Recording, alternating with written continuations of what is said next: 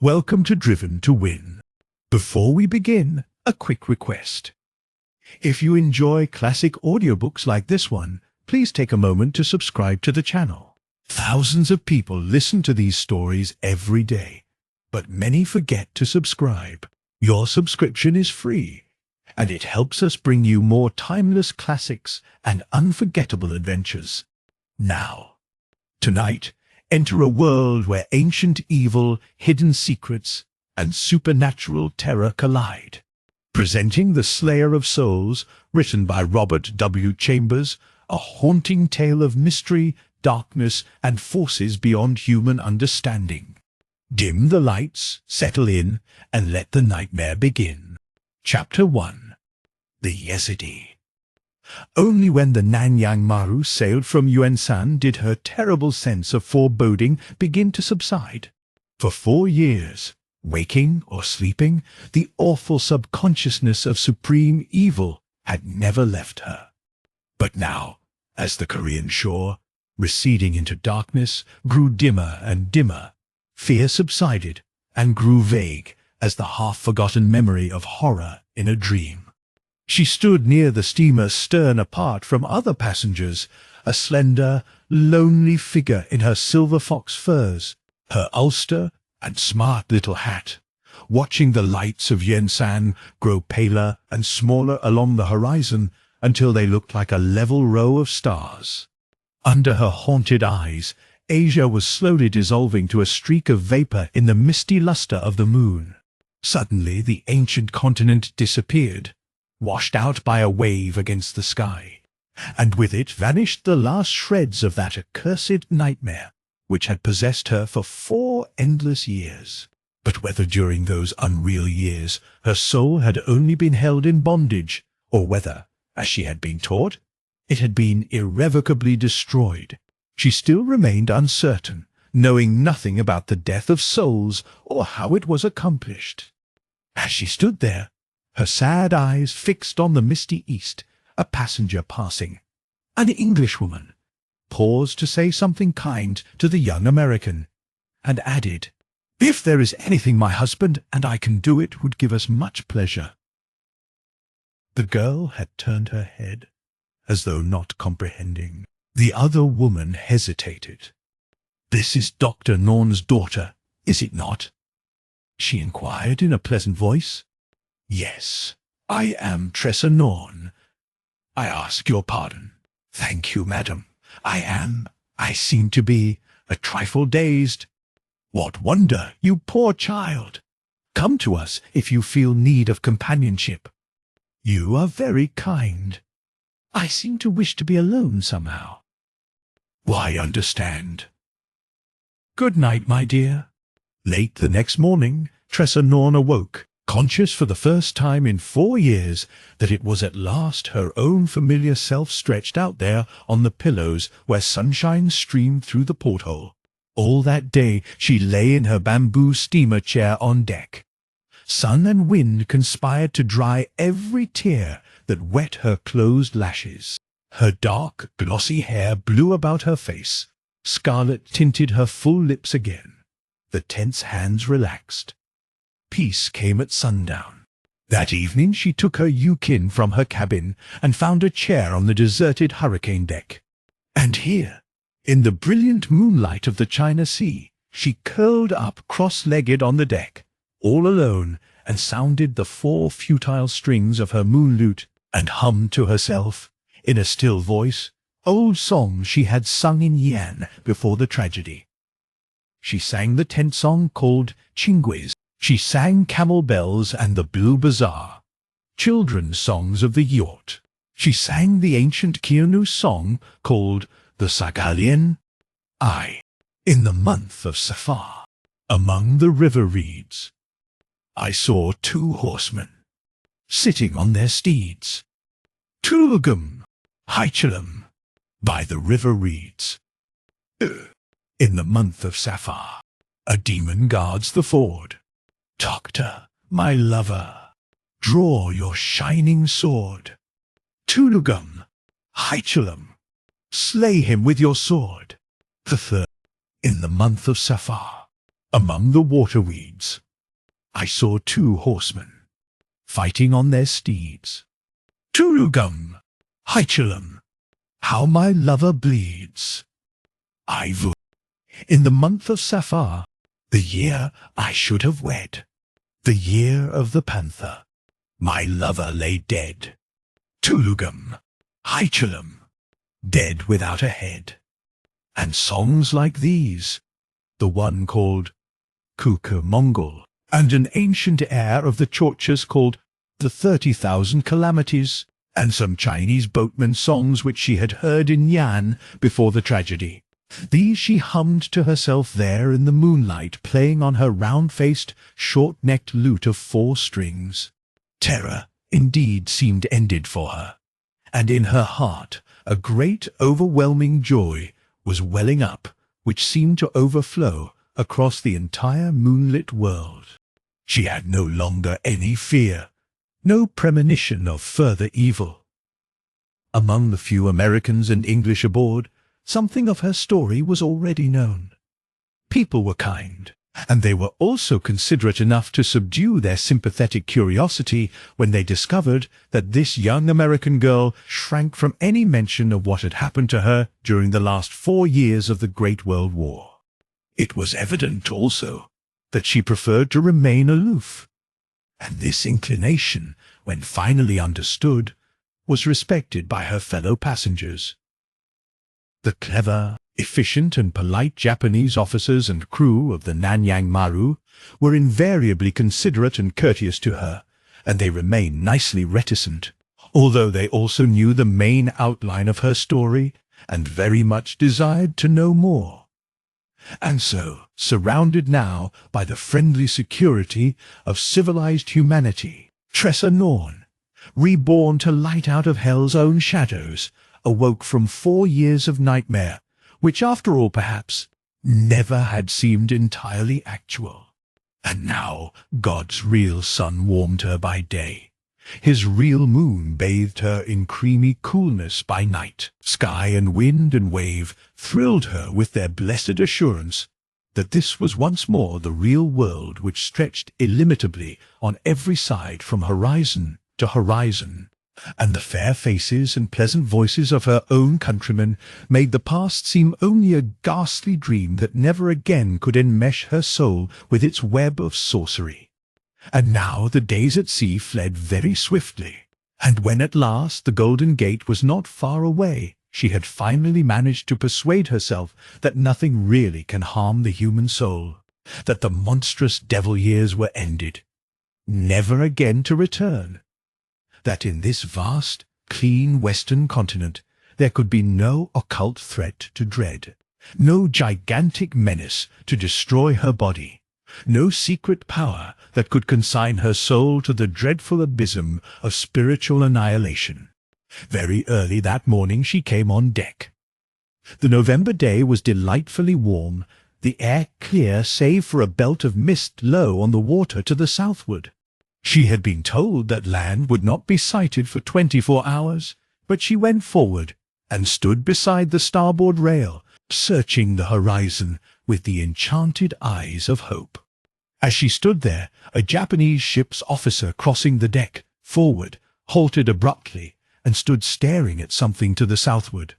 At the same moment, above the belt of mist on the water, and perfectly clear against the blue sky above, the girl saw a fountain of gold fire rise from the fog, drift upward in the daylight, slowly assume the incandescent outline of a serpentine creature which leisurely uncoiled and hung there floating, its lizard tail undulating, its feet with their 5 stumpy claws closing, relaxing, like those of a living reptile. For a full minute, this amazing shape of fire floated there in the sky, brilliant in the morning light. Then the reptilian form faded, died out, and the last spark vanished in the sunshine. When the Japanese officer at last turned to resume his promenade, he noticed a white-faced girl gripping a stanchion behind him as though she were on the point of swooning. He crossed the deck quickly. Tressa Norn's eyes opened. "Are you ill, Miss Norn?" he asked. The "The dragon," she whispered. The officer laughed. "Why, that was nothing but Chinese day fireworks," he explained. "The crew of some fishing boat yonder in the fog is amusing itself." He looked at her narrowly. Then, with a nice little bow and smile, he offered his arm. "If you are indisposed, perhaps you might wish to go below to your stateroom, Miss Norn?" She thanked him, managed to pull herself together and force a ghost of a smile. He lingered a moment, said something cheerful about being nearly home, then made her a punctilious salute and went his way. Tressa Norn leaned back against the stanchion and closed her eyes. Her pallor became deathly. She bent over and laid her white face in her folded arms. After a while she lifted her head and, turning very slowly, stared at the fog belt out of frightened eyes, and saw, rising out of the fog, a pearl-tinted sphere which gradually mounted into the clear daylight above like the full moon's phantom in the sky. Higher, higher rose the spectral moon until at last it swam in the very zenith. Then it slowly evaporated in the blue vault above. A great wave of despair swept her. She clung to the stanchion, staring with half-blinded eyes at the flat fog bank in the south.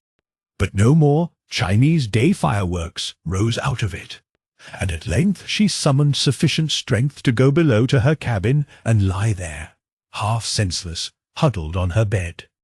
When land was sighted, the following morning, Tressa Norn had lived a century in 24 hours, and in that space of time her agonized soul had touched all depths.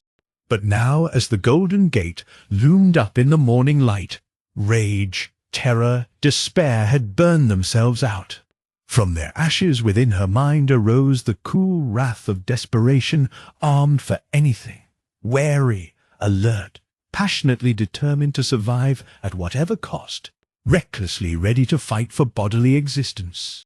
That was her sole instinct now, to go on living, to survive, no matter at what price. And if it were indeed true that her soul had been slain, she defied its murderers to slay her body also.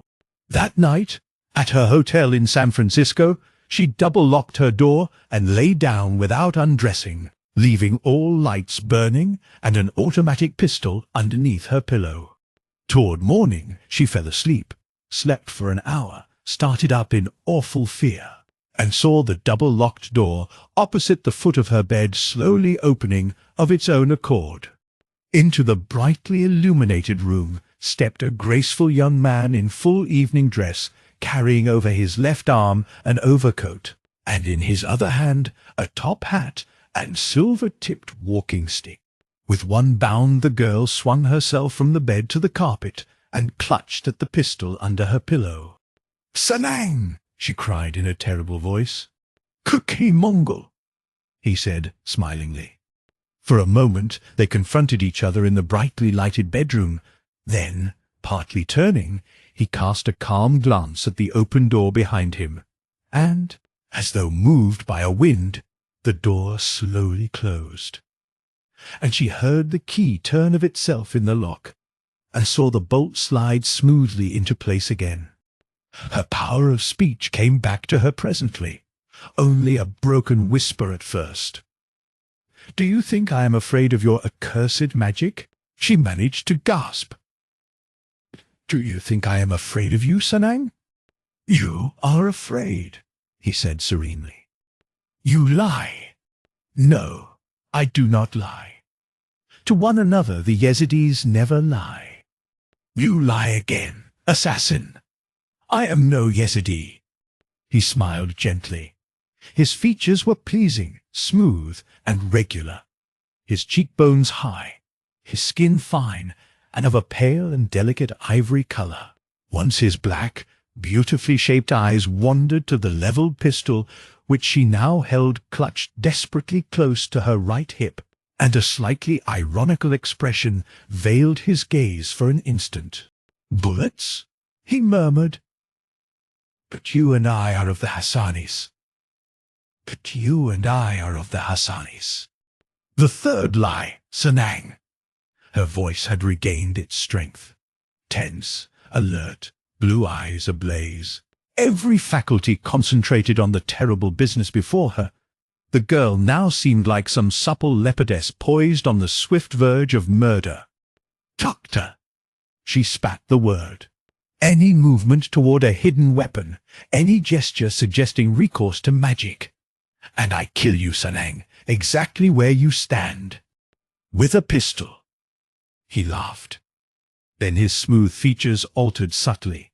He said, "Kuki Mongol, who call yourself Tressa Norn. Kuki, heavenly azure blue, named so in the temple because of the color of your eyes. Listen attentively, for this is the Yarlig, which I bring to you by word of mouth from Yan, as from Yezidi to Yezidi. Here, in this land called the United States of America, the temple girl, Kuki Mongol, who has witnessed the mysteries of Erlik, and who understands the magic of the Sheiks el Jebel, and who has seen Mount Alamout and the 8 castles and the 50,000 Hassanis in white turbans and in robes of white. You, azure blue eyes, heed the Yarlig, or may 30,000 calamities overtake you." There was a dead silence. Then he went on seriously. "It is decreed. You shall cease to remember that you are a Yezidi, that you are of the Hassanis, that you ever have laid eyes on Yan the Beautiful, that you ever set naked foot upon Mount Alamout. It is decreed that you remember nothing of what you have seen and heard, of what has been told and taught during the last 4 years reckoned as the Christians reckon from our year of the bull. Otherwise, my master sends you this for your convenience." Leisurely, from under his folded overcoat, the young man produced a roll of white cloth and dropped it at her feet, and the girl shrank aside, shuddering, knowing that the roll of white cloth was meant for her winding sheet. Then the color came back to lip and cheek, and, glancing up from the soft white shroud, she smiled at the young man. "Have you ended your oriental mummery?" she asked calmly. "Listen very seriously in your turn, Sanang. Sheikh el Jebel, prince of the Hassanis, who, God knows when and how, have come out into the sunshine of this clean and decent country, out of a filthy darkness where devils and sorcerers make earth a hell. If you or yours threaten me, annoy me, interfere with me, I shall go to our civilized police and tell all I know concerning the Yezidis. I mean to live. Do you understand? You know what you have done to me and mine. I come back to my own country alone, without any living kin, poor, homeless, friendless, and, perhaps, damned. I intend, nevertheless, to survive. I shall not relax my clutch on bodily existence, whatever the Yezidis may pretend to have done to my soul. I am determined to live in the body anyway." He nodded gravely. She said, "Out at sea, over the fog, I saw the sign of Yulau in fire floating in the day sky. I saw his spectral moon rise and vanish in mid-heaven. I understood. But—" and here she suddenly showed an edge of teeth under the full scarlet upper lip. "Keep your signs and your shrouds to yourself, dog of a Yezidi. Toad, tortoise egg. He-goat with 3 legs. Keep your threats and your messages to yourself. Keep your accursed magic to yourself. Do you think to frighten me with your sorcery by showing me the moons of Yulau? By opening a bolted door? I know more of such magic than do you, Sanang. Death, adder of Alamout." Suddenly she laughed aloud at him, laughed insultingly in his expressionless face. "I saw you and Gutchlug Khan and your cowardly Chorches in red-lacquered jackets slink out of the temple of Erlik, where the bronze gong thundered and a cloud settled down, raining little yellow snakes all over the marble steps, all over you, Prince Sanang. You were afraid, my Tukchi, you and Gutchlug and your red Chorches with their halberds all dripping with human entrails.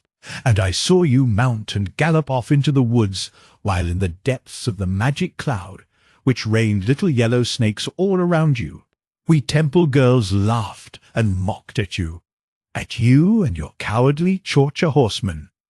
A slight tinge of pink came into the young man's pale face. Tressa Norn stepped nearer, her levelled pistol resting on her hip.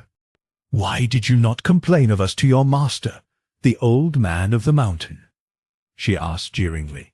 "And where, also, was your Yezidi magic when it rained little snakes? What frightened you away, who had boldly come to seize a temple girl? You who had screwed up your courage sufficiently to defy Erlik in his very shrine and snatch from his temple a young thing whose naked body wrapped in gold was worth the chance of death to you?" The young man's top hat dropped to the floor. He bent over to pick it up. His face was quite expressionless, quite colourless now. "I went on no such errand," he said with an effort. "I went with 1,000 prayers on scarlet paper made in—" "Lie, Yezidi. You came to seize me."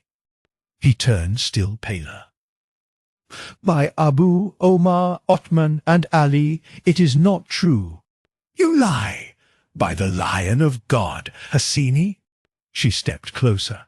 "And I'll tell you another thing you fear. You Yezidi of Alamout, you robber of Yan, you sorcerer of Sabakan, and chief of his sect of assassins. You fear this native land of mine, America, and its laws and customs, and its clear, clean sunshine, and its cities and people, and its police. Take that message back. We Americans fear nobody save the true God. Nobody. Neither Yezidi, nor Hassani, nor Russ, nor German, nor that sexless monster born of hell and called the Bolshevik." "Doctor, damn you!" retorted the girl. "Get out of my room! Get out of my room! Get out of my sight! Get out of my path! Get out of my life! Take that to your master of Mount Alamout. I do what I please. I go where I please. I live as I please. And if I please, I turn against him. In that event," he said hoarsely, "though there lies your winding sheet on the floor at your feet, take up your shroud and make Erlik seize you." "Sanang," she said very seriously. "I hear you, Kuka-Mongol. Listen attentively. I wish to live. I have had enough of death in life. I desire to remain a living, breathing thing, even if it be true, as you Yezidis tell me, that you have caught my soul in a net, and that your sorcerers really control its destiny. But damned or not, I passionately desire to live, and I am coward enough to hold my peace for the sake of living. So I remain silent. I have no stomach to defy the Yezidis, because if I do, sooner or later I shall be killed. I know it. I have no desire to die for others, to perish for the sake of the common good. I am young. I have suffered too much. I am determined to live, and let my soul take its chances between God and Erlik." She came close to him, looked curiously into his pale face. "I laughed at you out of the temple cloud," she said. "I know how to open bolted doors as well as you do, and I know other things. And if you ever again come to me in this life, I shall first torture you, then slay you. Then I shall tell all, and unroll my shroud." "Why keep your word of promise until you break it?" he interrupted hastily.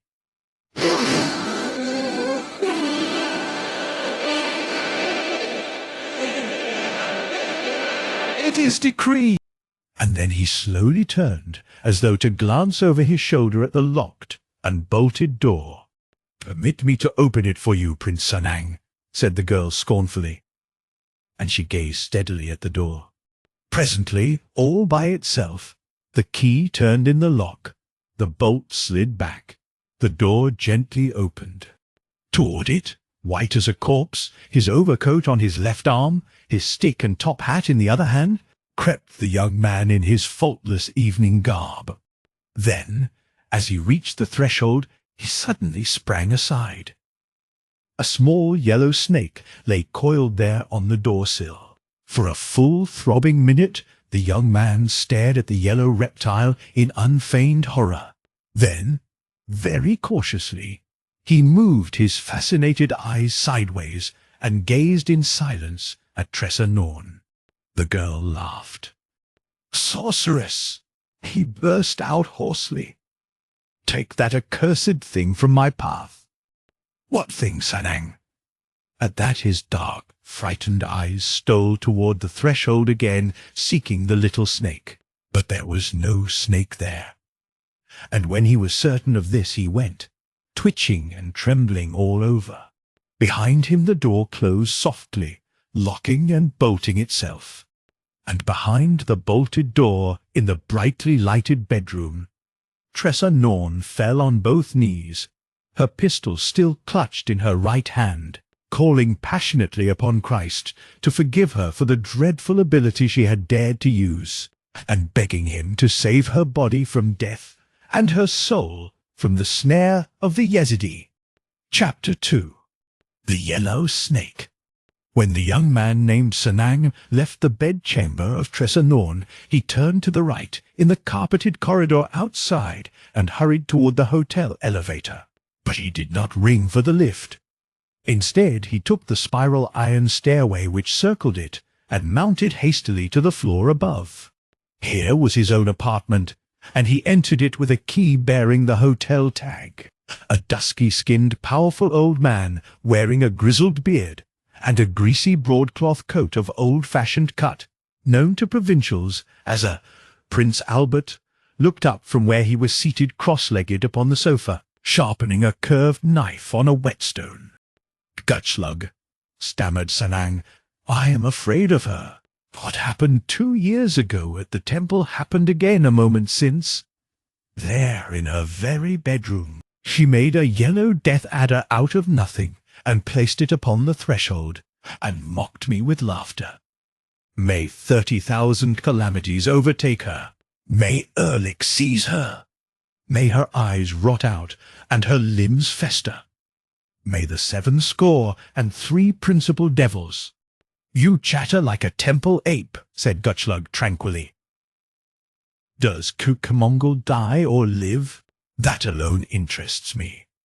"Gutchlug," faltered the young man, "thou knowest that my heart is inclined to mercy toward this young Yezidi?"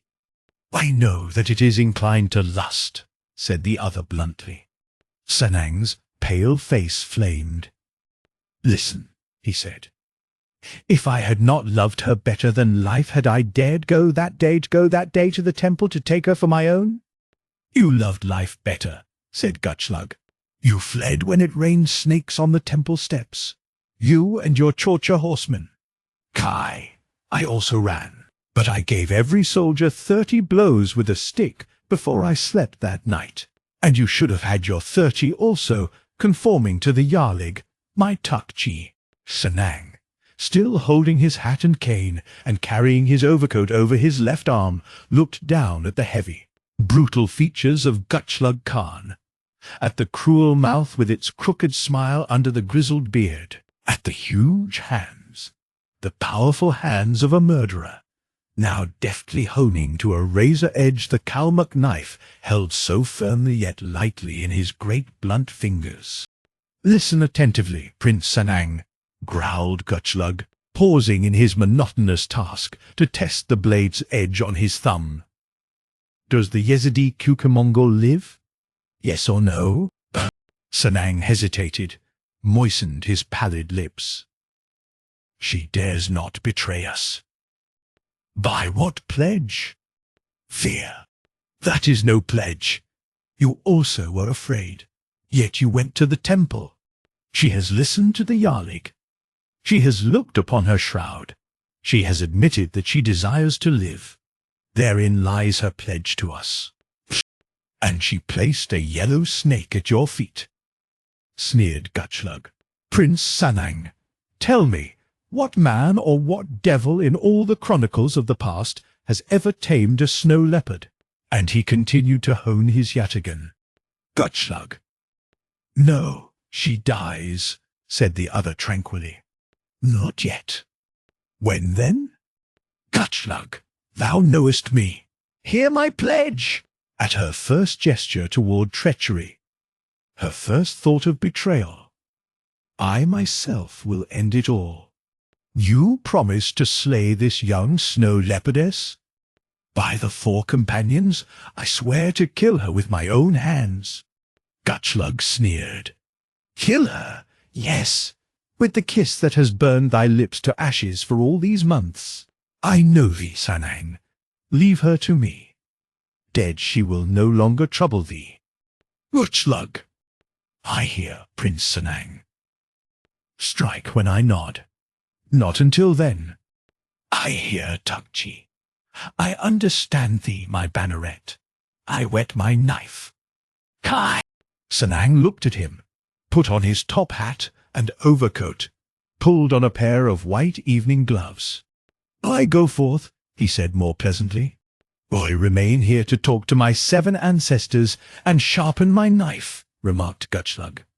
When the white world and the yellow world and the brown world and the brown world and the black world finally fall before the Hassanis, said Sanang with a quick smile, I shall bring thee to her.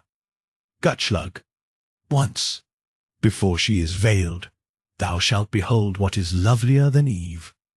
The other stolidly whetted his knife. Sanang pulled out a gold cigarette case, lighted a cigarette with an air. I go among Germans, he volunteered amiably. The Huns swam across 2 oceans, but, like the unclean swine, it is their own throats they cut when they swim. Well, there is only one God, and not very many angels. Erlich is greater. And there are many million devils to do his bidding. Adieu. There is rice, and there is kumis in the frozen closet. When I return, you shall have been asleep for hours. When Sanang left the hotel, one of 2 young men seated in the hotel lobby got up and strolled out after him. A few minutes later, the other man went to the elevator, ascended to the 4th floor, and entered an apartment next to the one occupied by Sanang. There was another man there, lying on the lounge and smoking a cigar. Without a word, they both went leisurely about the matter of disrobing for the night. When the shorter man who had been in the apartment when the other entered, and who was dark and curly-headed, had attired himself in pyjamas, he sat down on one of the twin beds to enjoy his cigar to the bitter end.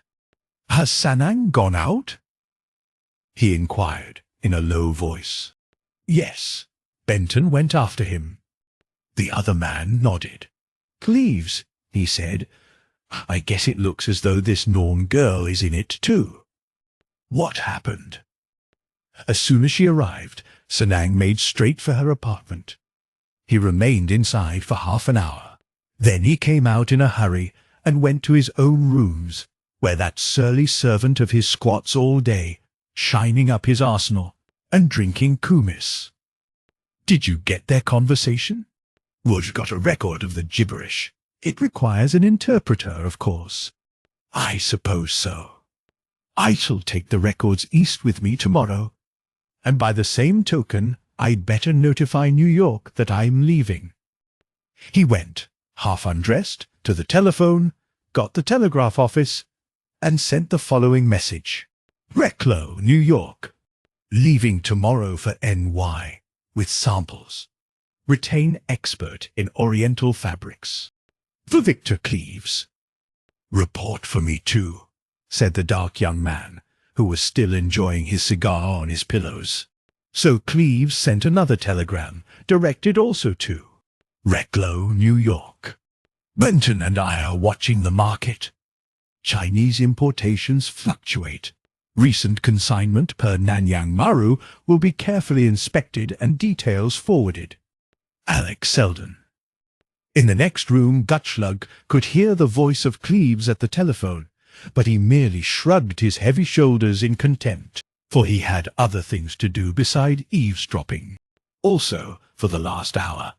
In fact, ever since Sanang's departure, something had been happening to him, something that happens to a Hassani only once in a lifetime. And now this unique thing had happened to him. To him, Gutschlug Khan, to him before whose Kunu ancestors 81,000 nations had bowed the knee. It had come to him at last, this dread thing, unheralded, totally unexpected, a few minutes after Sanang had departed. And he suddenly knew he was going to die. And when, presently, he comprehended it, he bent his grizzled head and listened seriously. And, after a little silence, he heard his soul bidding him farewell.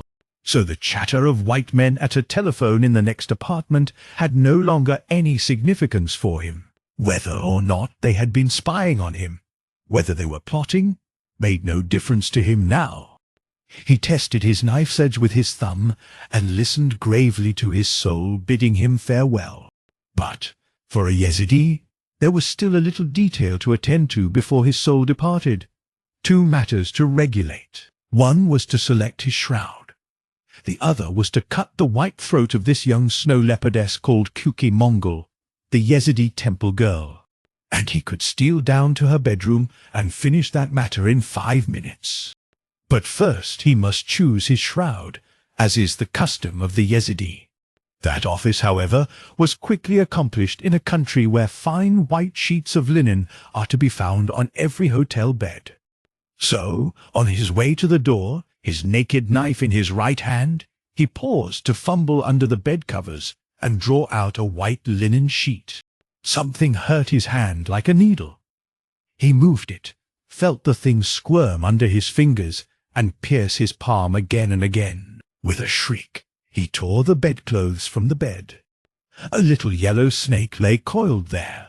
He got as far as the telephone, but could not use it. And there he fell heavily, shaking the room and dragging the instrument down with him. There was some excitement.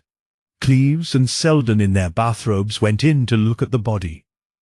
The hotel physician diagnosed it as heart trouble, or possibly poison. Some gazed significantly at the naked knife still clutched in the dead man's hands. Around the wrist of the other hand was twisted a pliable gold bracelet representing a little snake. It had real emeralds for eyes. It had not been there when Gutschlug died. But nobody except Sanang could know that. And later, when Sanang came back and found Gutschlug very dead on the bed and a policeman sitting outside, he offered no information concerning the new bracelet shaped like a snake with real emeralds for eyes, which adorned the dead man's left wrist.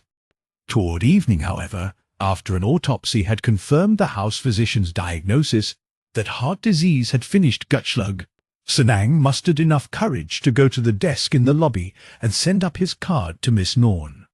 It appeared, however, that Miss Norn had left for Chicago about noon. Chapter 3. Grey Magic. To Victor Cleves came the following telegram in code. Washington, April 14th, 1919.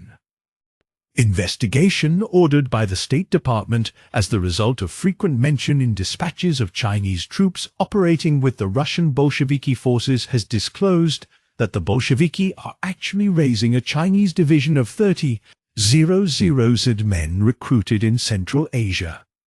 This division has been guilty of the greatest cruelties. A strange rumor prevails among the Allied forces at Archangel that this Chinese division is led by Yezidi and Hassani officers belonging to the sect of devil worshippers, and that they employ black arts and magic in battle. From information so far gathered by the several branches of the United States Secret Service operating throughout the world, it appears possible that the various revolutionary forces of disorder in Europe and Asia, which now are violently threatening the peace and security of all established civilization on Earth, may have had a common origin. This origin, it is now suspected, may date back to a very remote epoch. The widespread forces of violence and merciless destruction, may have had their beginning among some ancient and predatory race whose existence was maintained solely by robbery and murder.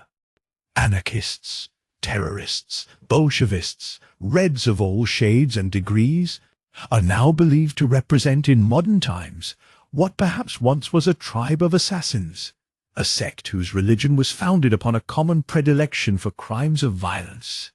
Own this theory, then. For the present, the United States government will proceed with this investigation of Bolshevism, and the Secret Service will continue to pay particular attention to all Orientals in the United States and other countries. You personally are formally instructed to keep in touch with XLY371, Alex Selden, and ZB303, James Benton, and to employ every possible means to become friendly with the girl Tressa Norn, win her confidence, and, if possible, enlist her actively in the government service as your particular aide and comrade.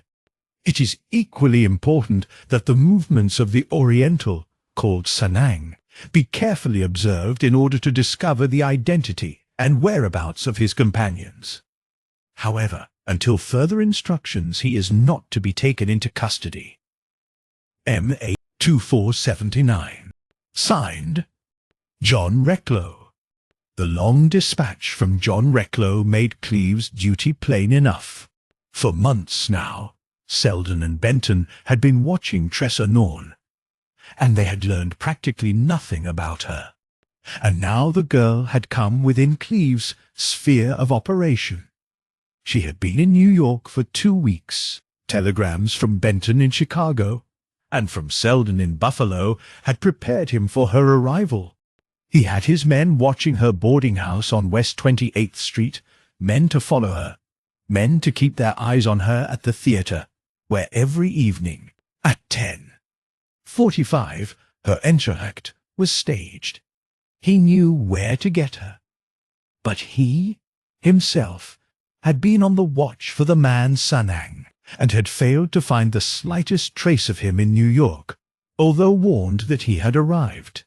So, for that evening, he left the hunt for Sanang to others, put on his evening clothes, and dined with fashionable friends at the Patroons Club, who never for an instant suspected that young Victor Cleves was in the service of the United States government. About 9:30, he strolled around to the theater, desiring to miss as much as possible of the popular show without being too late to see the curious little entrant act in which this girl, Tressa Norn, appeared alone. He had secured an aisle seat near the stage at an outrageous price. The main show was still thundering and fizzing and glittering as he entered the theater, so he stood in the rear behind the orchestra until the descending curtain extinguished the outrageous glare and din. Then he went down the aisle, and as he seated himself, Tressa Norn stepped from the wings and stood before the lowered curtain facing an expectant but oddly undemonstrative audience. The girl worked rapidly, seriously, and in silence. She seemed a mere child there behind the footlights, not more than 16 anyway. Her winsome eyes and wistful lips unspoiled by the world's wisdom. Yet once or twice the mouth drooped for a second, and the winning eyes darkened to a remoter blue, the brooding iris hue of far horizons. She wore the characteristic tabard of stiff golden tissue and the gold pagoda-shaped headpiece of a Yezidi temple girl. Her flat, slipper-shaped footgear was of stiff gold too, and curled upward at the toes. All this accentuated her apparent youth, for in face and throat no firmer contours had as yet modified the soft fullness of immaturity. Her limbs were boyish and frail, and her bosom more undecided still, so that the embroidered breadth of gold fell flat and straight from her chest to a few inches above the ankles. She seemed to have no stock of paraphernalia with which to aid the performance, no assistant, no orchestral diversion, nor did she serve herself with any magician's patter. She did her work close to the footlights. Behind her loomed a black curtain. The strip of stage in front was bare even of carpet. The orchestra remained mute. But when she needed anything, a little table, for example, well, it was suddenly there where she required it. A tripod, for instance, evidently fitted to hold the big iridescent bubble of glass in which swarmed little tropical fishes, and which arrived neatly from nowhere. She merely placed her hands before her, as though ready to support something weighty which she expected, and, suddenly, the huge crystal bubble was visible, resting between her hands. And when she tired of holding it, she set it upon the empty air and let go of it. And instead of crashing to the stage with its finny rainbow swarm of swimmers, out of thin air appeared a tripod to support it. Applause followed, not very enthusiastic, for the sort of audience which sustains the shows of which her performance was merely an entr'acte is an audience responsive only to the obvious. Nobody ever before had seen that sort of magic in America. People scarcely knew whether or not they quite liked it. The lightning of innovation stupefies the dull. Ignorance is always suspicious of innovation, always afraid to put itself on record until its mind is made up by somebody else. So in this typical New York audience, approbation was cautious, but every fascinated eye remained focused on this young girl who continued to do incredible things, which seemed to resemble pushing something over on them, a thing which no uneducated American conglomeration ever quite forgives.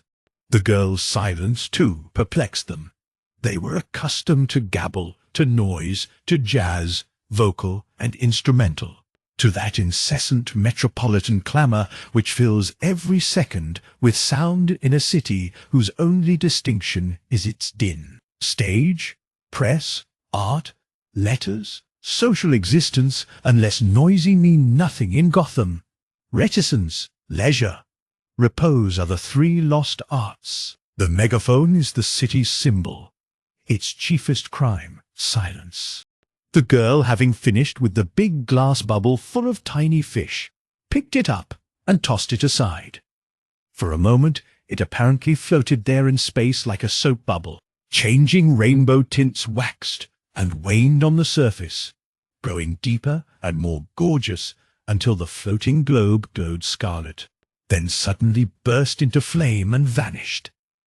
And only a strange, sweet perfume lingered in the air. But she gave her perplexed audience no time to wonder.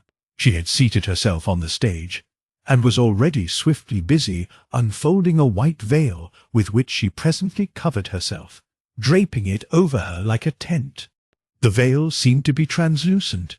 She was apparently visible seated beneath it, but the veil turned into smoke, rising into the air in a thin white cloud, and there, where she had been seated, was a statue of white stone, the image of herself. In all the frail springtide of early adolescence, a white statue, cold, opaque, exquisite in its sculptured immobility.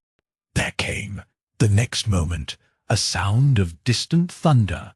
Flashes lighted the blank curtain, and suddenly a vein of lightning, and a sharper peal shattered the statue to fragments. There they lay, broken bits of her own sculptured body, glistening in a heap behind the footlights. Then each fragment began to shimmer with a rosy internal light of its own, until the pile of broken marble glowed like living coals under thickening and reddening vapours.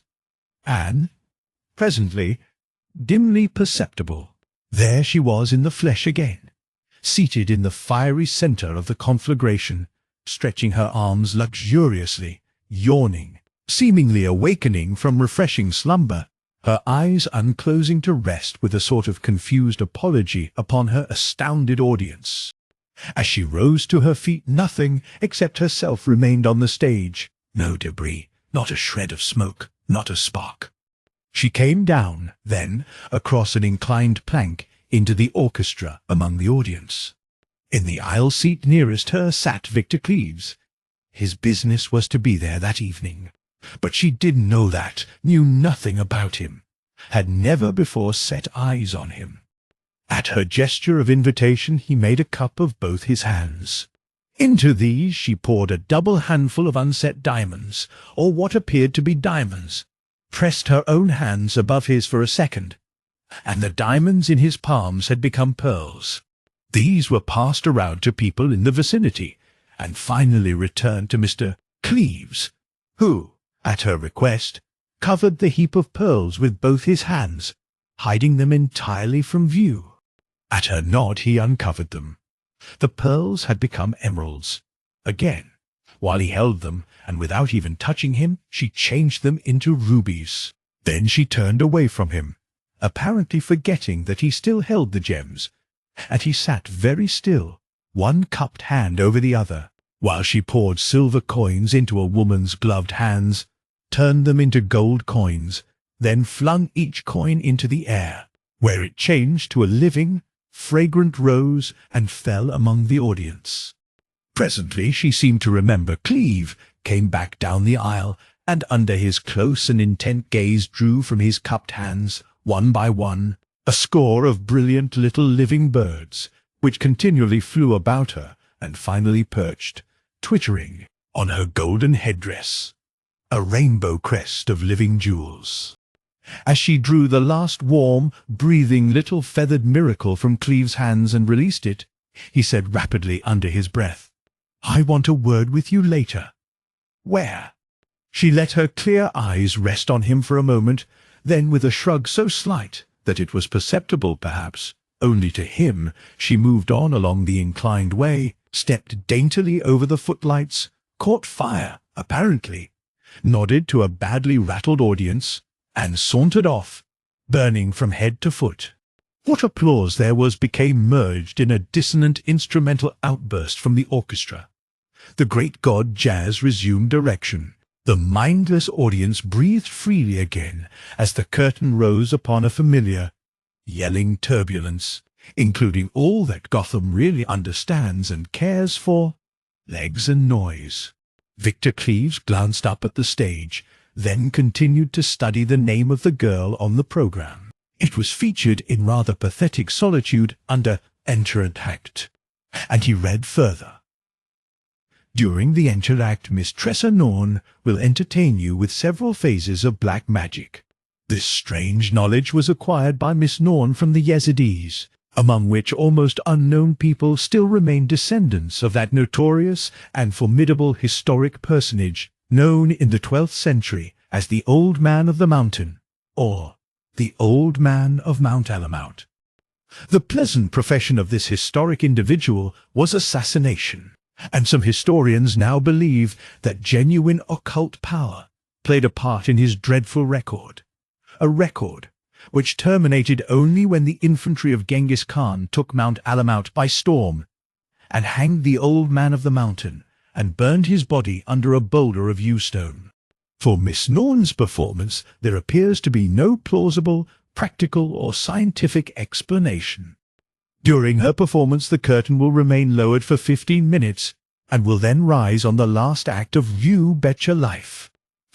The noisy show continued while Cleves, paying it scant attention, brooded over the program, and ever his keen grey eyes reverted to her name, Tressa Norn.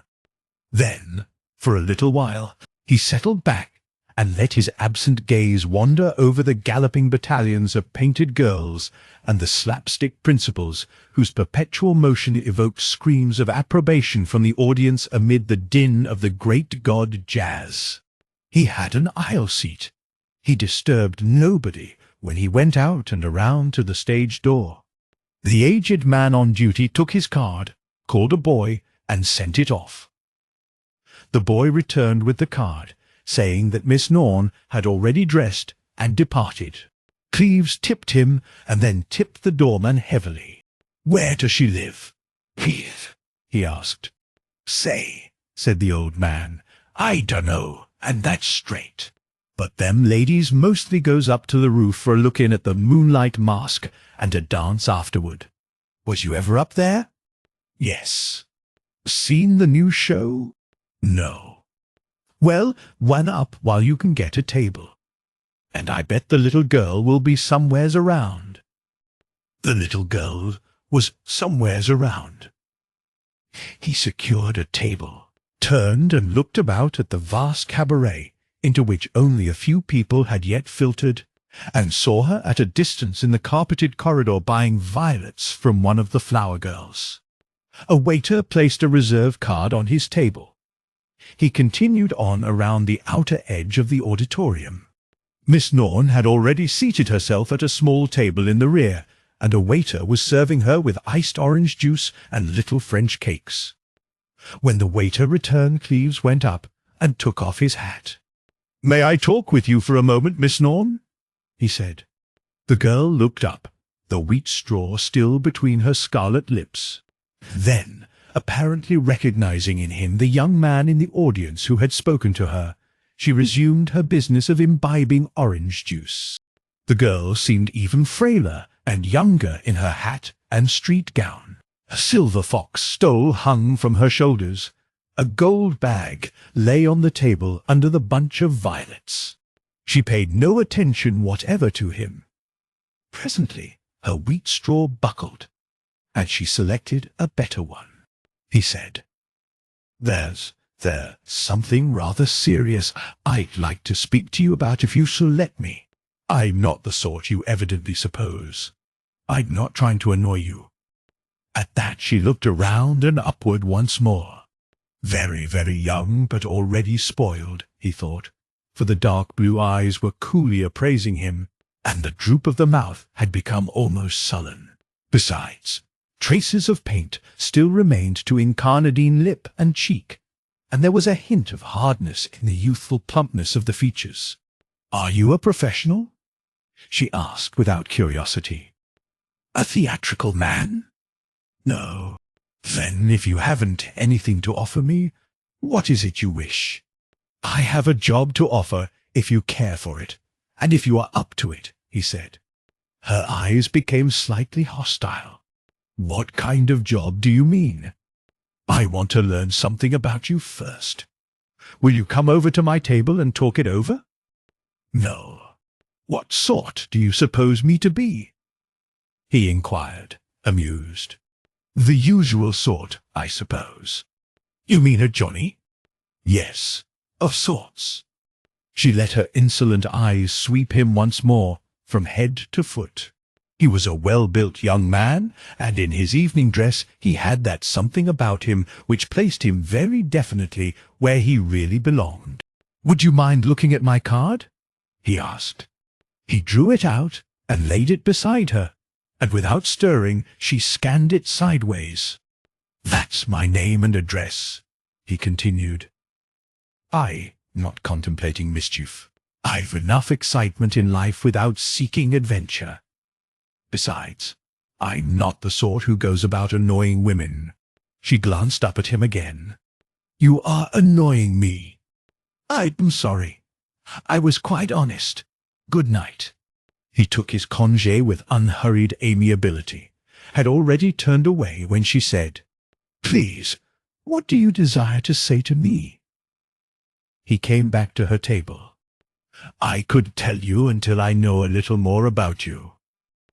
"What do you wish to know?" "Several things. I could scarcely ask you, go over such matters with you, standing here." There was a pause. The girl juggled with the straw on the table for a few moments, then, partly turning, she summoned a waiter, paid him, adjusted her stole, picked up her gold bag and her violets, and stood up. Then she turned to Cleves and gave him a direct look, which had in it the impersonal and searching gaze of a child. When they were seated at the table reserved for him, the place already was filling rapidly. Backwash from the theatres slopped through every aisle. People not yet surfeited with noise, not yet sufficiently sodden by their worship of the great god Jazz.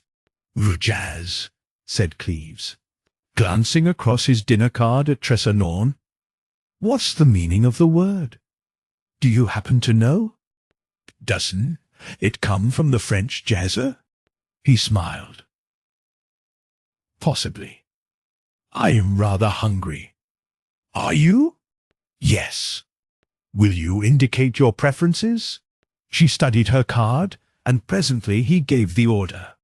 "I like some champagne," she said, "unless you think it's too expensive." He smiled at that too, and gave the order.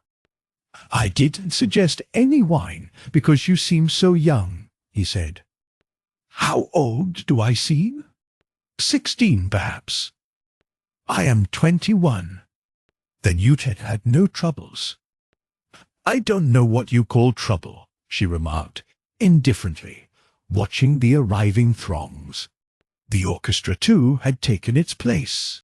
"Well," she said, "now that you've picked me up, what do you really want of me?" There was no mitigating smile to soften what she said. She dropped her elbows on the table, rested her chin between her palms, and looked at him with the same searching, undisturbed expression that is so disconcerting in children. As he made no reply, "May I have a cocktail?" he gave the order, and his mind registered pessimism. "There is nothing doing with this girl," he thought. "She's already on the toboggan." But he said aloud, "That was beautiful work you did down in the theatre, Miss Norn." "Did you think so?" "Of course. It was astounding work." "Thank you. But managers and audiences differ with you." "Then they are very stupid," he said. "Possibly. But that does not help me pay my board." "Do you mean you have trouble in securing theatrical engagements?" "Yes, I am through here tonight, and there's nothing else in view so far." "That's incredible!" he exclaimed. She lifted her glass, slowly drained it. For a few moments she caressed the stem of the empty glass, her gaze remote. "Yes, it's that way," she said. "From the beginning I felt that my audiences were not in sympathy with me. Sometimes it even amounts to hostility. Americans do not like what I do, even if it holds their attention. I don't quite understand why they don't like it, but I'm always conscious they don't. And of course that settles it. Tonight has settled the whole thing, once and for all." "What are you going to do?" "What others do, I presume." "What do others do?" he inquired, watching the lovely sullen eyes. "Oh, they do what I'm doing now, don't they? Let some man pick them up and feed them." She lifted her indifferent eyes. "I'm not criticizing you. I meant to do it some day, when I had courage. That's why I just asked you if I might have some champagne, finding myself a little scared at my first step." "But you did say you might have a job for me, didn't you?" "Suppose I haven't. What are you going to do?" The curtain was rising. She nodded toward the bespangled chorus. "Probably that sort of thing. They've asked me." Supper was served.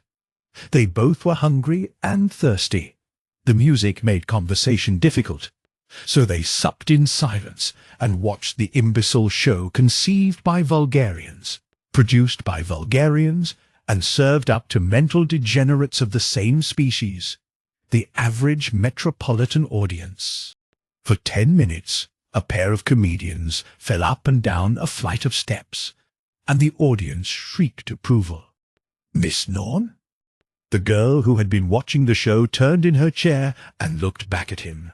"Your magic is by far the most wonderful I have ever seen or heard of. Even in India, such things are not done." No, not in India," she said indifferently. "Where then?" "In China." "You learned to do such things there?" "Yes." "Where in China did you learn such amazing magic?" "In Yan." "I never heard of it." "Is it a province?" "A city." "And you lived there?" 14 years. "When?" "From 1904 to 1918. "During the Great War," he remarked.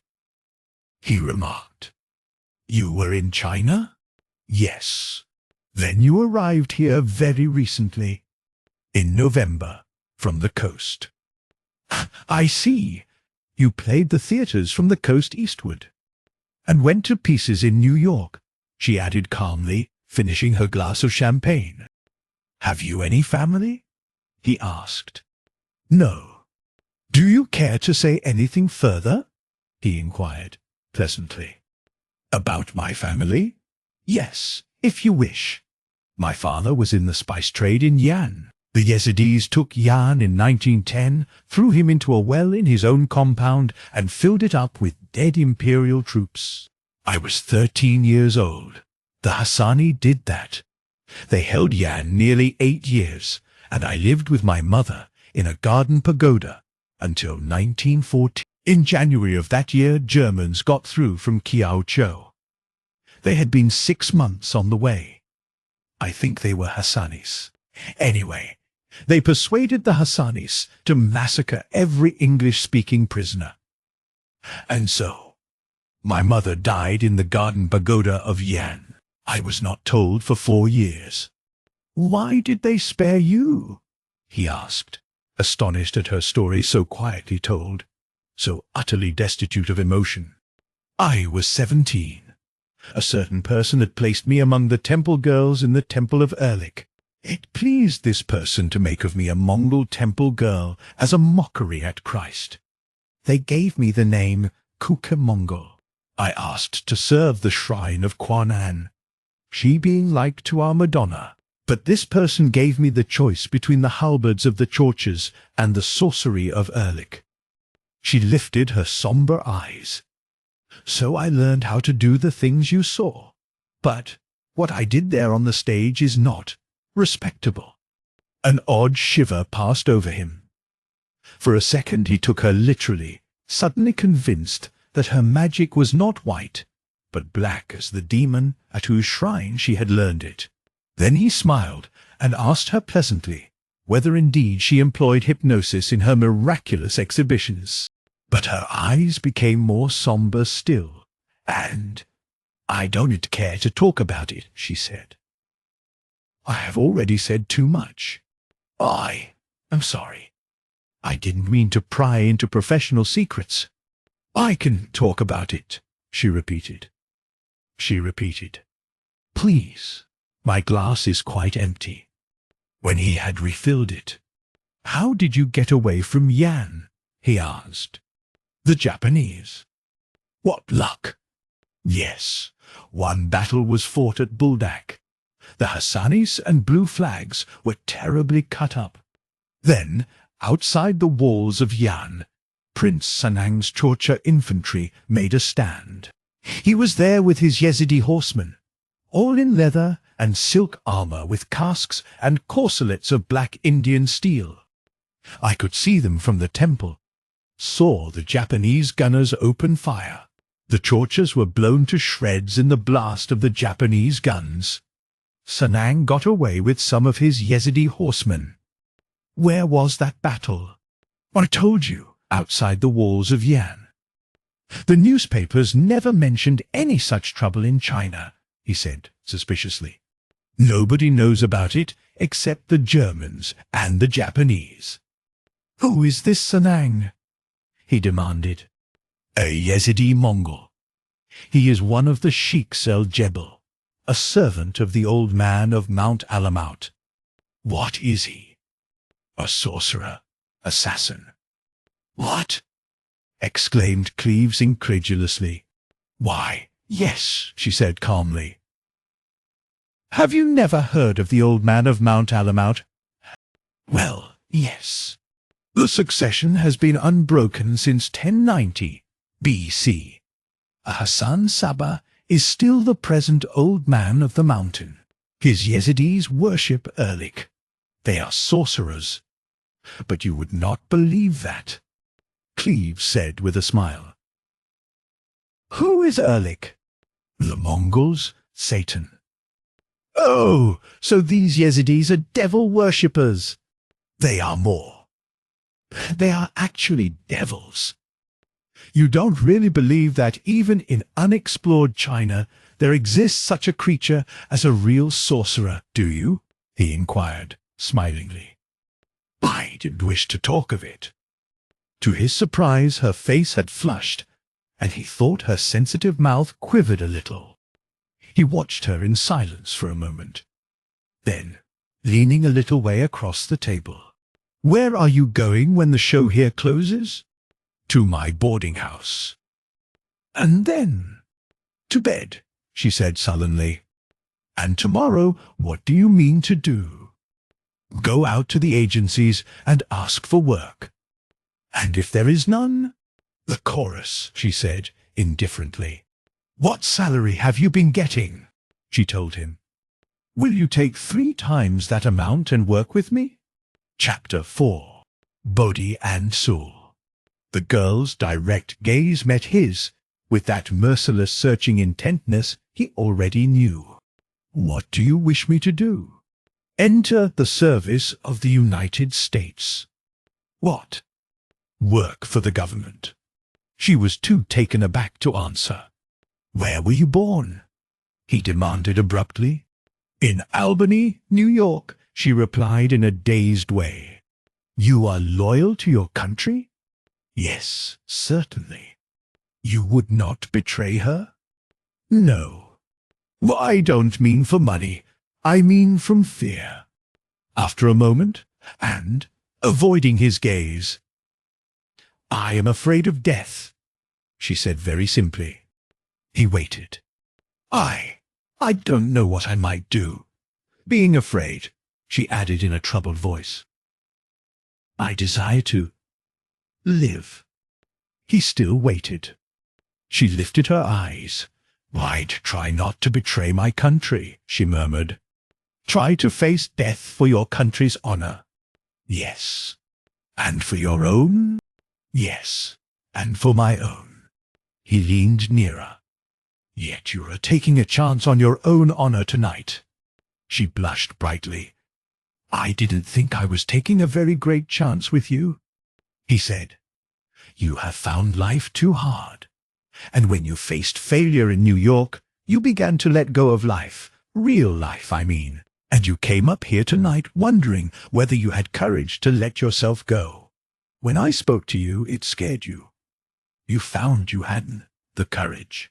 But perhaps tomorrow you might find it, or next week, if sufficiently scared by hunger, you might venture to take the first step along the path that you say others usually take sooner or later."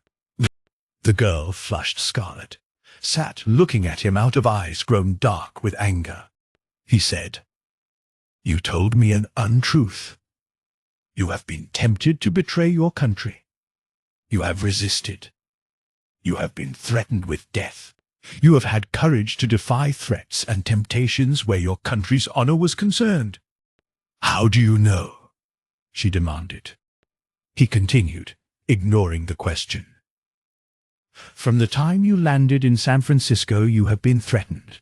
You tried to earn a living by your magician's tricks, but in city after city, as you came east, your uneasiness grew into fear, and your fear into terror, because every day more terribly confirmed your belief that people were following you, determined either to use you to their own purposes or to murder you." The girl turned quite white and half rose in her chair, then sank back, staring at him out of dilated eyes. Then Cleve smiled. "So you've got the nerve to do government work," he said. "And you've got the intelligence and the knowledge and something else. I don't know exactly what to call it. Skill? Dexterity? Sorcery?" He smiled. "I mean your professional ability. That's what I want, that bewildering dexterity of yours to help your own country in the fight of its life. Will you enlist for service?" "What fight? What fight?" she asked faintly. "The fight with the Red Spectre." "Anarchy?" "Yes." "Are you ready to leave this place? I want to talk to you." "Where?" "In my own rooms." After a moment she rose. I'll go to your rooms with you," she said. She added very calmly that she was glad it was to be his rooms and not some other man's. Out of countenance, he demanded what she meant, and she said quite candidly that she'd made up her mind to live at any cost.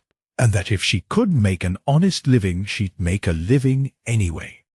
He offered no reply to this until they had reached the street, and he had called a taxi.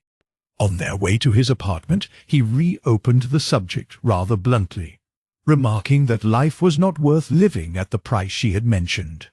"That is the accepted Christian theory," she replied coolly. "But circumstances alter things." "Alter things? Not such things." "Oh, yes, they do. If one is already damned, what difference does anything else make?" he asked sarcastically, whether she considered herself already damned. She did not reply for a few moments. Then she said, in a quick, breathless way, that souls have been entrapped through ignorance of evil, and asked him if he did not believe it. No," he said. "I don't." She shook her head. "You couldn't understand," she said. "But I've made up my mind to one thing. Even if my soul has perished, my body shall not die for a long, long time. I mean to live," she added. "I shall not let my body be slain. They shall not steal life from me, whatever they have done to my soul." "What in heaven's name are you talking about?" he exclaimed. "Do you actually believe in soul snatchers and life stealers?" She seemed sullen. Her profile turned to him, her eyes on the brilliantly lighted avenue up which they were speeding. After a while, "I'd rather live decently and respectably if I can," she said. "That is the natural desire of any girl, I suppose. But if I can't, nevertheless I shall beat off death at any cost. And whatever the price of life is, I shall pay it. Because I am absolutely determined to go on living.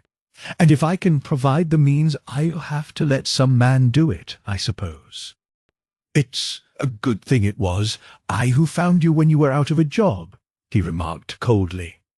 "I hope so," she said. "Even in the beginning I did really believe you meant to be impertinent." A tragic smile touched her lips. "And I was almost sorry."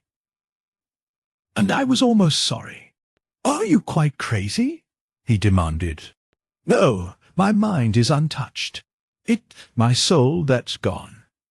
Do you know I was very hungry when you spoke to me?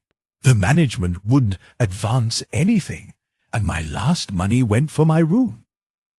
Last Monday I had $3 to face the future, and no job.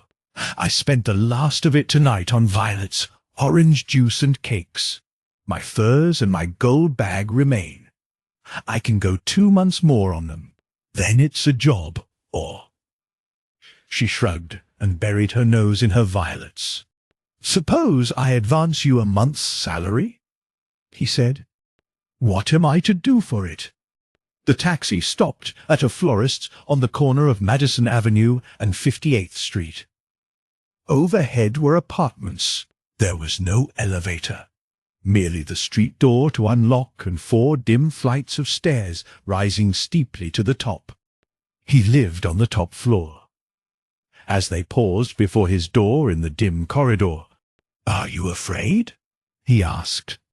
She came nearer, laid a hand on his arm. "Are you afraid?" He stood silent, the latchkey in his hand. "I am not afraid of myself, if that is what you mean," he said.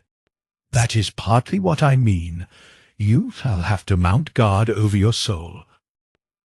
"I'll look out for my soul," he retorted dryly. "Do so. I lost mine. I would not wish any harm to yours through our companionship." "Don't you worry about my soul," he remarked, fitting the key to the lock. But again her hand fell on his wrist. "Wait. I can't help warning you. Neither your soul nor your body are safe if you ever do make of me a companion. I've got to tell you this." "What are you talking about?" he demanded bluntly. "Because you have been courteous, considerate, and you don't know. Oh, you don't know. Oh." You don't realize what spiritual peril is, what your soul and body have to fear if you win me over, if you ever manage to make of me a friend," he said. "People follow and threaten you. We know that. I understand also that association with you involves me, and that I shall no doubt be menaced with bodily harm." He laid his hand on hers where it still rested on his sleeves. "But that's my business, Miss Norn," he added with a smile. "So, otherwise, it being merely a plain business affair between you and me, I think I may also venture my immortal soul alone with you in my room." The girl flushed darkly. "You have misunderstood," she said. He looked at her coolly, intently, and arrived at no conclusion. Young, very lovely, confessedly without moral principle, he still could not believe her actually depraved. "What did you mean?" he said bluntly. "In companionship with the lost, one might lose one's way, unawares. Do you know that there is an evil loose in the world which is bent upon conquest by obtaining control of men's minds?" "No," he replied, amused. "And that, through the capture of men's minds and souls, the destruction of civilization is being planned? Is that what you learned in your captivity, Miss Norn? You do not believe me. I believe your terrible experiences in China have shaken you to your tragic little soul. Horror and grief and loneliness have left scars on tender, impressionable youth. They would have slain maturity, broken it, crushed it. But youth is flexible, pliable, and bends, gives way under pressure. Scars become slowly effaced. It shall be so with you. You will learn to understand that nothing really can harm the soul." For a few moments' silence, they stood facing each other on the dim landing outside his locked door. "Nothing can slay our souls," he repeated in a grave voice. "I do not believe you really ever have done anything to wound even your self-respect. I do not believe you are capable of it, or ever have been, or ever will be. But somebody has deeply wounded you spiritually, and has wounded your mind to persuade you that your soul is no longer in God's keeping. For that is a lie." He saw her features working with poignant emotions, as though struggling to believe him. "Souls are never lost," he said. "Ungoverned passions of every sort merely cripple them for a space. God always heals them in the end." He laid his hand on the doorknob once more and lifted the latchkey. "Don't," she whispered, catching his hand again. "If there should be somebody in there waiting for us. There is not a soul in my rooms. My servant sleeps out. There is somebody there," she said, trembling. "Nobody, Miss Norn. Will you come in with me?" "I don't dare." "Why? You and I alone together?" "No." "Oh, please, please. I am afraid." "Of what?" "Of giving you my key confidence and trust and a friendship. I want you to." "I must not. It would destroy us both, soul and body."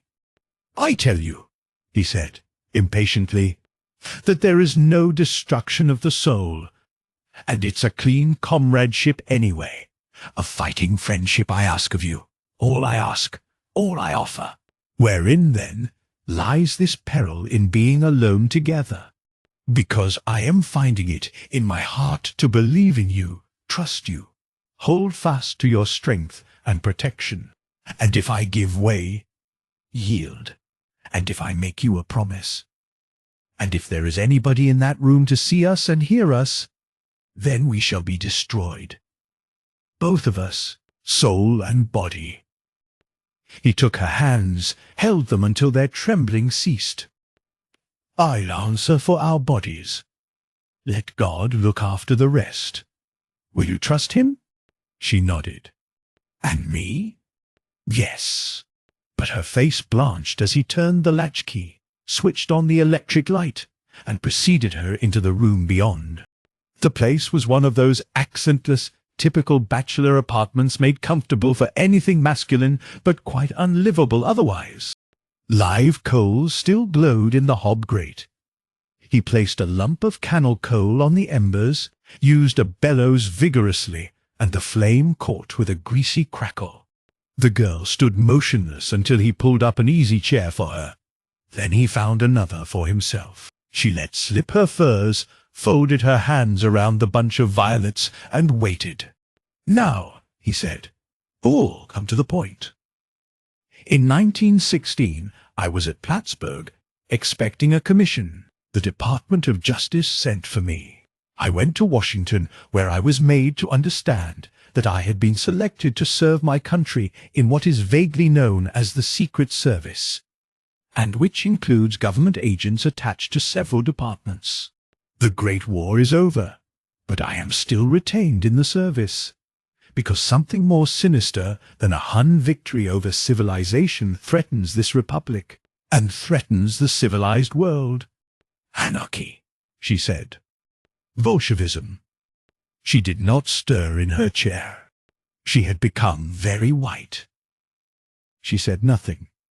He looked at her with his quiet, reassuring smile. "That's what I want of you," he repeated. "I want your help," he went on. "I want your valuable knowledge of the Orient. I want whatever secret information you possess. I want your rather amazing gifts, your unprecedented experience among almost unknown people, your familiarity with occult things, your astounding powers. Whatever they are, hypnotic, psychic, material. Because today civilization is engaged in a secret battle for existence against gathering powers of violence, the force and limit of which are still unguessed. It is a battle between righteousness and evil, between sanity and insanity, light and darkness, God and Satan. And if civilization does not win, then the world perishes." She raised her still eyes to his, but made no other movement. "Miss Norn," he said. "We in the international service know enough about you to desire to know more. We already knew the story you have told to me. Agents in the International Secret Service kept in touch with you from the time that the Japanese escorted you out of China. From the day you landed, and all across the continent to New York, you have been kept in view by agents of this government. Here in New York, my men have kept in touch with you. And now, tonight, the moment has come for a personal understanding between you and me." The girl's pale lips moved, became stiffly articulate. "Why, I wish to live," she stammered. "I fear death." "I know it. I know what I ask when I ask your help," she said in the ghost of a voice. "If I turn against them, they will kill me." They'll try," he said quietly. "They will not fail, Mr. Cleves. That is in God's hands." She became deathly white at that. "No," she burst out in an agonized voice. "It is not in God's hands. If it were, I should not be afraid. It is in the hands of those who stole my soul." She covered her face with both arms, fairly writhing on her chair. "If the Yazidis have actually made you believe any such nonsense," he began. But she dropped her arms and stared at him out of terrible blue eyes. "I don't want to die, I tell you. I am afraid. If I reveal to you what I know, they'll kill me. If I turn against them and aid you, they slay my body and send it after my soul." She was trembling so violently that he sprang up and went to her. After a moment he passed one arm around her shoulders and held her firmly close to him. "Come," he said. "Do your duty. Those who enlist under the banner of Christ have nothing to dread in this world or the next. If I could believe I were safe there. I tell you that you are. So is every human soul. What mad nonsense have the Yazidis made you believe? Is there any surer salvation for the soul than to die in Christ's service? He slipped his arm from her quivering shoulders and grasped both her hands, crushing them as though to steady every fibre in her tortured body. I want you to live. I want to live too. But I tell you it's in God's hands, and we soldiers of civilization have nothing to fear except failure to do our duty. Now, then, are we comrades under the United States government? Oh God, I dare not. Are we? Perhaps she felt the physical pain of his crushing grip, for she turned and looked him in the eyes. I don't want to die, she whispered. Don't make me. Will you help your country? The terrible directness of her child's gaze became almost unendurable to him. Will you offer your country your soul and body? He insisted in a low, tense voice. Her stiff lips formed a word. Yes, he exclaimed. Yes. For a moment she rested against his shoulder, deathly white. Then in a flash she had straightened, was on her feet in one bound, and so swiftly that he scarcely followed her movement, was unaware that she had risen until he saw her standing there with a pistol glittering in her hand, her eyes fixed on the portieres that hung across the corridor leading to his bedroom. What on earth? He began, but she interrupted him, keeping her gaze focused on the curtains and the pistol resting level on her hip. I'll answer you if I die for it, she cried. She cried.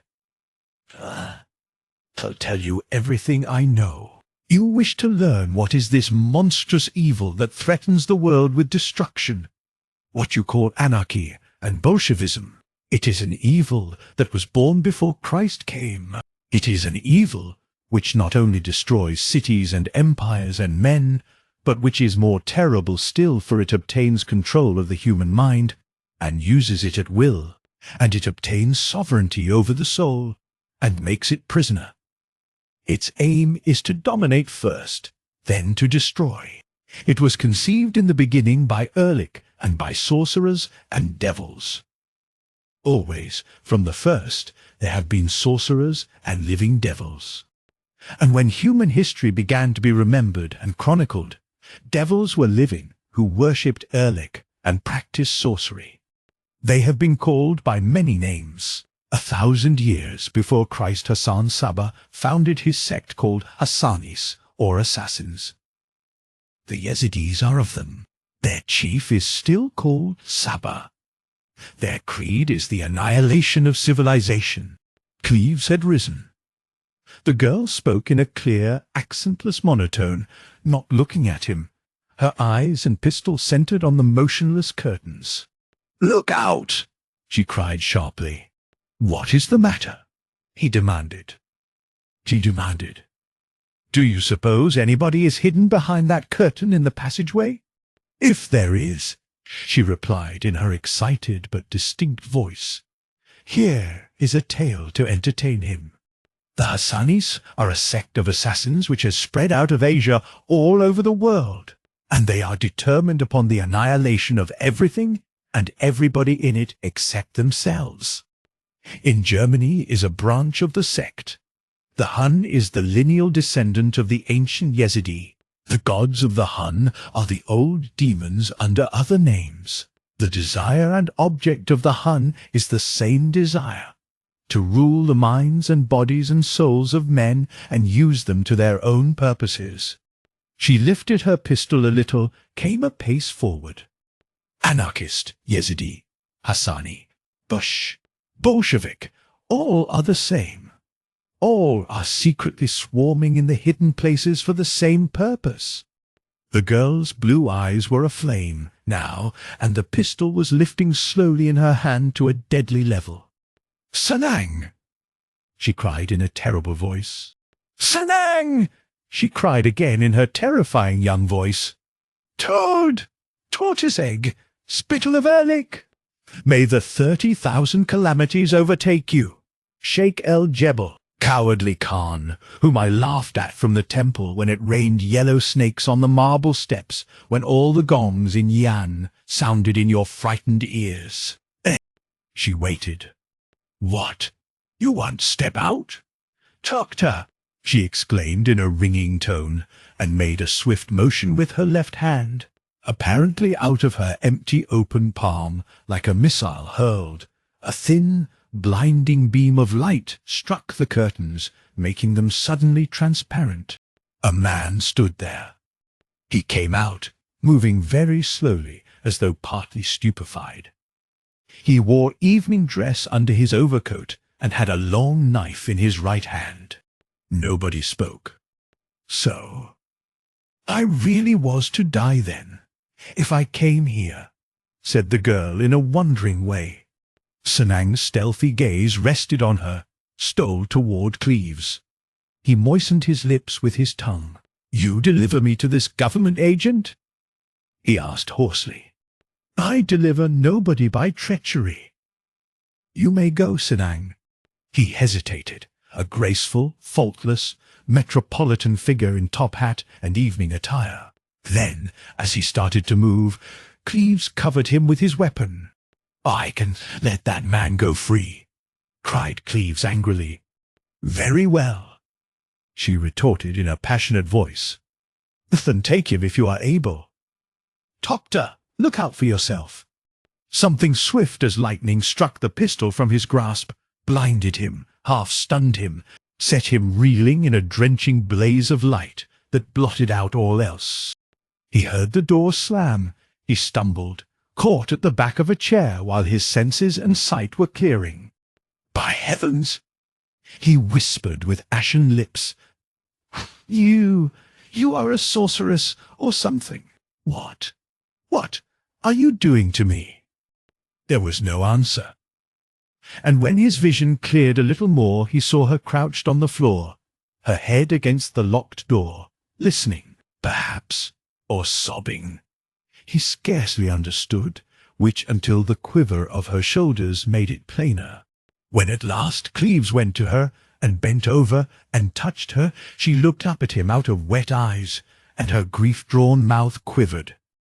I don't know, she sobbed. If he truly stole away my soul, there, in the temple dusk of Yan. But he stole my heart, for all his wickedness.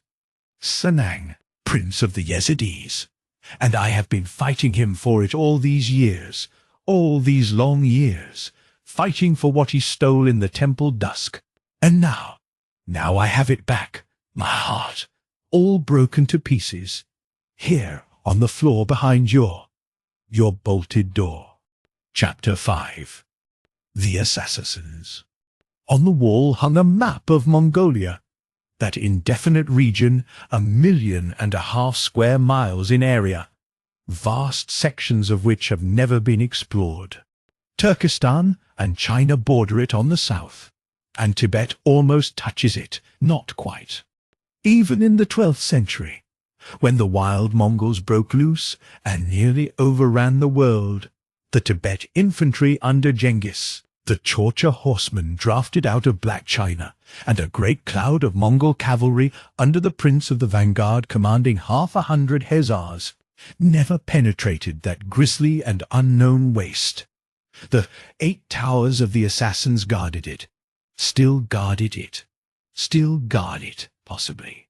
The vice-regent of Erlik, prince of darkness, dwelt within this unknown land, and dwells there still, perhaps. In front of this wall map stood Tressa Norn. Behind her, facing the map, 4 men were seated, 3 of them under 30. These 3 were volunteers in the service of the United States government, men of independent means, of position, who had volunteered for military duty at the outbreak of the Great War. However, they had been assigned by the government to a very different sort of duty, no less exciting than service on the fighting line, but far less conspicuous, for they had been drafted into the United States Department of Justice.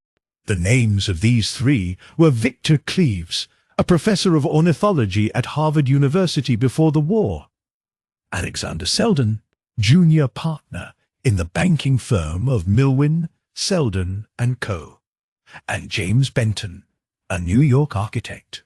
The fourth man's name was John Recklow. He might have been over 50 or under. He was well built, in a square, athletic way, clear-skinned and ruddy, grey-eyed, quiet in voice and manner. His hair and moustache had turned silvery.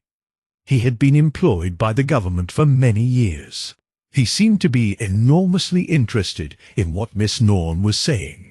Also, he was the only man who interrupted her narrative to ask questions, and his questions revealed a knowledge which was making the girl more sensitive and uneasy every moment.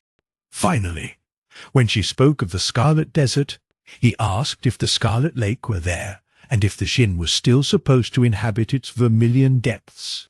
And at that she turned and looked at him, her forefinger still resting on the map. "Where have you ever heard of the Scarlet Lake and the Shin?" she asked as though frightened. Recklow said quietly that as a boy he had served under Gordon and Sir Robert. "If, as a boy, you served under Chinese Gordon, you already know much of what I have told you, Mr. Recklow. Is it not true?" she demanded nervously. "That makes no difference," he replied with a smile. "It is all very new to these three young gentlemen, and as for myself, I am checking up what you say and comparing it with what I heard many, many years ago when my comrade Barras and I were in Yan." "Did you really know Sir Robert Hart?" "Yes." "Then why do you not explain to these gentlemen?" "Dear child," he interrupted gently, "what did Chinese Gordon or Sir Robert Hart, or even my comrade Barras, or I myself know about occult Asia in comparison to what you know? A girl who has actually served the mysteries of Erlik for 4 amazing years." She paled a trifle, came slowly across the room to where Recklow was seated, laid a timid hand on his sleeve. "Do you believe there are sorcerers in Asia?" she asked. She asked with that childlike directness which her wonderful blue eyes corroborated. Recklow remained silent. "Because," she went on, "if, in your heart, you do not believe this to be an accursed fact, then what I have to say will mean nothing to any of you." Recklow touched his short, silvery moustache, hesitating. "Then, the worship of Erlik is devil worship," he said. "Also, I am entirely prepared to believe that there are, among the Yezidis, adepts who employ scientific weapons against civilization, who have probably obtained a rather terrifying knowledge of psychic laws which they use scientifically, and which to ordinary, God-fearing folk appear to be the black magic of sorcerers." Cleves said, "The employment by the Huns of poison gases and long-range cannon is a parallel case. Before the war, we could not believe in the possibility of a cannon that threw shells a distance of 70 miles. The girl still addressed herself to Recklow. "Then you do not believe there are real sorcerers in Asia, Mr. Recklow? Not sorcerers with supernatural powers for evil. Only degenerate human beings who, somehow, have managed to tap invisible psychic currents, and have learned how to use terrific forces about which, so far, we know practically nothing." She spoke again in the same uneasy voice. "Then you do not believe that either God or Satan is involved?" "No," he replied smilingly. "And you must not so believe." "Nor the destruction of human souls," she persisted. "You do not believe it is being accomplished today?" "Not in the slightest, dear young lady," he said cheerfully. "Do you not believe that to have been instructed in such unlawful knowledge is damning? Do you not believe that ability to employ unknown forces is forbidden of God, and that to disobey his law means death to the soul. No! That it is the price one pays to Satan for occult power over people's minds? She insisted. Hypnotic suggestion is not one of the cardinal sins, explained Recklow, still smiling. Unless wickedly employed. The Yezidi priesthood is a band of so-called sorcerers only because of their wicked employment of whatever hypnotic and psychic knowledge they may have obtained. There was nothing intrinsically wicked in the Huns' discovery of phosgene, but the use they made of it made devils out of them.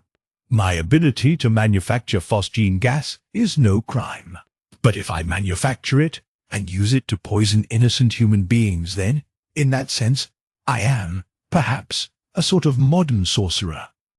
Tressa Norn turned paler. I had better tell you that I have used forbidden knowledge, which the Yezidis taught me in the Temple of Erlik. Used it how? Demanded Cleves. To earn a living. And once or twice to defend myself. There was the slightest skepticism in Recklow's bland smile. You did quite right, Miss Norn. She had become very white now. She stood beside Recklow, her back toward the suspended map, and looked in a scared sort of way from one to the other of the men seated before her, turning finally to Cleves and coming toward him. I once killed a man, she said with a catch in her breath. Cleves reddened with astonishment. Why did you do that? He asked. He was already on his way to kill me in bed. You were perfectly right, remarked Recklow coolly. I don't know. I was in bed. And then, on the edge of sleep, I felt his mind groping to get hold of mine, feeling about in the darkness to get hold of my brain and seize it and paralyze it. All colour had left her face. Cleves gripped the arm of his chair and watched her intently. I had only a moment's mental freedom, she went on in a ghost of a voice. I was just able to rouse myself, fight off those murderous brain fingers, let loose a clear mental ray. And then, oh God, I saw him in his room with his Kalmuck knife, saw him already on his way to murder me. Gotchlug Khan, the Yezidi, looking about in his bedroom for a shroud. And when he reached for the bed to draw forth a fine, white sheet for the shroud without which no Yezidi dares journey deathward, then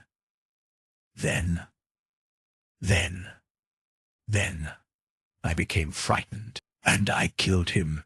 I slew him there in his hotel bedroom on the floor above mine. Selden moistened his lips. That Oriental, Gotchlug, died from heart failure in a San Francisco hotel, he said. I was there at the time. He died by the fangs of a little yellow snake, whispered the girl. There was no snake in his room, retorted Cleves. And no wound on his body, added Selden. I attended the autopsy, she said faintly. There was no snake, and no wound, as you say? Yet Gotchlug died of both there in his bedroom, and before he died, he heard his soul bidding him farewell, and he saw the death adder coiled in the sheet he clutched, saw the thing strike him again and again, saw and felt the tiny wounds on his left hand, felt the fangs pricking deep, deep, deep into the veins, died of it there within the minute, died of the swiftest poison known. And yet, she turned her dead white face to Cleves, and yet there was no snake there, and never had been. And so I ask you, gentlemen, if souls do not die when minds learn to fight death with death, and deal it so swiftly, so silently, while one's body lies, unstirring on a bed, in a locked room on the floor below. She swayed a little, put out one hand rather blindly. Recklow rose and passed a muscular arm around her. Cleves, beside her, held her left hand, crushing it, without intention, until she opened her eyes with a cry of pain. "Are you all right?" asked Recklow bluntly. "Yes." She turned and looked at Cleves, and he caressed her bruised hand as though dazed. "Tell me," she said to Cleves, "you who know more about my mind than anybody living." A painful color surged into her face, but she went on steadily, forcing herself to meet his gaze. "So tell me, Mr. Cleves, do you still believe that nothing can really destroy my soul, and that it shall yet win through to safety?" He said, "Your soul is in God's keeping, and always shall be. And if the Yazidis have made you believe otherwise, they lie." Recklow added in a slow, perplexed way, "I have no personal knowledge of psychic power. I am not psychic, not susceptible. But if you actually possess such ability, Miss Norn, and if you have employed such knowledge to defend your life, then you have done absolutely right. No guilt touches you," added Selden with an involuntary shiver. "If by hypnosis or psychic ability you really did put an end to that would-be murderer, Gutschlug," Selden said, "if Gutschlug died by the fangs of a yellow death adder which existed only in his own mind, and if you actually had anything to do with it, you acted purely in self-defense." "You did your full duty," added Benton. "But, good God, it seems incredible to me that such power can actually be available in the world." Recklow spoke again in his pleasant, undisturbed voice. "Go back to the map, Miss Norn, and tell us a little more about this rather terrifying thing which you believe menaces the civilized world with destruction." Tressa Norn laid a slim finger on the map. Her voice had become steady. She said, "Devil worship, of which one of the modern developments is Bolshevism, and another, the terrorism of the Hun, began in Asia long before Christ's advent. At least so it was taught us in the Temple of Erlik. It has always existed. Its aim always has been the annihilation of good and the elevation of evil, the subjection of right by might, and the worldwide triumph of wrong. Perhaps it is as old as the first battle between God and Satan. I have wondered about it sometimes. There in the dusk of the temple, when the 8 assassins came, the 8 Sheikhs el-Jebel, all in white, chanting the Akasi of Saba, always that dirge when they came and spread their 8 white shrouds on the temple steps." Her voice caught. She waited to recover her composure, then went on. "The ambition of Genghis was to conquer the world by force of arms. It was merely of physical subjection that he dreamed. But the slayer of souls—" "Who?" asked Recklow sharply. "The slayer of souls, Erlek's vice-regent on earth, Hassan Saba, the old man of the mountain." "It is of him I am speaking," exclaimed Tressa Norn with quiet resolution. "Genghis sought only physical conquest of man. The Yazid's ambition is more awful, for he is attempting to surprise and seize the very minds of men." There was a dead silence. Tressa looked palely upon the 4. "The Yazidis, who you tell me are not sorcerers, are using power, which you tell me is not magic accursed by God, to waylay, capture, enslave, and destroy the minds and souls of mankind. It may be that what they employ is hypnotic ability and psychic power, and can be, someday, explained on a scientific basis when we learn more about the occult laws which govern these phenomena. But could anything render the threat less awful? For there have existed for centuries, perhaps always, a sect of Satanists determined upon the destruction of everything that is pure and holy and good on earth, and they are resolved to substitute for righteousness the dreadful reign of hell. In the beginning, there were comparatively few of these human demons. Gradually, through the eras, they have increased. In the 12th century, there were 50,000 of the sect of assassins, beside the castle of the Slayer of Souls on Mount Alamout. She laid her finger on the map. 8 other towers were erected for the 8 chief assassins, called Sheikhs el-Jebel. In the temple we were taught where these 8 towers stood. She picked up a pencil, and on 8 blank spaces of unexplored and unmapped Mongolia, she made 8 crosses. Then she turned to the men behind her. It was taught to us in the temple that from these 8 foci of infection the disease of evil has been spreading throughout the world. From these 8 towers have gone forth every year the emissaries of evil, perverted missionaries, to spread the poisonous propaganda, to teach it, to tamper stealthily with the minds of men, dominate them, pervert them, instruct them in the creed of the assassin of souls. All over the world are people, already contaminated, whose minds are already enslaved and poisoned, and who are infecting the still healthy brains of others, stealthily possessing themselves of the minds of mankind, teaching them evil, inviting them to mock the precepts of Christ. Of such lost minds are the degraded brains of the Germans, the pastors and philosophers who teach that might is right. Of such crippled minds are the Bolsheviki, poisoned long, long ago by close contact with Asia, which, before that, had infected and enslaved the minds of the ruling classes with ferocious philosophy. Of such minds are all anarchists of every shade and stripe, all terrorists, all disciples of violence, the murderously envious, the slothful slinking brotherhood which prowls through the world taking every opportunity to set it afire, those mentally dulled by reason of excesses, those weak intellects become unsound through futile gabble, parlor socialists, amateur revolutionists, theoretical incapables excited by discussion, fit only for healthy minds. She left the map and came over to where the 4 men were seated terribly intent upon her every word. In the temple of Erlik, where my girlhood was passed after the murder of my parents, I learned what I am repeating to you, she said.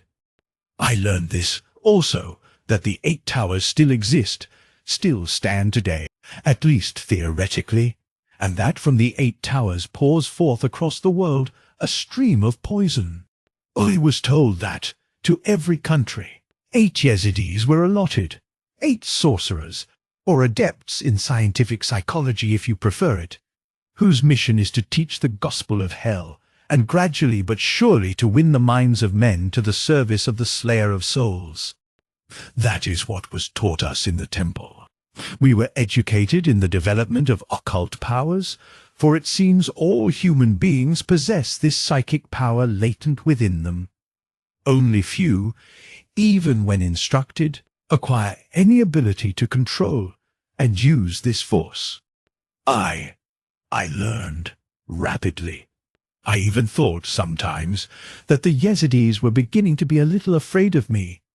Even the Hassani priests and the Sheikhs el-Jebel, spreading their shrouds on the temple steps, looked at me with unquiet eyes, where I stood like a corpse amid the incense clouds. She passed her fingers over her eyelids, then framed her face between both hands for a moment's thought, lost in tragic retrospection. Kai! She whispered dreamily as though to herself. What Erlik awoke within my body that was asleep, God knows, but it was as though a twin comrade arose within me and looked out through my eyes upon a world which never before had been visible. Utter silence reigned in the room. Cleve's breathing seemed almost painful to him, so intently was he listening and watching this girl. Benton's hands whitened with his grip on the chair arms. Selden, tense, absorbed, kept his keen gaze of a businessman fastened on her face. Recklow slowly caressed the cold bowl of his pipe with both thumbs. Tressa Norn's strange and remote eyes subtly altered, and she lifted her head and looked calmly at the men before her. I think that there is nothing more for me to add, she said. The Red Spectre of Anarchy, called Bolshevism at present, threatens our country. Our government is now awake to this menace, and the Secret Service is moving everywhere. Great damage already has been done to the minds of many people in this republic. Poison has spread, is spreading. The 8 towers still stand. The 8 assassins are in America. But these 8 assassins know me to be their enemy. They will surely attempt to kill me. I don't believe I can avoid death very long. But I want to serve my country and mankind. They'll have to get me first, said Cleves bluntly. I shall not permit you out of my sight, Recklow said in a musing voice. And these 8 gentlemen, who are very likely to hurt us also, are the first people we ought to hunt. To get them, added Selden. We ought to choke the stream at its source. To find out who they are is what is going to worry us, added Benton. Cleves had stood holding a chair for Tressa Norn. Finally she noticed it and seated herself as though tired. Is Sanang one of these 8? He asked her. The girl turned and looked up at him, and he saw the flush mounting in her face. Sometimes, she said steadily, I have almost believed he was Ehrlich's own vice-regent on Earth, the slayer of souls himself.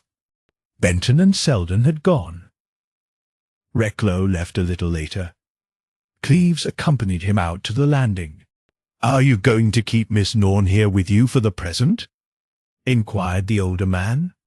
Yes, I dare not let her out of my sight, Recklow. What else can I do? I don't know. Is she prepared for the consequences? Gossip? Slander? Of course. I can get a housekeeper. That only makes it look worse. Cleves reddened. Well, do you want to find her in some hotel or apartment with her throat cut? No, replied Recklow, gently. I do not. Then what else is there to do but keep her here in my own apartment and never let her out of my sight until we can find and lock up the 8 gentlemen who are undoubtedly bent on murdering her? Isn't there some woman in the service who could help out? I could mention several. I tell you I can trust Tressa Norn to anybody except myself, insisted Cleves. I got her into this. I am responsible if she is murdered. I dare not entrust her safety to anybody else. And, Recklow, it's a ghastly responsibility for a man to induce a young girl to face death, even in the service of her country. If she remains here alone with you, she will face social destruction, remarked Recklow. Cleves was silent for a moment. Then he burst out. Well, what am I to do? What is there left for me to do except to watch over her and see her through this devilish business? What other way have I to protect her, Recklow? You could offer her the protection of your name, suggested the other, carelessly. What? You mean? Marry her? Well, nobody else would be inclined to. Cleves, if it ever becomes known she has lived here quite alone with you. Cleves stared at the elder man. This is nonsense, he said in a harsh voice. That young girl does want to marry anybody. Neither do I. She doesn't wish to have her throat cut, that's all, and I'm determined she shan't. There are stealthier assassins, Cleves, the slayers of reputations. It goes badly with their victim. It does indeed. Well, hang it, what do you think I ought to do? I think you ought to marry her if you were going to keep her here. Suppose she does mind the unconventionality of it? All women mind. No woman, at heart, is unconventional, Cleves. She seems to agree with me that she ought to stay here. Besides, she has no money, no relatives, no friends in America. All the more tragic. If you really believe it to be your duty to keep her here where you can look after her bodily safety, then the other obligation is still heavier. And there may come a day when Miss Norn will wish that you had been less conscientious concerning the safety of her pretty throat. For the knife of the Yezidi is swifter and less cruel than the tongue that slays with a smile. And this young girl has many years to live after this business of Bolshevism is dead and forgotten in our republic. Recklow. Yes? You think I might dare try to find a room somewhere else for her and let her take her chances? Do you? It's your affair. I know. Hang it. I know it's my affair. I've unintentionally made it so. But can't you tell me what I ought to do? I can't. What would you do? Don't not ask me, returned Recklow sharply. If you are not man enough to come to a decision, you may turn her over to me. Cleves flushed brightly. Do you think you are old enough to take my job and avoid scandal? Recklow's cold eyes rested on him. If you like, he said. I'd soon assume your various kinds of personal responsibility toward Miss Norn. Cleves' visage burned. I'll shoulder my own burdens, he retorted. Sure, I knew you would. And Recklow smiled and held out his hand. Cleves took it without cordiality. Standing so, Recklow, still smiling, said, What a rotten deal that child has had, is having. Her father and mother were fine people. Did you ever hear of Dr. Norn? She mentioned him once. They were upstate people of most excellent antecedents and no money. Doctor. Norn was our vice-consul at Yarkand in the province of Xinjiang. All he had was his salary, and he lost that and his post when the administration changed. Then he went into the spice trade. Some Jew syndicate here sent him up the Yarkand River to see what could be done about jade and gold concessions. He was on that business when the tragedy happened. The Kalmuks and Kyrgyz were responsible under Yezidi instigation. And there you are. And here is his child, Cleves, back, by some miracle, from that flowering hell called Yan, believing in her heart that she really lost her soul there in the temple. And now, here in her own native land, she is exposed to actual and hourly danger of assassination. Poor kid! Did you ever hear of a rottener deal, Cleves? Their hands had remained clasped while Recklow was speaking. He spoke again, clearly, amiably. To lay down one's life for a friend is fine. I'm not sure that it's finer to offer one's honor in behalf of a girl whose honor is at stake. After a moment, Cleves' grip tightened. All right, he said. Recklow went downstairs.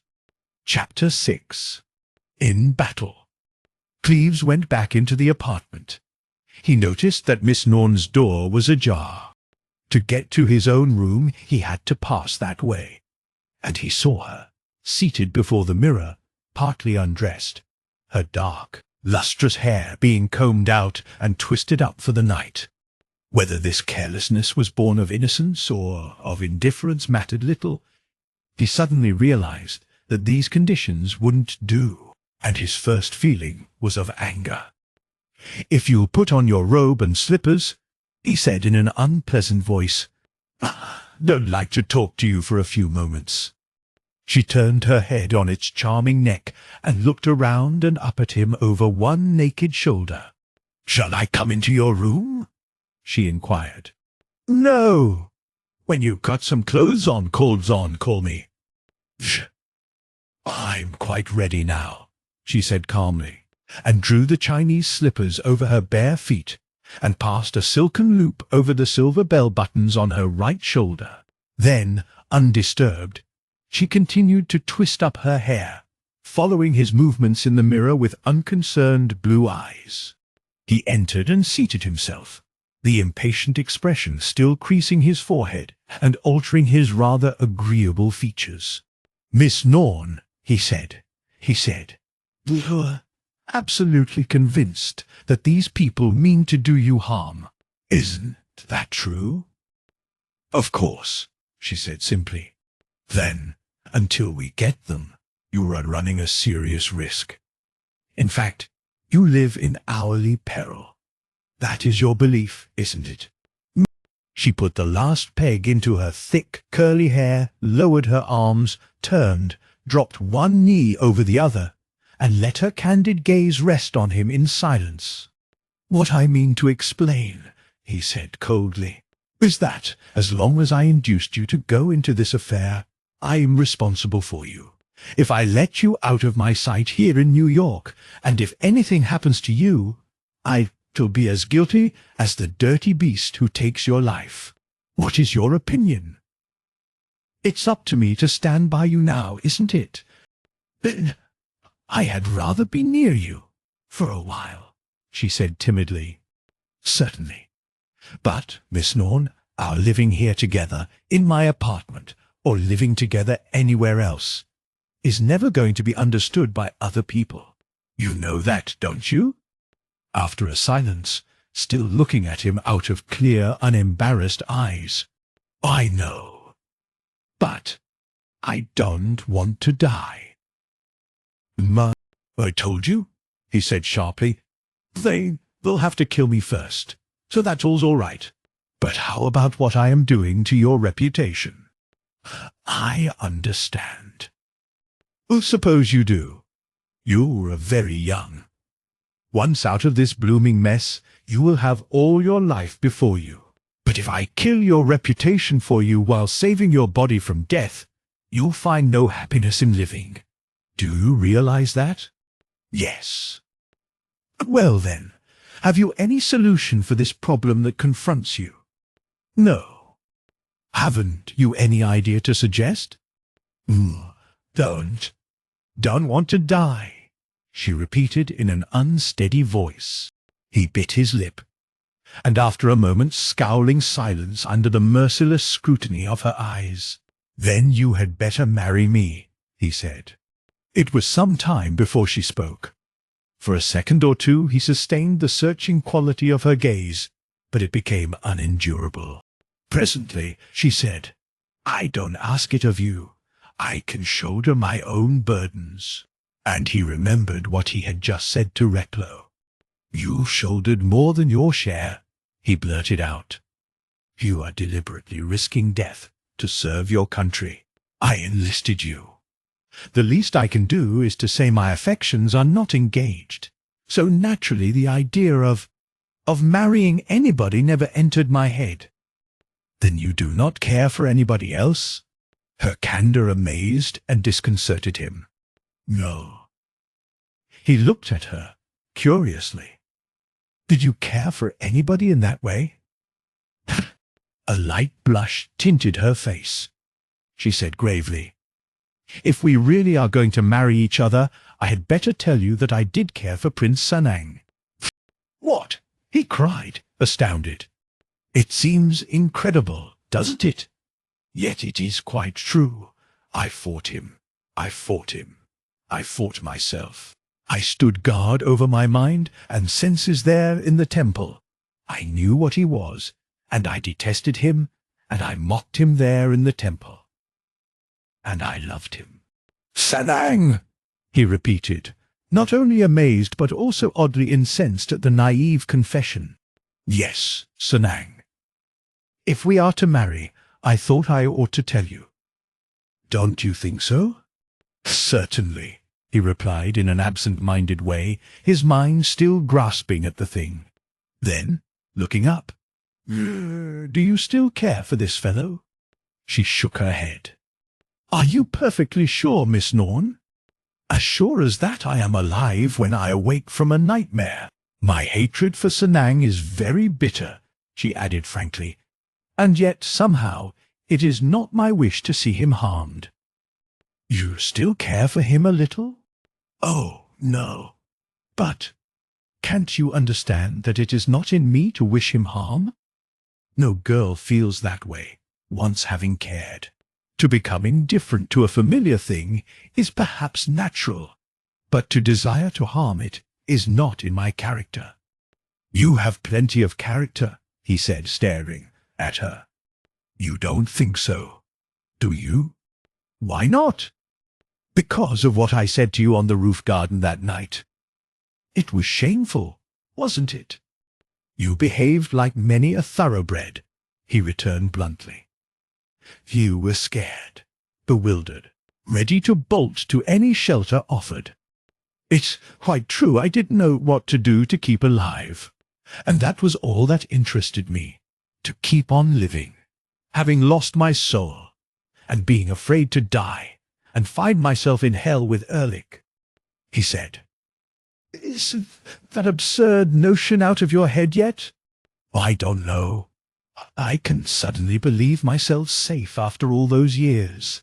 It is not easy to root out what was planted in childhood, and what grew to be part of one during the tender and formative period. You can understand, Mr. Cleves.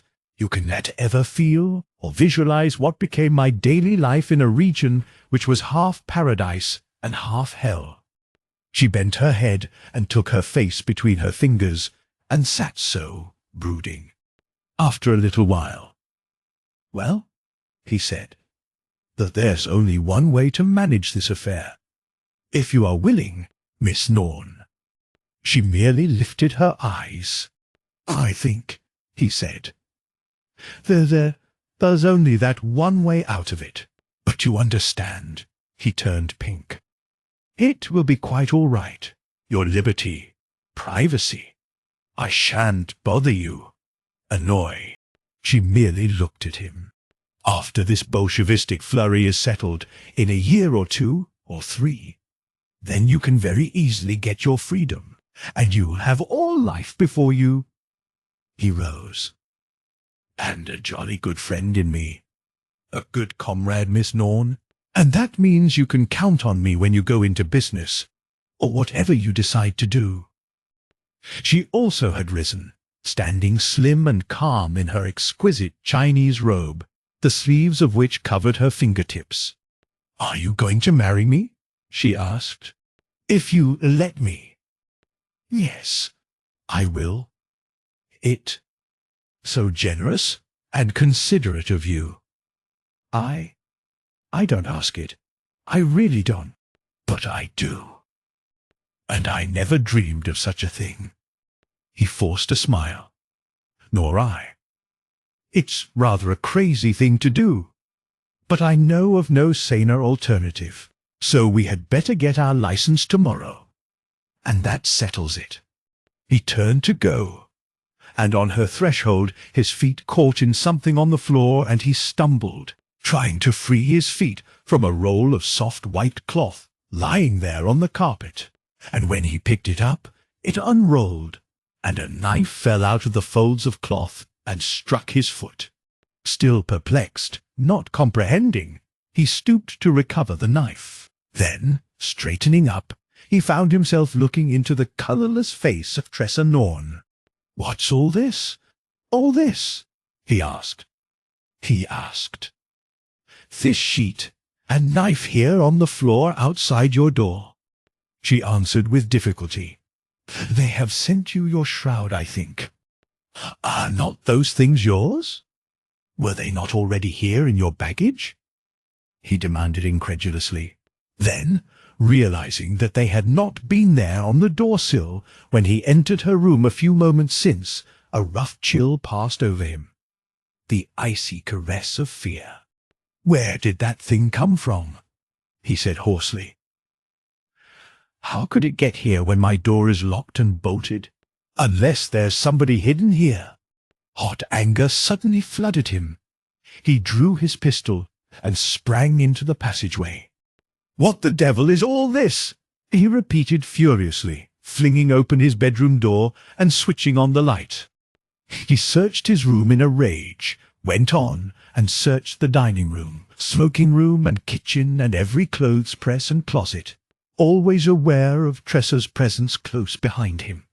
And when there remained no tiniest nook or cranny in the place unsearched, he stood in the centre of the carpet, glaring at the locked and bolted door.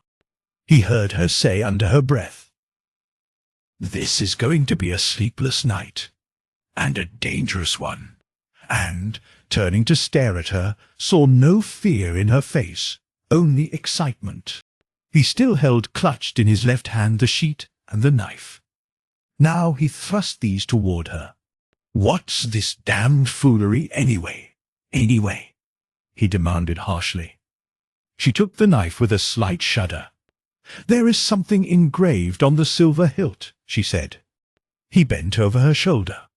"Here," she added calmly. "Not Arabic." The Mongols had no written characters of their own. She bent closer, studying the inscription. After a moment, still studying the Ayur characters, she rested her left hand on his shoulder. An impulsive, unstudied movement that might have meant either confidence or protection. "Look," she said.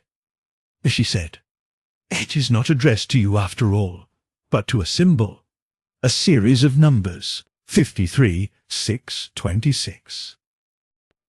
"That is my designation in the Federal Service," he said sharply. "Oh!" She nodded slowly. "Then this is what is written in the Mongol Yazidi dialect, traced out in Ayur characters. To 53 to 620. By one of the 8 assassins, the Slayer of Souls sends this shroud and this knife from Mount Alamout. Such a blade shall divide your heart. This sheet is for your corpse." After a grim silence, he flung the soft white cloth on the floor. There's no use my pretending I'm not surprised and worried," he said. "I don't know how that cloth got here. Do you?" "It was sent." "How?" She shook her head and gave him a grave, confused look. "There are ways. You could not understand.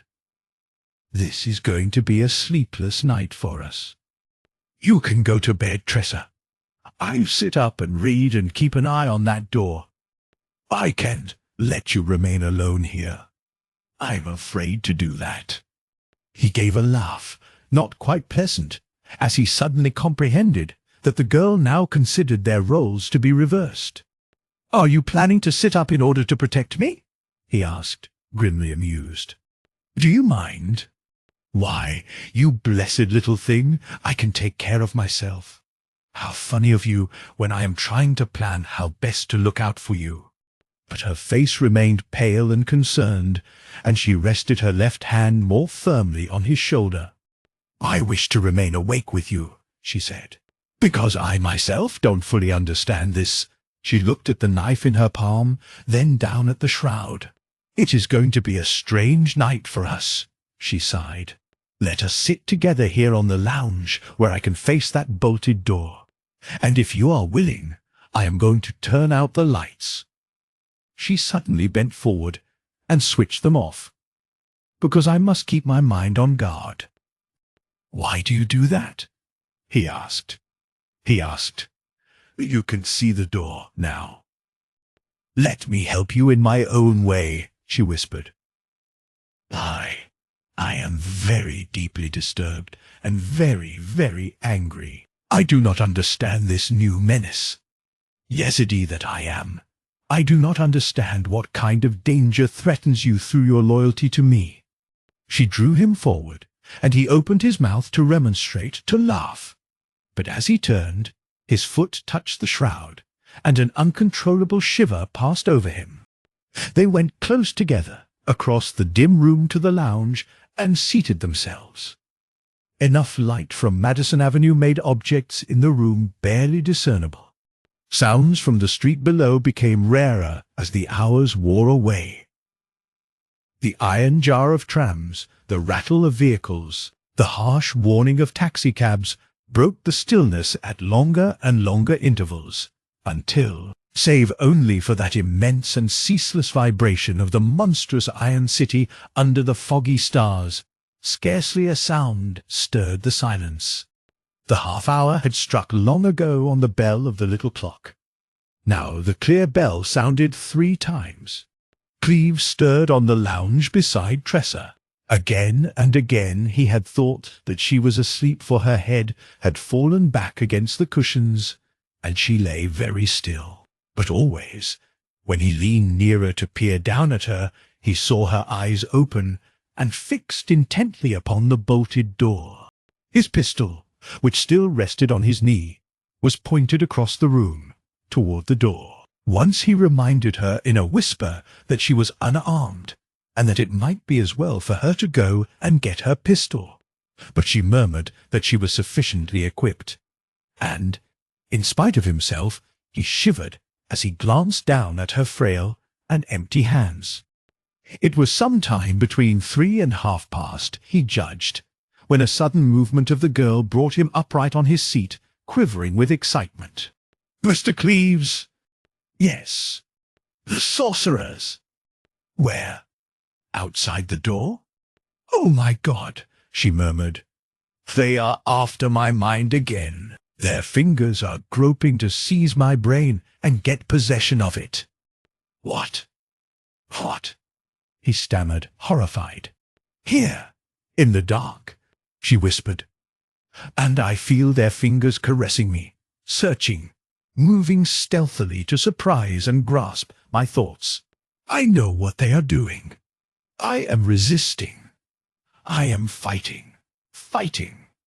She sat bolt upright with clenched hands at her breast, her face palely aglow in the dimness as though illumined by some vivid inward light, or, as he thought, from the azure blaze in her wide-open eyes. Is this what you call, what you believe to be magic?" he asked unsteadily. "Is there some hostile psychic influence threatening you?" "Yes, I'm resisting. I'm fighting, fighting, fighting. They shall not trap me. They shall not harm you. I know how to defend myself and you. And you." Suddenly, she flung her left arm around his neck, and the delicate clenched hand brushed his cheek. "They shall not have you," she breathed. She breathed. "I am fighting. I am holding my own. There are 8 of them. 8 assassins. My mind is in battle with theirs, fiercely in battle. I hold my own. I am armed and waiting." With a convulsive movement, she drew his head closer to her shoulder. 8 of them," she whispered, "trying to entrap and seize my brain, but my thoughts are free. My mind is defending you. You, here in my arms." After a breathless silence, "Look out," she whispered with terrible energy. "They are after your mind at last. Fix your thoughts on me. Keep your mind clear of their net. Don't let their ghostly fingers touch it. Look at me." She drew him closer. "Look at me. Believe in me. I can resist. I can defend you. Does your head feel confused?" "Yes, numb." "Don't sleep. Don't close your eyes. Keep them open and look at me. I can scarcely see you. You must see me." "My eyes are heavy," he said drowsily. "I can see you, Tressa. Wake! Look at me. Keep your mind clear. Oh, I beg you. I beg you. They are after our minds and souls, I tell you." "Oh, believe in me," she beseeched him in an agonized whisper.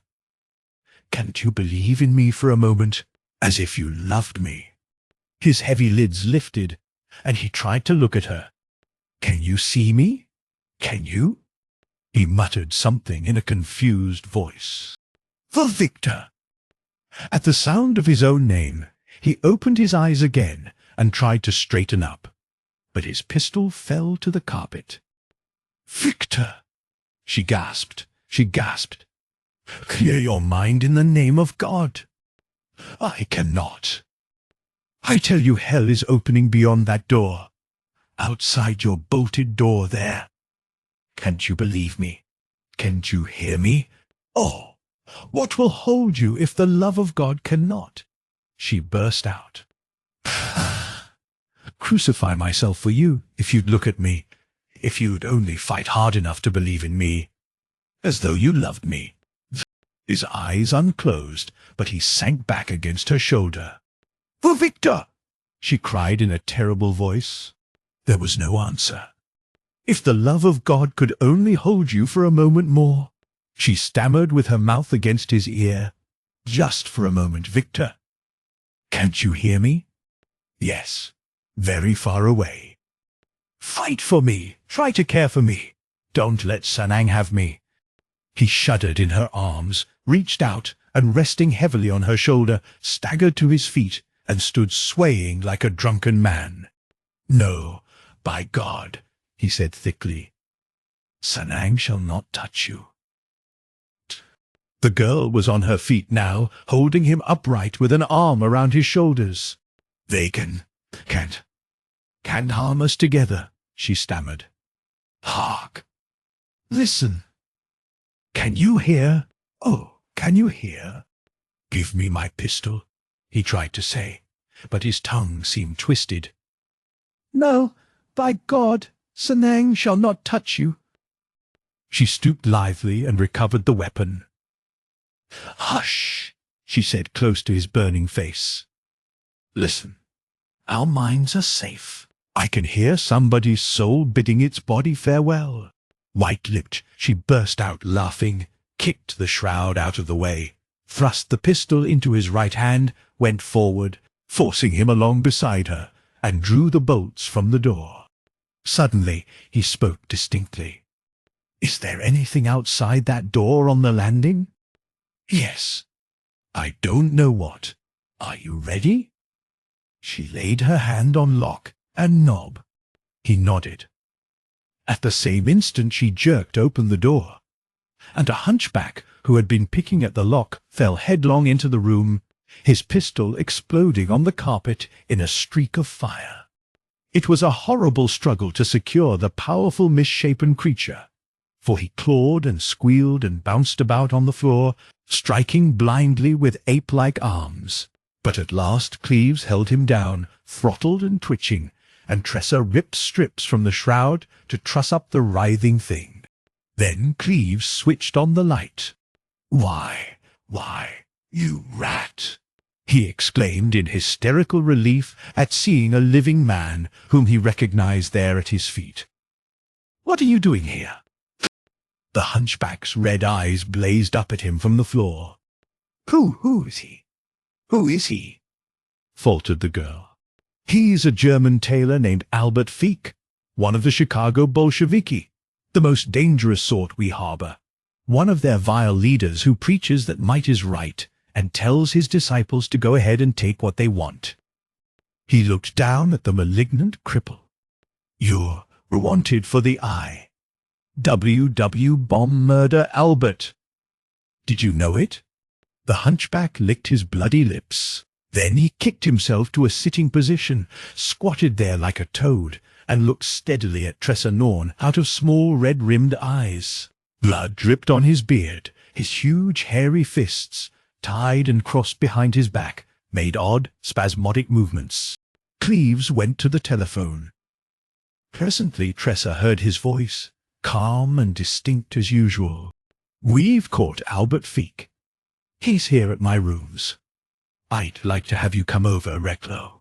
Oh, yes, he kicked and scuffled and scratched like a cat. What? No, I hadn't heard that he'd been in China. Who? Albert Fieck? You say he was one of the Germans who escaped from Shantung 4 years ago? You think he's a Yezidi? You mean one of the 8 assassins? The hunchback, staring at Tressa out of red-rimmed eyes, suddenly snarled and lurched his misshapen body at her. Teufelsstuck! He screamed. I tell everybody in Yan already it is safer if we cut your throat. Devil slut of Erlik, snow leopardess, cat of the Yezidis who has made of Sanang a fool. It is I who have said always, that you know too damn much. Kai! I hear my soul bidding me farewell. Give me my shroud. Cleves came back from the telephone. With the toe of his left foot, he lifted the shroud and kicked it across the hunchback's knees. So you were one of the Huns who instigated the massacre in Yan, he said, curiously. At that Tressa turned very white, and a cry escaped her. But the hunchback's features were all twisted into ferocious laughter, and he beat on the carpet with the heels of his great splay feet. "Ja, ja, ja!" he shrieked. "King Jan, it was a good hunting." English and Yankee men on women's behalf dropped into those deep wells down. By Gott in Himmel, how they scream up out of those deep wells in Jan. He began to cackle and shriek in his frenzy. "Ah, gotcha! It is not you either. You there, Mongol, who shall escape from the Sheikh's El Jebel? It is dot old man of the mountain who shall tell your soul it is time to say farewell. Ja, ja, hark, God, it is my only regret that I shall not see the world when it is all afire. Ja, ja, all on fire like hell. But you shall see it, slut leopard of the snows. You shall see it and you shall burn. Kai, Kai, my soul it is bidding my body farewell. Kai, may Erlik curse you, Mongol, heavenly azure, sorceress of the temple." He spat at her and rolled over in his shroud. The girl looking down on him closed her eyes for a moment, and Cleves saw her bloodless lips move and bent nearer, listening, and he heard her whispering to herself, "Preserve us all, O God, from the wrath of Satan who was stoned." Chapter 7. The Bridal. Over the United States stretched an unseen network of secret intrigue woven tirelessly night and day by the busy enemies of civilization. Reds, parlor socialists, enemy aliens, terrorists, Bolsheviki, pseudo-intellectuals, IWW, social faddists, and amateur meddlers of every nuance. All the various varieties of the vicious, witless, and mentally unhinged, brought together through the cohesive power of plunder and the degeneration of cranial tissue. All over the United States, the various departmental divisions of the Secret Service were busily following up these threads of intrigue, leading everywhere through the obscurity of this vast and secret maze. To meet the constantly increasing danger of physical violence and to uncover secret plots threatening sabotage and revolution, there were capable agents in every branch of the Secret Service, both federal and state. But in the first months of 1919, something more terrifying than physical violence suddenly threatened civilized America. A wild, grotesque, incredible threat of a war on human minds. And, little by little, the United States government became convinced that this ghastly menace was no dream of a disordered imagination, but that it was real. That among the enemies of civilization there actually existed a few powerful but perverted minds capable of wielding psychic forces as terrific weapons. That by the sinister use of psychic knowledge controlling these mighty forces, the very minds of mankind could be stealthily approached, seized, controlled, and turned upon civilization to aid in the world's destruction. In terrible alarm, the government turned to England for advice. But Sir William Crookes was dead. However, in England, Sir Conan Doyle immediately took up the matter, and in America, Professor Hyslop was called into consultation. And then, when the government was beginning to realize what this awful menace meant, and that there were actually in the United States possibly half a dozen people who already had begun to carry on a diabolical warfare by means of psychic power, for the purpose of enslaving and controlling the very minds of men. Then, in the terrible moment of discovery, a young girl landed in America after 14 years' absence in Asia. And this was the amazing girl that Victor Cleves had just married, at Recklow's suggestion, and in the line of professional duty and moral duty, perhaps. It had been a brief, matter-of-fact ceremony. John Recklow of the Secret Service was there. Also Benton and Selden of the same service. The bride's lips were unresponsive, cold as the touch of the groom's unsteady hand. She looked down at her new ring in a blank sort of way, gave her hand listlessly to Recklow and to the others in turn, whispered a timidly comprehensive "thank you," and walked away beside Cleves as though dazed. There was a taxicab waiting. Tressa entered. Recklow came out and spoke to Cleves in a low voice. "Don't worry," replied Cleves dryly. "That's why I married her. That's why I married her." "Where are you going now?" inquired Recklow. "Oh, back to my apartment." "Why don't you take her away for a month?" Cleves flushed with annoyance. "This is no occasion for a wedding trip.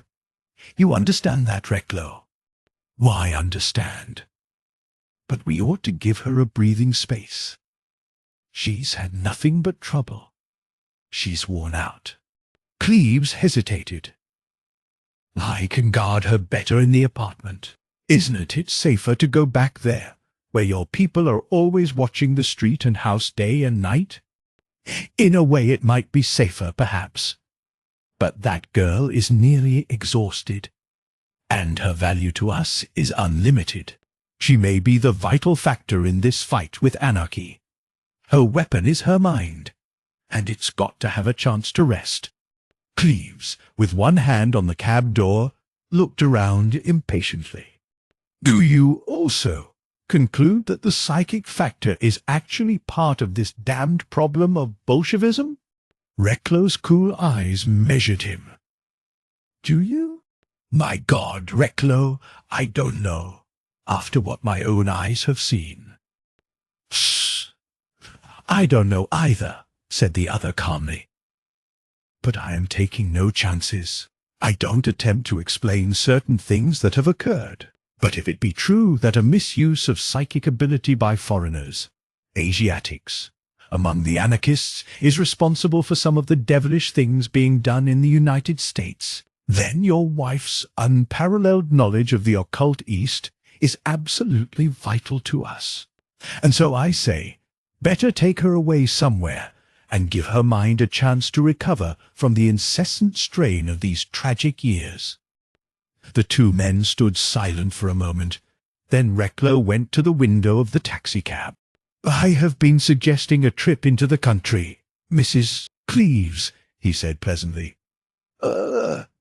Into the real country somewhere. A month, quiet in the woods, perhaps. Wouldn't it appeal to you?" Cleves turned to catch her low-voiced answer. "I should like it very much," she said in that odd, hushed way of speaking, which seemed to have altered her own voice and manner since the ceremony a little while before. Driving back to his apartment beside her, he strove to realize that this girl was his wife. One of her gloves lay across her lap, and on it rested a slender hand. And on one finger was his ring. But Victor Cleves could not bring himself to believe that this brand-new ring really signified anything to him, that it had altered his own life in any way. But always his incredulous eyes returned to that slim finger resting there, unstirring, banded with a narrow circlet of virgin gold. In the apartment they did not seem to know exactly what to do or say, what attitude to assume, what effort to make. Tressa went into her own room, removed her hat and furs, and came slowly back into the living room, where Cleves still stood gazing absently out of the window. A fine rain was falling. They seated themselves. "There seemed nothing better to do," he said politely. "In regard to going away for a rest, you wouldn't care for the North Woods, I fancy, unless you like winter sports." "Do you?" "I like sunlight and green leaves," she said in that odd, still voice. "Then, if it would please you to go south for a few weeks' rest, would it inconvenience you?" Her manner touched him. "My dear Miss Norn," he began, and checked himself, flushing painfully. The girl blushed too. Then, when he began to laugh, her lovely, bashful smile glimmered for the first time. "I really can't bring myself to realize that you and I are married," he explained, still embarrassed, though smiling. Her smile became an endeavor. "I can't believe it either, Mr. Cleves," she said. "I feel rather stunned. Hadn't you better call me Victor, under the circumstances?" he suggested, striving to speak lightly. "Yes. It will not be very easy to say it. Not for some time, I think." "Tressa?" "Yes. Yes. What?" "Yes. Victor. That's the idea," he insisted with forced gaiety. "The thing to do is to face this rather funny situation and take it amiably and with good humor. You have your freedom someday, you know." "Yes, I know. And we are already on very good terms. We find each other interesting, don't we?" "Yes. It even seems to me," he ventured. "It certainly seems to me, at times, as though we are approaching a common basis of mutual, esteem." "Yes, I do esteem you, Mr. Cleves. In point of fact," he concluded, surprised, "we are friends, in a way. Wouldn't you call it friendship?" "I think so. I think I call it that," she admitted. "I think so too, and that is lucky for us. That makes this crazy situation more comfortable. Well, perhaps less ponderous." The girl assented with a vague smile, but her eyes remained lowered. You see, he went on. "When two people are as oddly situated as we are, they are likely to be afraid of being in each other's way, but they ought to get on without being unhappy, as long as they are quite confident of each other's friendly consideration. Don't you think so, Tressa?" Her lowered eyes rested steadily on her ring finger. "Yes," she said. "And I am not unhappy or afraid." She lifted her blue gaze to his, and somehow he thought of her barbaric name, Kuke, and its Yezidi significance, heavenly, azure. "Are we really going away together?" she asked timidly. "Certainly, if you wish. If you also wish it, Mr. Cleves." He found himself saying with emphasis that he always wished to do what she desired. And he added, more gently, "You are tired, Tressa, tired and lonely and unhappy. Tired, but not the others. Not unhappy. No. Aren't you lonely? Not with you." The answer came so naturally, so calmly, that the slight sensation of pleasure it gave him arrived only as an agreeable afterglow. "We will go south," he said. "I'm so glad that you don't feel lonely with me. Will it be warmer where we are going, Mr. Cleves?" "Yes, you poor child. You need warmth and sunshine, don't you? Was it warm in Yan, where you lived so many years?" "It was always June in Yan," she said under her breath. She seemed to have fallen into a reverie. He watched the sensitive face. Almost imperceptibly it changed, became altered, younger, strangely lovely.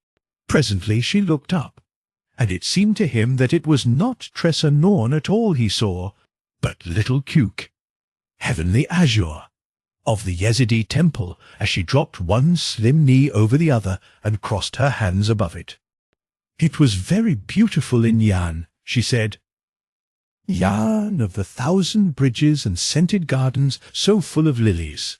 Even after they took me to the temple, and I thought the world was ending, God's skies still remained soft overhead, and his weather fair and golden. And when, in the month of the snake, the 8 Sheikhs el-Jebel came to the temple to spread their shrouds on the rose marble steps, then, after they had departed, chanting the prayers for the dead, each to his tower of silence, we temple girls were free for a week. And once I went with Chagan, a girl, and with Yulun, another girl, and we took our couch, which is our luggage, and we went to the Yailak, or summer pavilion on the Lake of the Ghost. Oh, wonderful! A silvery world of pale gilt suns and of moons so frail that the cloud fleece at high noon has more substance. Her voice died out. She sat gazing down at her spread fingers, on one of which gleamed her wedding ring. After a little she went on dreamily. On that week, each 3 months, we were free. If a young man should please us. Free, he repeated. To love, she explained coolly. Oh. He nodded, but his face became rather grim. There came to me at the Yailak, she went on carelessly. Un kasa noyan. Noyan means prince. All in a surcoat of gold tissue with green vines embroidered, and wearing a green cap trimmed with dormouse, and green boots inlaid with stiff gold. He was so young, a boy. I laughed. I said, "Is this a Yasuo, an Urdu envoy of Prince Erlik?" Mocking him as young and thoughtless girls mock, not in unfriendly manner, though I would not endure the touch of any man at all. And when I laughed at him, this eager boy flew into such a rage. Kai! I was amazed. Su, squirrel! He cried angrily at me. Learn the yakas, little chatterer, little mocker of men. It is 10 blows with a stick you require, not kisses. At that I whistled my 2 dogs, Bars and Alaga, for I did not think what he said was funny. I said to him, "You had better go home, Kasanoyan, for if no man has ever pleased me where I am at liberty to please myself, here on the Lake of the Ghost, then be very certain that no boy can please Cucamongle here or anywhere." And at that, Kai, what did he say? That monkey? She looked at her husband, her splendid eyes ablaze with wrathful laughter, and made a gesture full of angry grace. "Squirrel!" he cries. "Little malignant sorceress of Yen, may everything high about you become a sandstorm, and everything long a serpent, and everything broad a toad, and everything." But I had had enough, Victor, she added excitedly. And I made a wild bee bite him on the lip. "What do you think of such a courtship?" she cried, laughing. But Cleve's face was a study in emotions. And then, suddenly, the laughing mask seemed to slip from the bewitching features of Cucamongle, and there was Tressa Norn, Tressa Cleves, disconcerted, paling a little as the memory of her impulsive confidence in this man beside her began to dawn on her more clearly. I'm sorry," she faltered. You'll think me silly, think evil of me perhaps." She looked into his troubled eyes, then suddenly she took her face into both hands and covered it, sitting very still. "We'll go south together," he said in an uncertain voice. "I hope you will try to think of me as a friend. I am just troubled because I am so anxious to understand you. That is all. I'm troubled too, because I am anxious that you should think well of me. Will you try always?" She nodded. "I want to be your friend always," he said. "Thank you, Mr. Cleves." It was a strange spot he chose for Tressa. Strange but lovely in its own unreal and rather spectral fashion, where a pearl-tinted mist veiled the St. John's and made exquisite ghosts of the palmettos, and softened the sun to a silver-gilt wafer pasted on a nacre sky. It was a still country, where giant water oaks towered, fantastic under their misty camouflage of moss, and swarming with small birds. Among the trees the wood ibis stole. Without on the placid glass of the stream the eared grebe floated. There was no wind, no stirring of leaves, no sound save the muffled splash of silver mullet, the breathless whir of a hummingbird, or the hushed rustle of lizards in the woods. For Tressa this was the blessed balm that heals, the balm of silence. And for the first week she slept most of the time, or lay in her hammock watching the swarms of small birds creeping and flitting amid the moss-draped labyrinths of the live oaks at her very door. It had been a little clubhouse before the war, this bungalow on the St. John's at Orchid Hammock. Its members had been few and wealthy, but some were dead in France and Flanders, and some still remained overseas, and others continued busy in the north. And these two young people were quite alone there, save for a Negro cook and a maid, and an aged Negro kennel-master who wore a scarlet waistcoat and cords too large for his shrunken body, and who pottered through the fields all day, with his whip clasped behind his bent back, and the pointers ranging wide, or plodding in at heel with red tongues lolling. Twice Cleves went a little way for quail, using Benton's dogs, but even here in this remote spot, he dared not move out of view of the little house where Tressa lay asleep. So he picked up only a few brace of birds, and confined his sport to impaling two familiar scorpions on the blade of his knife.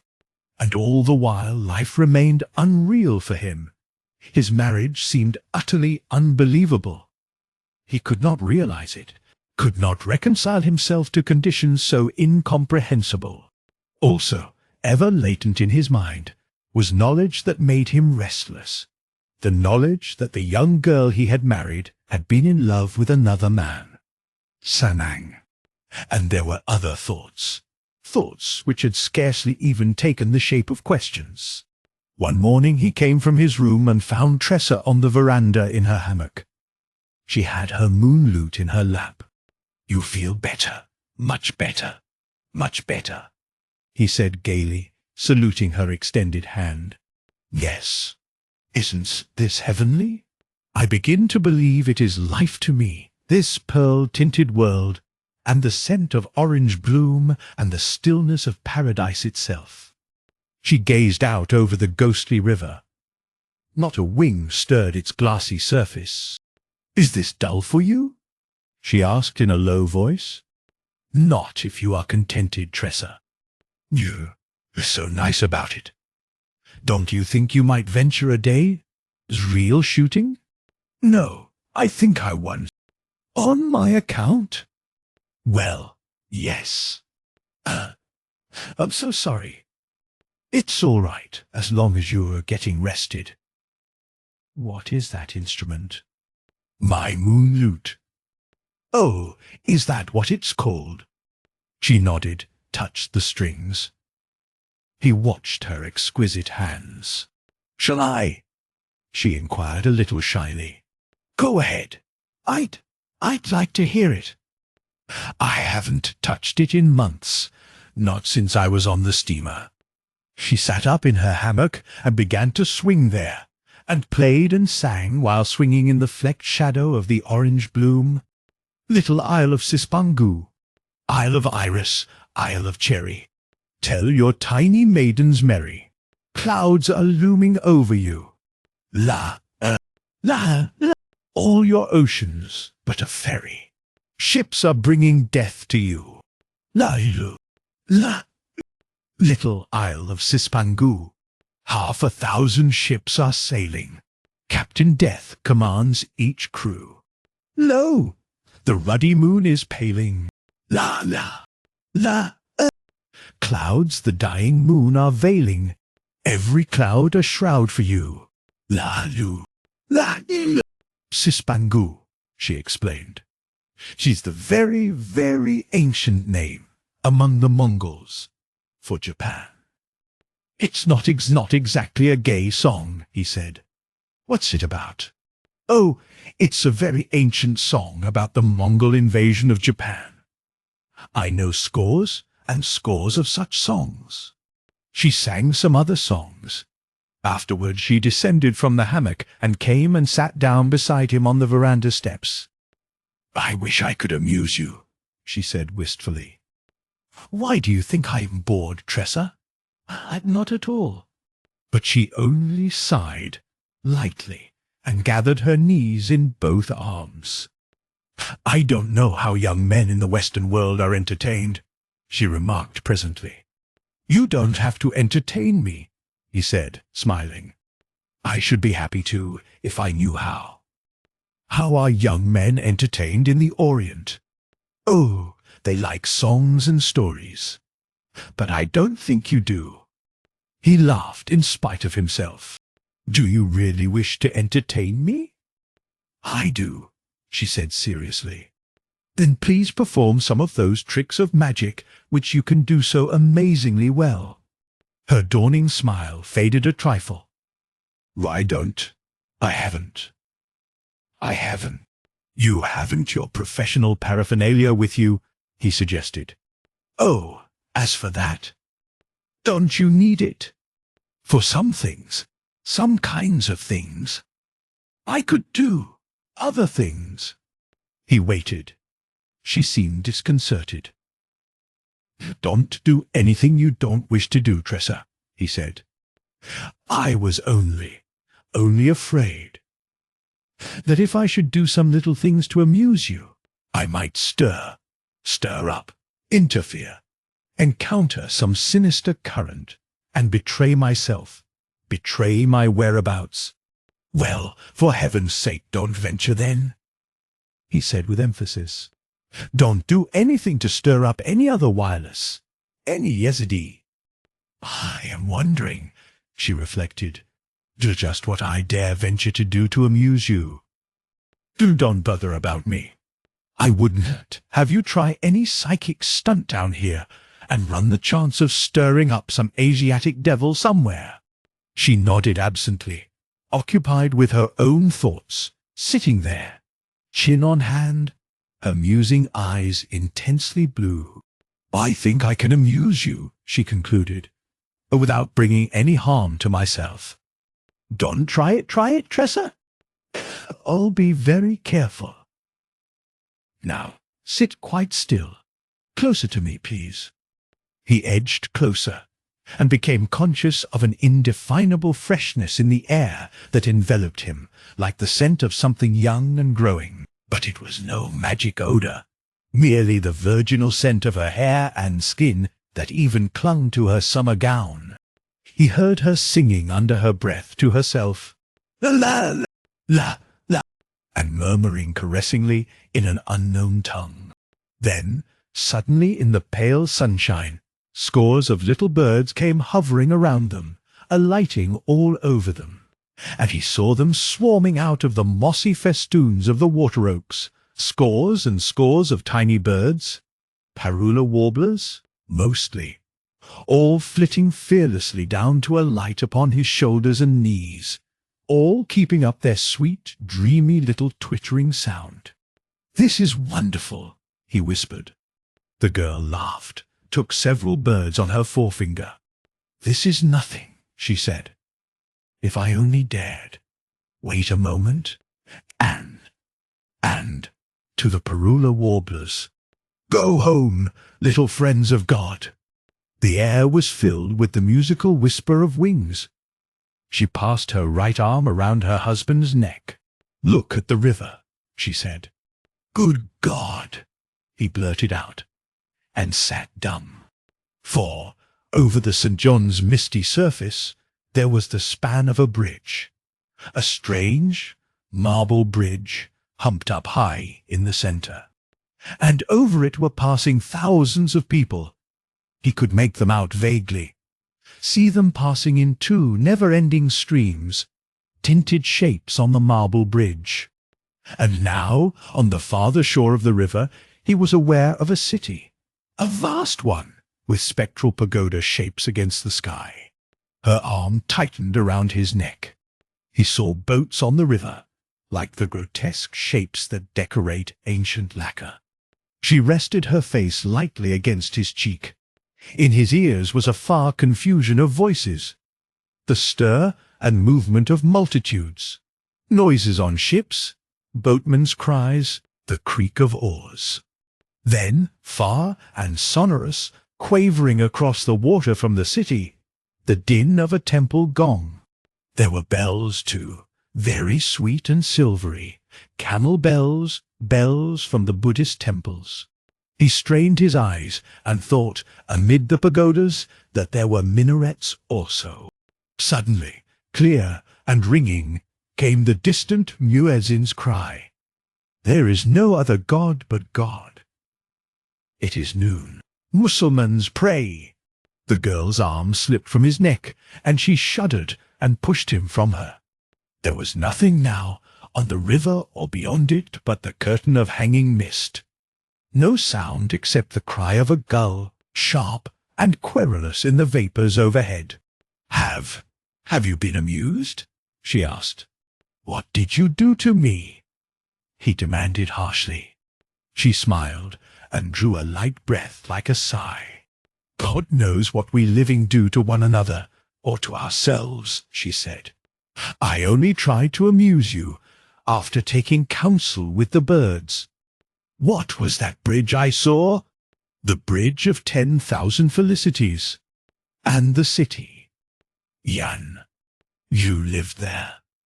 "Yes." He moistened his dry lips and stole another glance at this very commonplace Florida river. Sky and water were blank and still, and the ghostly trees stood tall, reflected palely in the translucent tide.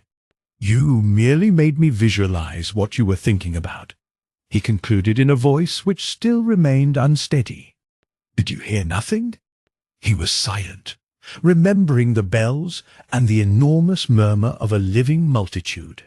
"And there were the birds too," she added with an uncertain smile. "I do not mean to worry you, and you did ask me to amuse you." "I don't know how you did it," he said harshly. "And the details, those thousands and thousands of people on the bridge. And there was one, quite near this end of the bridge, who looked back. A young girl who turned and laughed at us. That was Yulun." "Who?" "Yulun. I taught her English." "A temple girl?" "Yes, from Black China." "How could you make me see her?" he demanded. "Why do you ask such things?" "I do not know how to tell you how I do it. It's a dangerous, uncanny knowledge," he blurted out, and suddenly checked himself, for the girl's face went white. "I don't mean uncanny," he hastened to add, "because it seems to me that what you did by juggling with invisible currents to which, when attuned, our 5 senses respond, is on the same lines as the wireless telegraph and telephone." She said nothing, but her colour slowly returned. "You mustn't be so sensitive," he added.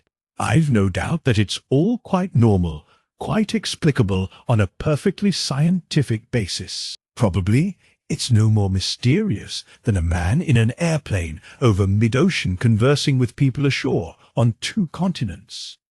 For the remainder of the day and evening Tressa seemed subdued, not restless, not nervous, but so quiet that sometimes, glancing at her askance, Cleves involuntarily was reminded of some lithe young creature of the wilds, intensely alert and still, immersed in fixed and dangerous meditation. About 5 in the afternoon they took their golf sticks, went down to the river, and embarked in the canoe. The water was glassy and still. There was not a ripple ahead, save when a sleeping gull awoke and leisurely steered out of their way. Tressa's arms and throat were bare, and she wore no hat. She sat forward, wielding the bow paddle and singing to herself in a low voice. "You feel all right, don't you?" he asked. "Oh, I am so well, physically now. It's really wonderful, Victor." "Like being a child again," she replied happily. "You're not much more," he muttered. She heard him. "Not very much more, in years," she said. "Does Scripture tell us how old our Lord was when he descended into hell?" "I don't know," he replied, startled. After a little while, Tressa tranquilly resumed her paddling and singing. "And 8 tall towers guard the root of human life, where at all hours death looks out, holding a knife, rolled in a shroud, for every man, humble or proud, mighty or bowed, death has a shroud for every man, even for Chinggis Khan. Behold them pass. Lancer, Barulus, temple dancer, in tissue gold, Kyunu, Karlik bold, Christian, Jew, nations swarm to the great Urdu. Yakasul, with your kettle drum, warn your Khan that his hour is come. Shroud and knife at his spurred feet throw, and bid him stretch his neck for the blow. You know, remarked Cleves, that some of those songs you sing are devilish creepy. Tressa looked around at him over her shoulder, saw he was smiling, smiled faintly in return. They were off Orchid Cove now. The hotel and cottages loomed dimly in the silver mist. Voices came distinctly across the water. There were people on the golf course paralleling the river. Laughter sounded from the clubhouse veranda. They went ashore. Chapter 8. The Man in White. It was at the 6th hole that they passed the man ahead who was playing all alone, a courteous young fellow in white flannels, who smiled and bowed them through in silence. They thanked him, drove from the tee, and left the polite and reticent young man still apparently hunting for a lost ball. Like other things which depended upon dexterity and precision, Tressa had taken most naturally to golf. Her supple muscles helped. At the 9th hole they looked back, but did not see the young man in white flannels. Hammock, set with pine and palmetto, and intervals of evil-looking swamp, flanked the course. Rank wiregrass, bayberry, and scrub palmetto bounded the fair green. On every blossoming bush hung butterflies, Palamedes swallowtails, drugged with sparkleberry honey, their gold and black velvet wings conspicuous in the sunny mist. Like the ceremonial vestments of a Yezidi executioner, murmured the girl. The Chorchas wear red when they robe to do a man to death. I wish you could forget those things, said Cleves. I am trying. I wonder where that young man in white went. Cleves searched the links. I don't see him.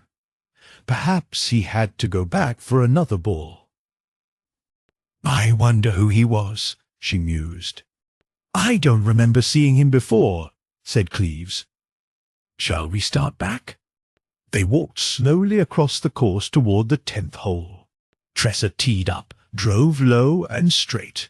Cleves sliced, and they walked together into the scrub and towards the woods, where his ball had bounded into a bunch of palm trees. Far in among the trees something white moved and vanished. Probably a white egret, he remarked, knocking about in the scrub with his mid-iron. It was that young man in white flannels, said Tressa in a low voice. What would he be doing in there? He asked incredulously. That's merely a jungle, Tressa, swamp and cypress, thorn and creeper, and no man would go into that mess if he could. There is no bottom to those swamps. But I saw him in there, she said in a troubled voice. But when I tell you that only a wild animal or a snake or a bird could move in that jungle, the bog is one vast black quicksand. There's death in those depths. Victor.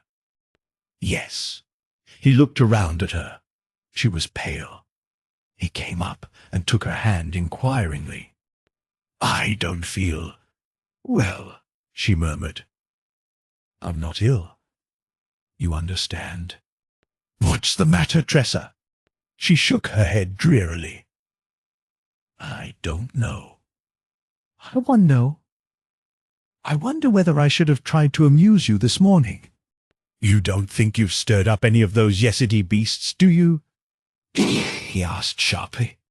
And as she did not answer, he asked again whether she was afraid that what she had done that morning might have had any occult consequences, and he reminded her that she had hesitated to venture anything on that account.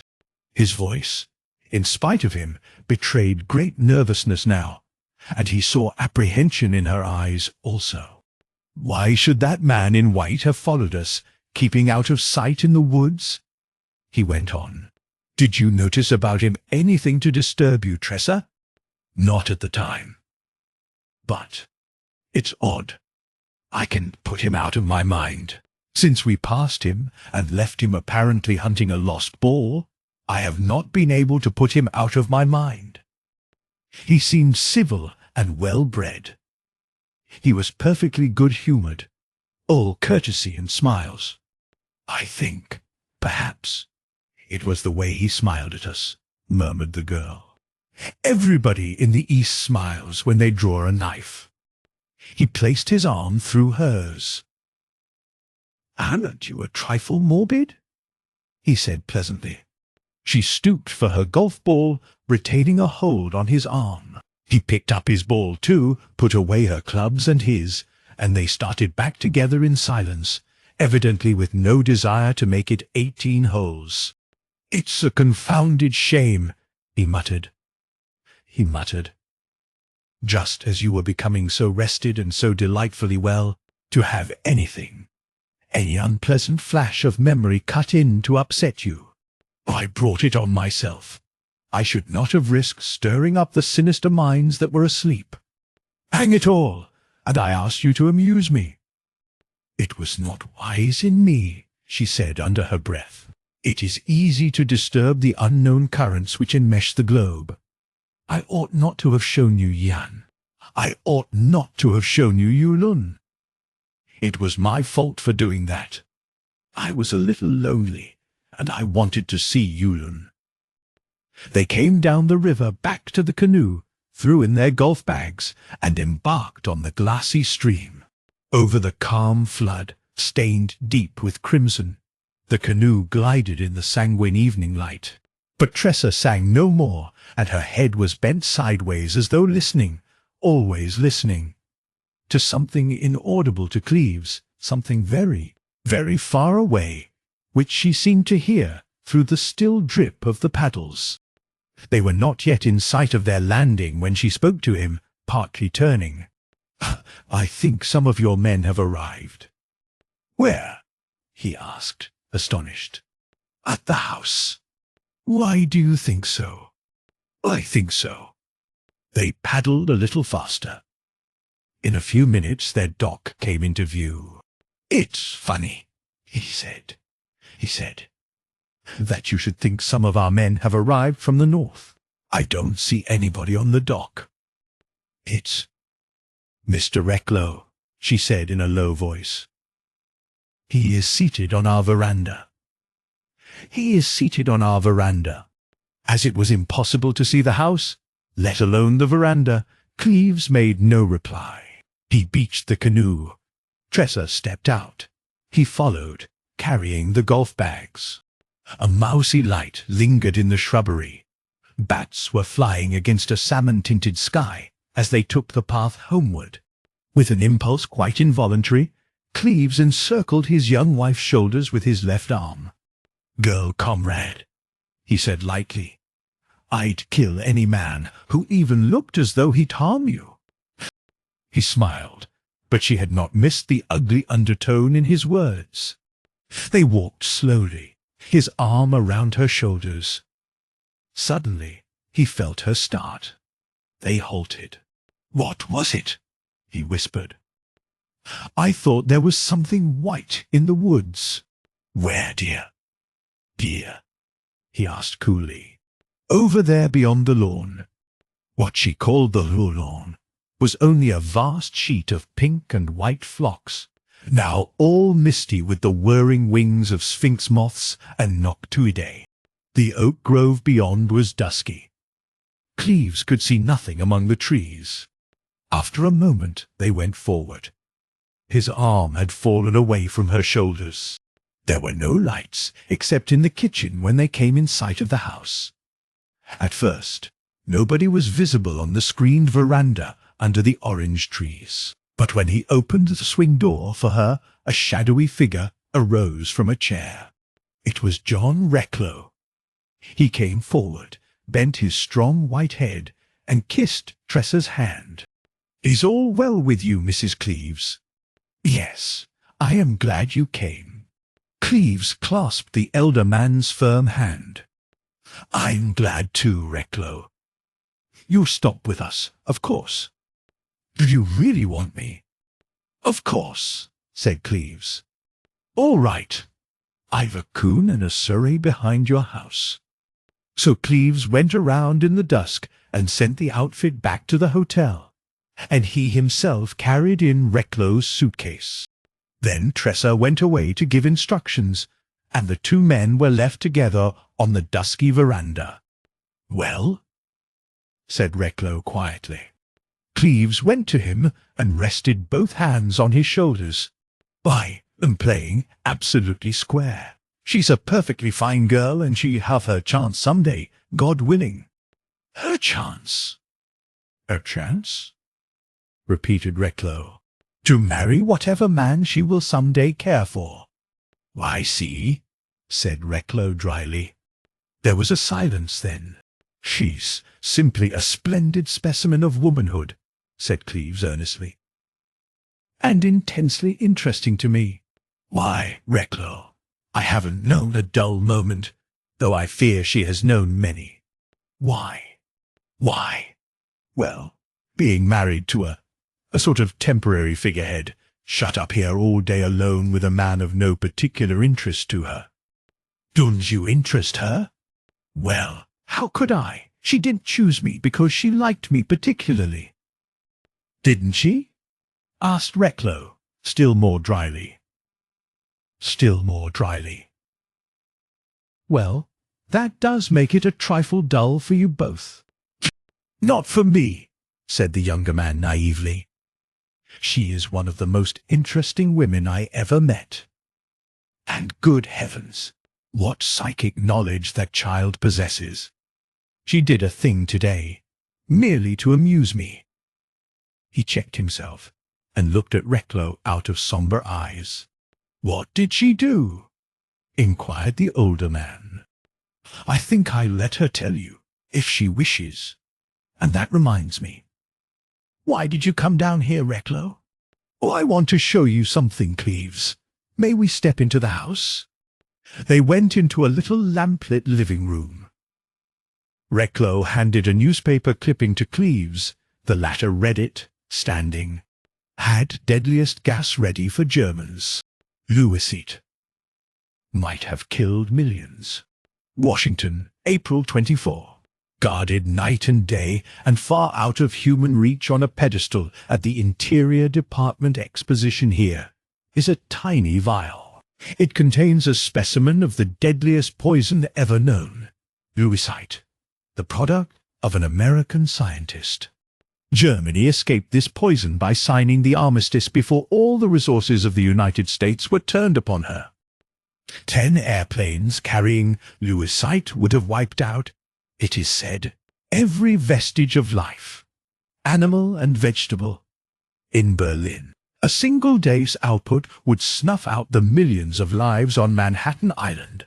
A drop poured in the palm of the hand would penetrate to the blood, reach the heart, and kill the victim in agony. What was coming to Germany may be imagined by the fact that when the armistice was signed, Lewisite was being manufactured at the rate of 10 tons a day. 3,000 tons of this most terrible instrument ever conceived for killing would have been ready for business on the American front in France on November 1. Lewisite is another of the big secrets of the war just leaking out. It was developed in the Bureau of Mines by Professor W. Lee Lewis of Northwestern University, Evanston, Ill, who took a commission as a captain in the Army. The poison was manufactured in a specially built plant near Cleveland, called the Mousetrap, because every workman who entered the stockade went under an agreement not to leave the 11-acre space until the war was won. The object of this, of course, was to protect the secret. Work on the plant was started 18 days after the Bureau of Mines had completed its experiments. Experts are certain that no one will want to steal the sample. Everybody at the exposition which shows what Secretary Lane's department is doing, keeps as far away from it as possible. When Cleves had finished reading, he raised his eyes in silence. "That vial was stolen a week ago," said Recklow gravely. "There be a young man who killed one guard and fatally wounded the other." "Was there any ante-mortem statement?" "Yes. I've followed the man. I lost all trace of him at Palm Beach, but I picked it up again at Ormond. And now I've him here, Cleves." "You don't mean you traced him here?" exclaimed Cleves under his breath. He's here on the St. John's River somewhere. He came up in a motorboat, but left it east of Orchard Cove. Benton knows this country. He's covering the motorboat, and I came here to see how you are getting on." "And to warn us," added Cleves quietly. "Well, yes, he's got that stuff. It's deadlier than the newspaper suspects. And I guess, Cleves, he's one of those damned Yezidi witch doctors, or sorcerers, as they call them. One of that sect of assassins sent over here to work havoc on feeble minds and do murder on the side." "Why do you think so?" "Because the dirty beast lugs his shroud around with him, a bedsheet stolen from the New Willard in Washington. We were so close to him in Jacksonville that we got it, and his luggage. But we didn't get him, the rat. God knows how he knew we were waiting for him in his room. He never came back to get his luggage. But he stole a bedsheet from his hotel in St. Augustine, and that is how we picked him up again. Then, at Palm Beach, we lost the beggar, but somehow or other I felt it in my bones that he was after you and your wife. So I sent Benton to Ormond, and I went to Palatka. Benton picked up his trail. It led toward you, toward the St. John's. And the reptile has been here 48 hours, trying to nose you out, I suppose." Tressa came into the room. Both men looked at her. Cleves said in a guarded voice, "Today, on the golf links at Orchard Cove, there was a young man in white flannels, very polite and courteous to us. But—" Tressa thought she saw him slinking through the woods, as though following and watching us. "My man, probably," said Recklow. He turned quietly to Tressa and sketched for her the substance of what he had just told Cleves. "The man in white flannels on the golf links," said Cleves, "was well built and rather handsome, and not more than 25. I thought he was a Jew." "I thought so too," said Tressa calmly, "until I saw him in the woods. And then, suddenly it came to me that his smile was the smile of a treacherous shaman sorcerer. And the idea haunts me, the memory of those smooth-faced, smiling men in white. Men who smile only when they slay body and soul under the iris skies of Yan. Oh God, merciful, long-suffering," she whispered, staring into the east. "Deliver our souls from Satan, who was stoned, and our bodies from the snare of the Yezidi." Chapter 9. The West Wind. The night grew sweet with the scent of orange bloom, and all the perfumed darkness was vibrant with the feathery whir of hawk moths' wings. Tressa had taken her moon lute to the hammock, but her fingers rested motionless on the strings. Cleves and Recklow, shoulder to shoulder, paced the moonlit path along the hedges of oleander and hibiscus which divided garden from jungle. And they moved cautiously on the white shell road, not too near the shadow line. For in the cypress swamp, the bloated grey death was awake and watching under the moon, and in the scrub palmetto the diamond-dotted death moved lithely.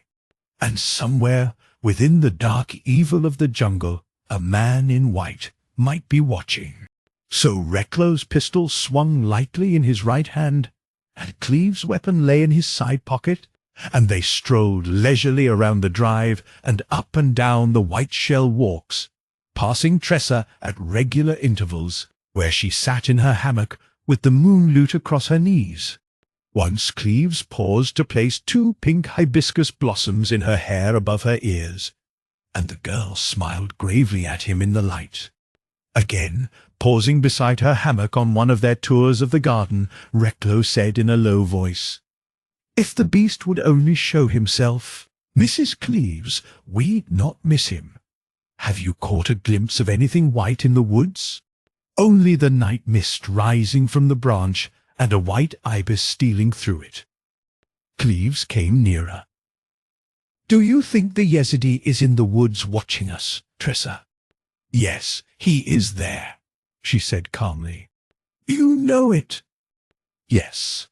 Recklow stared at the woods. "We can't go in to hunt for him," he said. "That fellow would get us with his Lewisite gas before we could discover and destroy him." "Suppose he waits for a west wind and squirts his gas in this direction?" whispered Cleves. "There is no wind," said Tressa tranquilly. "He has been waiting for it, I think. The Yezidi is very patient. And he is a shaman sorcerer." "My God!" breathed Recklow. "What sort of hellish things has the old world been dumping into America for the last 50 years?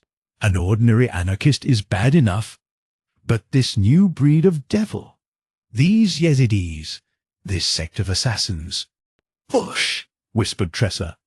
All 3 listened to the great cat-owl howling from the jungle.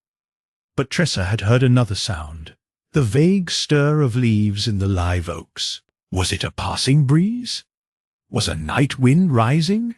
She listened, but heard no brittle clatter from the palm fronds. "Victor," she said. "Yes, Tressa. If a wind comes, we must hunt him. That will be necessary. Either we hunt him and get him, or he kills us here with his gas," said Recklow quietly. "If the night wind comes," said Tressa, "we must hunt the darkness for the Yezidi." She spoke coolly. "If he'd only show himself," muttered Recklow, staring into the darkness. The girl picked up her lute, caught Cleves' worried eyes fixed on her, suddenly comprehended that his anxiety was on her account, and blushed brightly in the moonlight. And he saw her teeth catch at her underlip, saw her look up again at him, confused. "If I dared leave you," he said, "I'd go into the hammock and start that reptile. This one to do. This standing pat while he comes to some deadly decision in the woods there. What else is there to do?" growled Recklow. "Watch," said the girl. "Outwatch the Yezidi. If there is no night wind, he may tire of waiting. Then you must shoot fast. Very, very fast and straight. But if the night wind comes, then we must hunt him in darkness." Recklow, pistol in hand, stood straight and sturdy in the moonlight, gazing fixedly at the forest.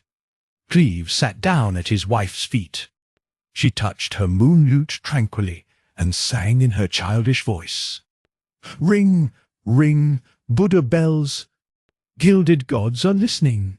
Swing, swing, lily bells. In my garden glistening.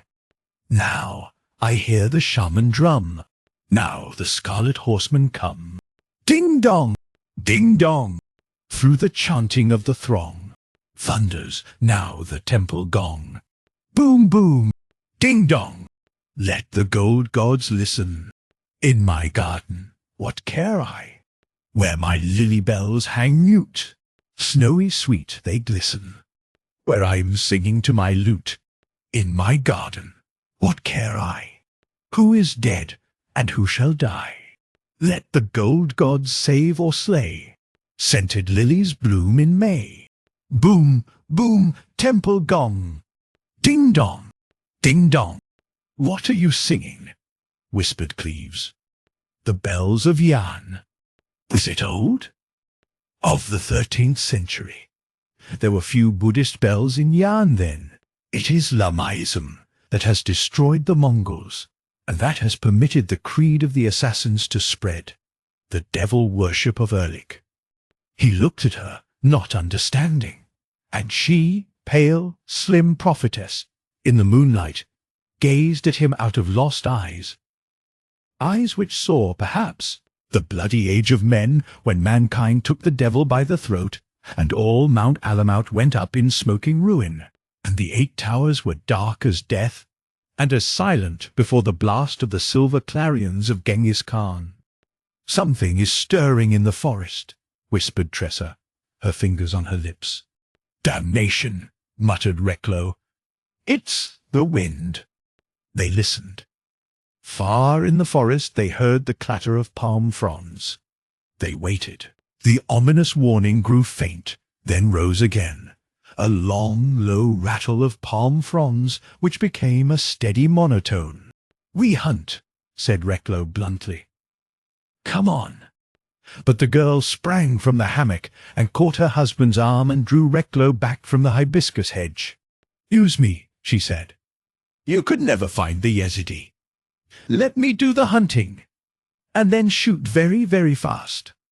"We got to take her," said Recklow. "We dare not leave her." "I can let her lead the way into those black woods," muttered Cleves. "The wind is blowing in my face," insisted Recklow. "Ooh, we'd better hurry." "Better hurry." Tressa laid one hand on her husband's arm. "I can find the Yezidi, I think. You never could find him before he finds you. Victor, let me use my own knowledge. Let me find the way. Please let me lead. Please, Victor. Because if you don't, I'm afraid we'll all die here in the garden where we stand." Cleves cast a haggard glance at Recklow, then looked at his wife. "All right," he said. The girl opened the hedge gate. Both men followed with pistols lifted. The moon silvered the forest. There was no mist, but a night wind blew mournfully through palm and cypress, carrying with it the strange, disturbing pungency of the jungle, wild, unfamiliar perfumes, the acrid aroma of swamp and rotting mold. "What about snakes?" muttered Recklow, knee-deep in wild flocks. But there was a deadlier snake to find and destroy, somewhere in the blotched shadows of the forest. The first sentinel trees were very near now, and Tressa was running across a ghostly tangle where once had been an orange grove, and where aged and dying citrus stumps rose stark amid the riot of encroaching jungle. "She's circling to get the wind at our backs," breathed Recklow, running forward beside Cleves. "That's our only chance to kill the dirty rat, catch him with the wind at our backs." Once, traversing a dry hammock where streaks of moonlight alternated with velvet black shadow, a rattlesnake sprang his goblin alarm. They could not locate the reptile. They shrank together and moved warily, chilled with fear. Once, too, clear in the moonlight, the grey death reared up from bloated folds and stood swaying rhythmically in a horrible shadow dance before them, and Cleves threw one arm around his wife and crept past, giving death a wide berth there in the checkered moonlight. Now, underfoot, the dry hammock lay everywhere, and the night wind blew on their backs. Then Tressa turned and halted the two men with a gesture, and went to her husband where he stood in the palm forest, and laid her hands on his shoulders, looking him very wistfully in the eyes. Under her searching gaze he seemed oddly to comprehend her appeal. "You are going to use your knowledge," he said mechanically. "You are going to find the man in white. Yes. You are going to find him in a way we don't understand," he continued dully. "Yes. You will not hold me in horror, will you?" Recklow came up, making no sound on the spongy palm litter underfoot. "Can you find this devil?" he whispered. "I think so. Does your super instinct finer sense, knowledge, whatever it is, give you any inkling as to his whereabouts, Mrs. Cleves? I think he is here in this hammock. Only—" She turned again, with swift impulse, to her husband. "Only if you do not hold me in horror, because of what I do." There was a silence. Then, "What are you about to do?" he asked hoarsely. "Slay this man." "We will do that," said Cleves with a shudder. "Only show him to us, and we shoot the dirty reptile to slivers." "Suppose we hit the jar of gas," said Recklow. After a silence, Tressa said, "I have got to give him back to Satan. There is no other way. I understood that from the first. He cannot die by your pistols, though you shoot very fast and straight." "No." After another silence, Recklow said, "You had better find him before the wind changes. We hunt down wind, or we die here together." She looked at her husband. "Show him to us in your own way," he said, "and deal with him as he must be dealt with." A gleam passed across her pale face, and she tried to smile at her husband.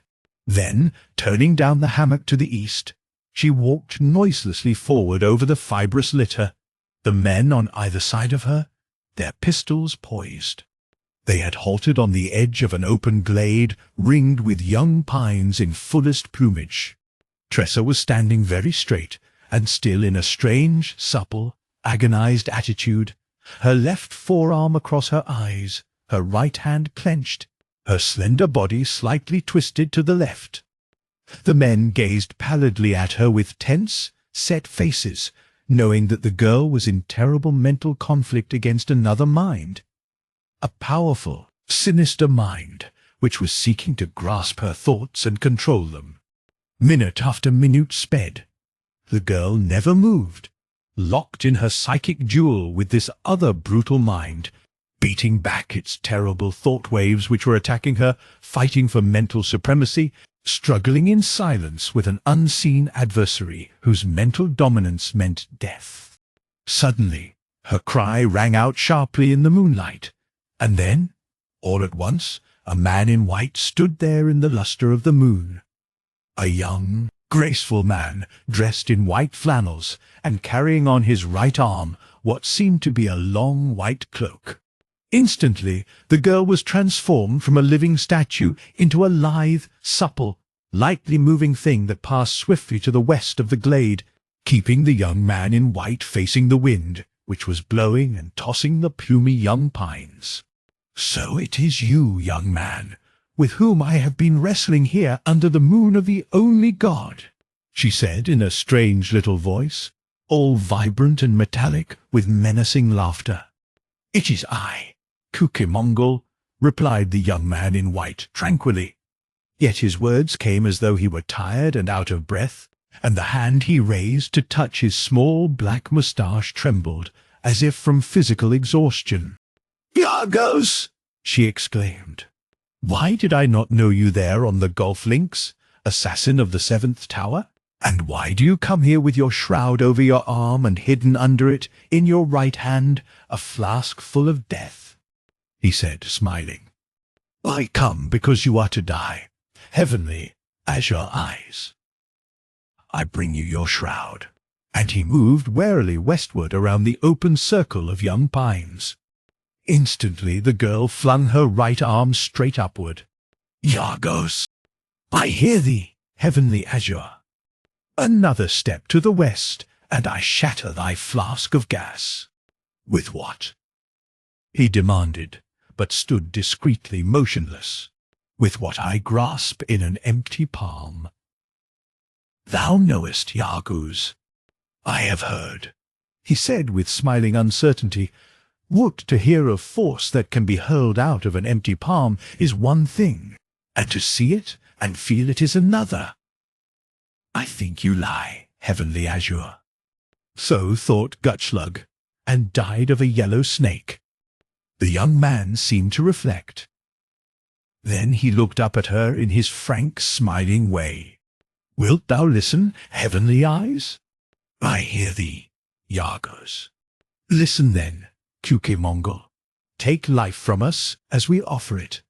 Life is sweet. Erlik, like a spider, waits in darkness for lost souls that flutter to his net." "You think my soul was lost there in the temple, Yargaz?"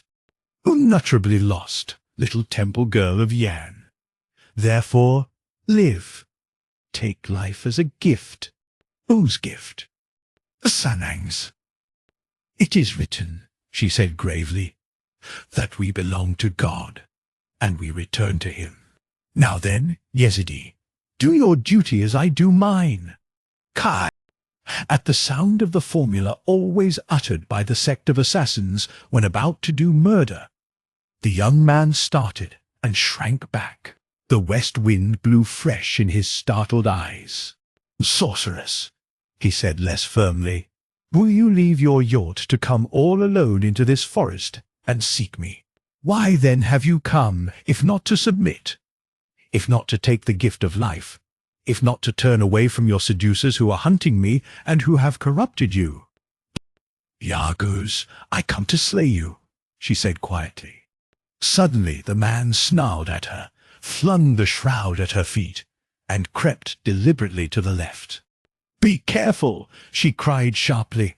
"Look what you were about. Stand still, son of a dog. May your mother bewail your death." Yargos edged toward the west, clasping in his right hand the flask of gas. "Sorceress," he laughed. "The witch of Tibet prophesied with a drum that the 3 purities, the 9 perfections, and the 9 times 9 felicities shall be lodged in him who slays the treacherous temple girl. Kuki Mongol, there is more magic in this bottle which I grasp than in thy mind and body. Heavenly eyes, I pray God to be merciful to this soul I send to Erlik."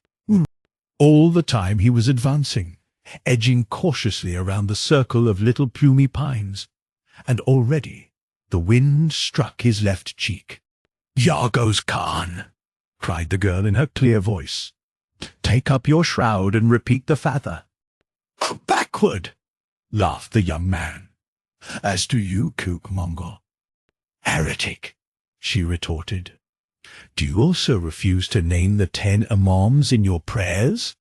Dog, toad, spittle of Erlik, may all your cattle die, and all your horses take the glanders, and all your dogs the mange." "Silence, sorceress!" he shouted, pale with fear and fury. "Witch, mudworm, may Erlik seize you! May your skin be covered with putrefying sores! May all the demons torment you! May God remember you in hell! Yargos, stand still! Is your word then the rampart of Gog and Magog, you young witch of Yan, that a Khan of the 7th tower need fear you?" he sneered, stealing stealthily westward through the feathery pines. "I give thee thy last chance, Yargos Khan," she said in an excited voice that trembled. "Recite thy prayer naming the 10, because with their holy names upon thy lips thou mayest escape damnation. For I am here to slay thee, Yargos. Take up thy shroud and pray." The young man felt the west wind at the back of his left ear. Then he began to laugh. "Heavenly eyes," he said. "But the end is come, together with the 2 police who hide in the pines yonder behind thee. Behold the bottle magic of Yargos Khan." And he lifted the glass flask in the moonlight, as though he were about to smash it at her feet. Then a terrible thing occurred. The entire flask glowed red-hot in his grasp, and the man screamed and strove convulsively to fling the bottle, but it stuck to his hand, melted into the smoking flesh. Then he screamed again, or tried to, but his entire lower jaw came off, and he stood there with the awful orifice gaping in the moonlight. Stood, reeled a moment, and then, his whole face slid off, leaving nothing but a bony mask out of which burst shriek after shriek. Cucamongle had fainted dead away. Cleves took her into his arms. Recklow, trembling and deathly white, went over to the thing that lay among the young pines and forced himself to bend over it. The glass flask still stuck to one charred hand, but it was no longer hot, and Recklow rolled the unspeakable thing into the white shroud and pushed it into the swamp. An evil ooze took it, slowly sucked it under, and engulfed it. A few stinking bubbles broke. Recklow went back to the little glade among the pines. A young girl lay sobbing convulsively in her husband's arms, asking God's pardon and his for the justice she had done upon an enemy of all mankind. Chapter 10. A.T. the Ritz. When Victor Cleves telegraphed from St. Augustine to Washington that he and his wife were on their way north, and that they desired to see John Recklow as soon as they arrived, John Recklow remarked that he knew of no place as private as a public one, and he came on to New York and established himself at the Ritz, rather regally. To dine with him that evening were two volunteer agents of the United States Secret Service, ZB 303, otherwise James Benton, a fashionable architect, and XY 371, Alexander Selden, sometime junior partner in the House of Milwyn, Selden & Co. A single lamp was burning in the white and rose rococo room. Under its veiled glow these three men sat conversing in guarded voices over coffee and cigars, awaiting the advent of 53626, otherwise Victor Cleves, recently professor of ornithology at Cambridge, and his young wife, Tressa, known officially as V69. "Did the trip south do Mrs. Cleves any good?" inquired Benton. "Some," said Recklow. "When Selden and I saw her she was getting better." "I suppose that affair of Iago's upset her pretty thoroughly." "Yes." Recklow tossed his cigar into the fireplace and produced a pipe. "Victor Cleves upsets her more," he remarked. "Why?" asked Benton, astonished. "She's beginning to fall in love with him, and doesn't know what's the matter with her," replied the elder man dryly. Selden noticed it too. Benton looked immensely surprised. "I supposed," he said, "that she and Cleves considered the marriage to be merely a temporary necessity. I didn't imagine that they cared for each other." "I don't suppose they did at first," said Selden. "But I think she's interested in Victor, and I don't see how he can help falling in love with her, because she's a very beautiful thing to gaze on and a most engaging one to talk to." "She's about the prettiest girl I ever saw," admitted Benton. "And about the cleverest." All the same." "What?" "Well, Mrs. Cleves has her drawbacks, you know. As a real wife, I mean," Recklow said. "There is a fixed idea in Cleves's head that Tressa Norn married him as a last resort, which is true. But he never believes she's changed her ideas in regard to him unless she herself enlightens him, and the girl is too shy to do that. Besides, she believes the same thing of him." "There's a mess for you." Recklow filled his pipe carefully. "In addition," he went on, "Mrs. Cleves has another and very terrible fixed idea in her charming head, and that is that she really did lose her soul among those damned Yezidis. She believes that Cleves, though kind to her, considers her merely as something uncanny, something to endure until this Yezidi campaign is ended and she is safe from assassination." Benton said, "After all, and in spite of all her loveliness, I myself should not feel entirely comfortable with such a girl for a real wife." "Why?" demanded Recklow. "Well, good heavens, John, those uncanny things she does, her rather terrifying psychic knowledge and ability, make a man more or less uneasy." He laughed without mirth. For example, he added, I never was nervous in any physical crisis, but since I've met Tressa Norn, to be frank, I'm not any too comfortable in my mind when I remember Gutschlug and Sanang and Albert Fiek and that dirty reptile Yargos, and when I recollect how that girl dealt with them. Good God, John, not a coward, I hope, but that sort of thing worries me. Recklow lighted his pipe. He said, in the government's campaign against these 8 foreigners who have begun a psychic campaign against the unsuspicious people of this decent republic, with the purpose of surprising, overpowering, and enslaving the minds of mankind by a misuse of psychic power, we agents of the Secret Service are slowly gaining the upper hand.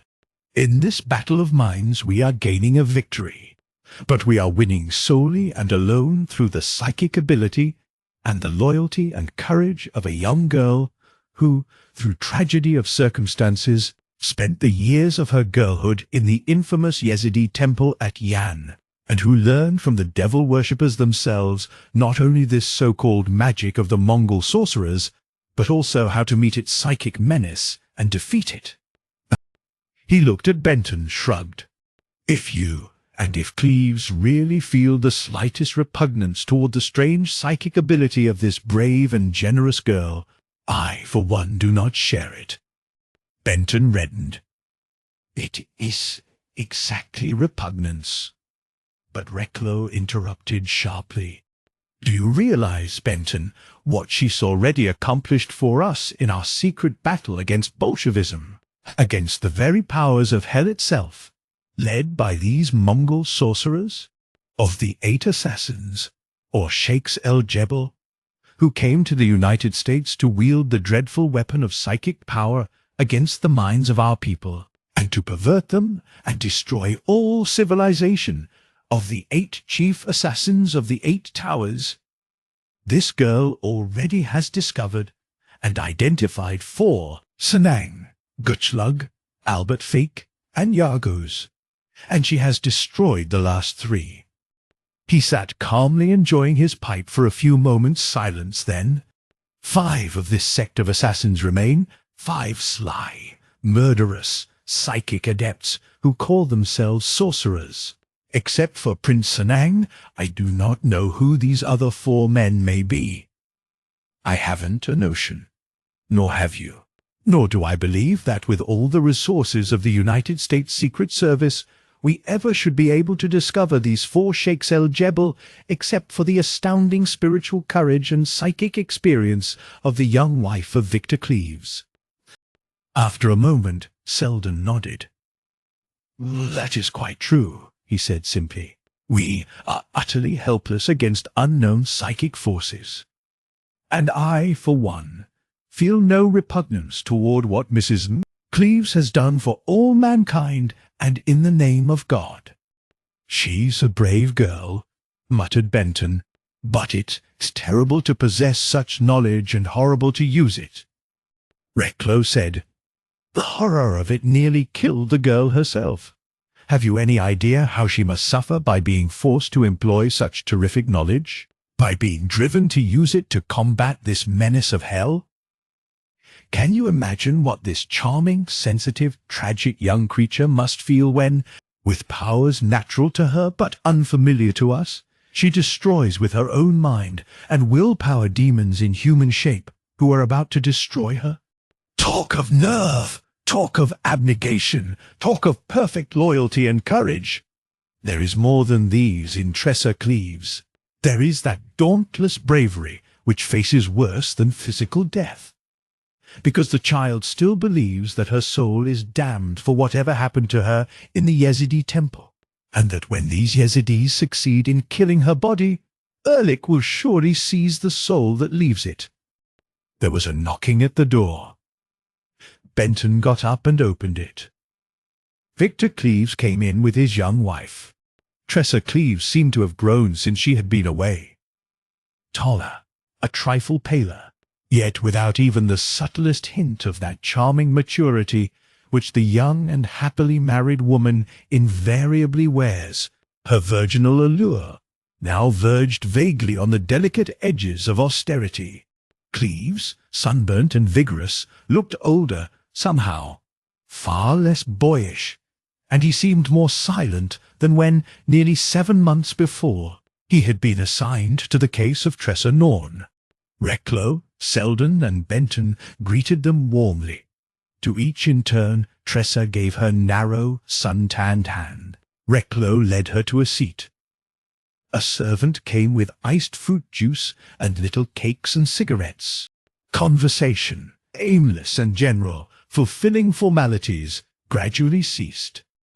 A full June moon stared through the open windows, searching for the traditional bride, perhaps, and its light silvered a pale and lovely figure that might possibly have passed for the pretty ghost of a bride, but not for any girl who had married because she was loved. Recklow broke the momentary silence bluntly. "Have you anything to report, Cleves?" The young fellow hesitated. "My wife has, I believe." The others turned to her. She seemed, for a moment, to shrink back in her chair, and, as her eyes involuntarily sought her husband, there was in them a vague and troubled appeal. Cleves said in a sombre voice, "I need scarcely remind you how deeply distasteful this entire and accursed business is to my wife. But she is going to see it through, whatever the cost. And we 4 men understand something of what it has cost her, is costing her, in violence to her every instinct." "We honor her the more," said Recklow quietly. "We could not honor her too much," said Cleves. A slight color came into Tressa's face. She bent her head, but Recklow saw her eyes steal sideways toward her husband. Still bowed a little in her chair, she seemed to reflect for a while concerning what she had to say. Then, looking up at John Recklow, "I saw Sanang." "Good heavens! Where?" he demanded. "Well, don't. No." Cleves, flushing with embarrassment, explained. She saw him clairvoyantly. She was lying in the hammock. You remember, I had a trained nurse for her after what happened in Orchid Lodge. Tressa looked miserably at Recklow, dumbly for a moment. Then her lips unclosed. "I saw Prince Sanang," she repeated. "He was near the sea. There were rocks, cottages on cliffs, and very brilliant flowers in tiny pocket-like gardens.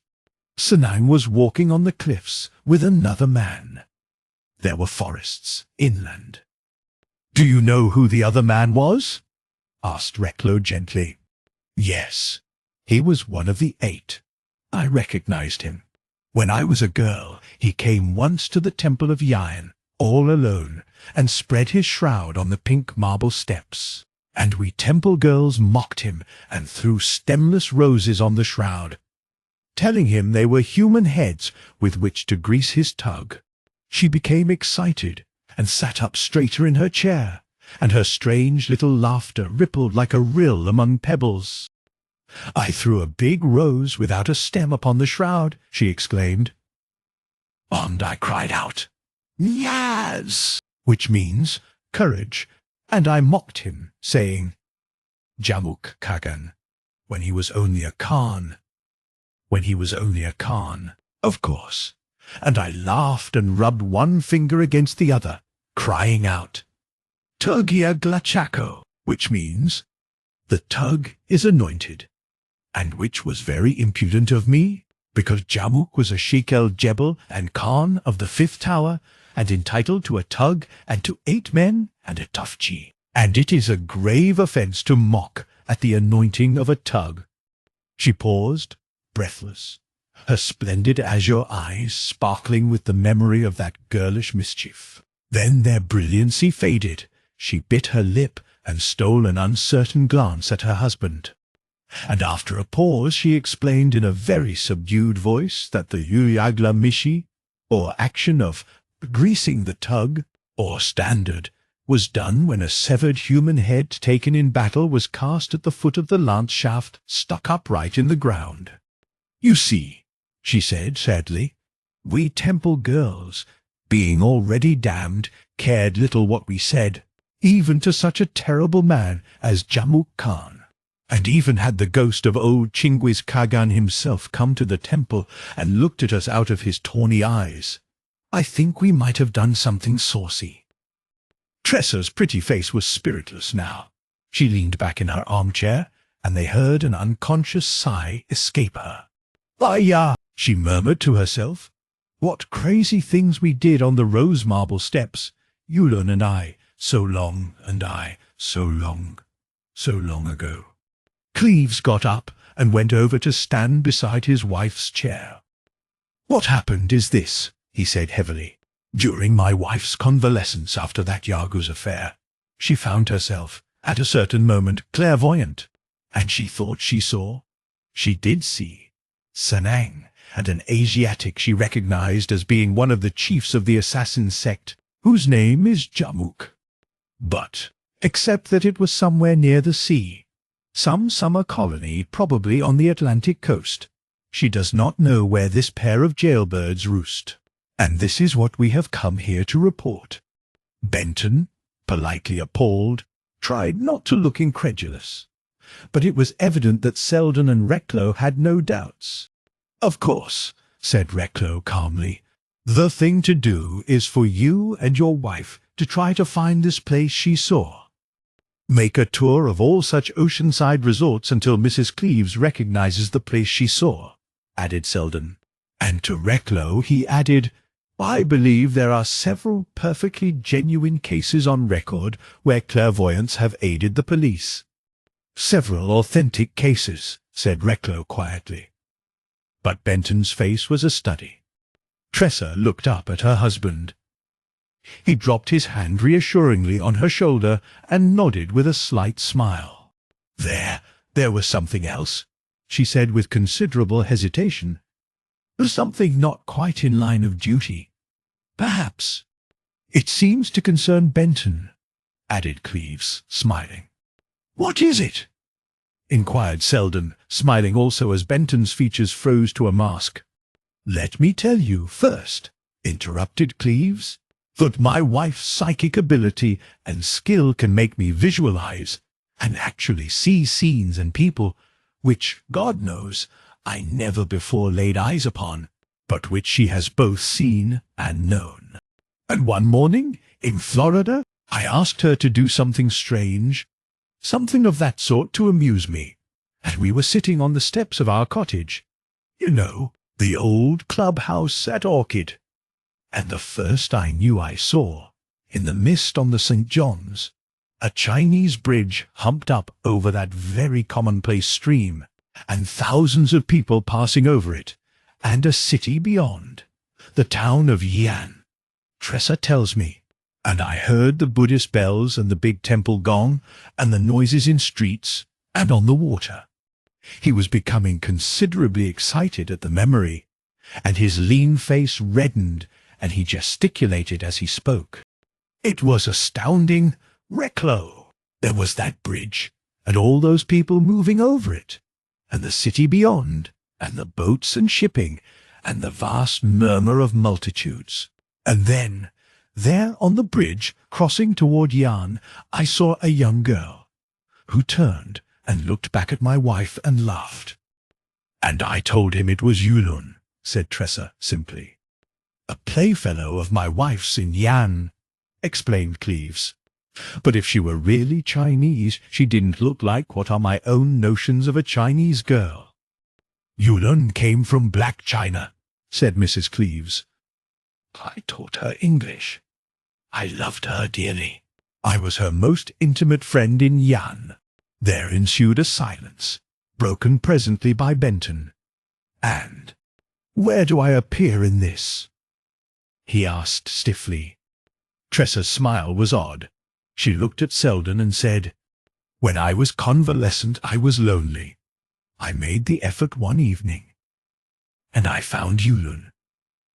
And again she was on a bridge, but she was dressed as I am. And the bridge was one of those great, horrible steel monsters that sprawl across the East River. And I was astonished, and I said, Yulun, darling, are you really here in America and in New York? Or has a demon tangled the threads of thought to mock my mind in illness? Then Yulun looked very sorrowfully at me and wrote in Arabic characters in the air the name of our enemy who once came to the Lake of Ghosts for love of her, Yadin ed-Din Tukchi to Jamuk the Fox, and who went his way again amid our scornful laughter. He is a demon, and he was tangling my thread of thought. Tressa became exceedingly animated once more. She rose and came swiftly to where Benton was standing. "And what do you think?" she said eagerly. I said to her, Yulun, Yulun, Yulun, will you make the effort and come to me if I make the effort? Will you come to me, beloved? And Yulun made yes with her lips, after a silence. "But where do I come in?" inquired Benton, stiffly fearful of such matters. "You came in." "I don't understand." "You came in the door while Yulun and I were talking." "When?" "When you came to see me after I was better, and you and Mr. Selden were going north with Mr. Recklow. Don't you remember? I was lying in the hammock in the moonlight, and Victor told you I was asleep?" "Yes, of course." "I was not asleep. I had made the effort, and I was with Yulun. I did not know you were standing beside my hammock in the moonlight until Yulun told me. And that is what I am to tell you. Yulun saw you, and Yulun has written it in Chinese, in Ayur characters, and in Arabic, tracing them with her forefinger in the air, that Yulun, loveliest in Yan, flame slender and very white, has seen her heart, like a pink pearl afire, burning between your august hands." "My hands!" exclaimed Benton, very red. There fell an odd silence. Nobody laughed. Tressa came nearer to Benton, wistful, uncertain, shy. "Would you care to see Yulun?" she asked. "Well, no," he said, startled. I shall not deny that such things worry me a lot, Mrs. Cleves. I am an Episcopalian." The tension released, Selden was the first to laugh. There's no use blinking the truth," he said. We're up against something absolutely new.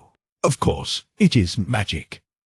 It can, of course, be explained by natural laws about which we happen to know nothing at present. Recklow nodded. "What do we know about the human mind? It has been proven that no thought can originate within that mass of convoluted physical matter called the brain. It has been proven that something outside the brain originates thought and uses the brain as a vehicle to incubate it. What do we know about thought?" Selden, much interested, sat cogitating and looking at Mrs. Cleves. But Benton, still flushed and evidently nervous, sat staring out of the window at the full moon and twisting an unlighted cigarette to shreds. "Why didn't you tell Benton when the thing occurred down there at Orchid Lodge, the night we called to say goodbye?" asked Selden curiously. Tressa gave him a distressed smile. "I was afraid he wouldn't believe me. And I was afraid that you and Mr. Recklow, even if you believed it, might not like me any the better for being clairvoyant." Recklow came over, bent his handsome grey head, and kissed her hand. "I never liked any woman better, nor respected any woman as deeply," he said. And, lifting his head, he saw tears sparkling in her eyes. "My dear," he said in a low voice, and his firm hand closed over the slim fingers he had kissed.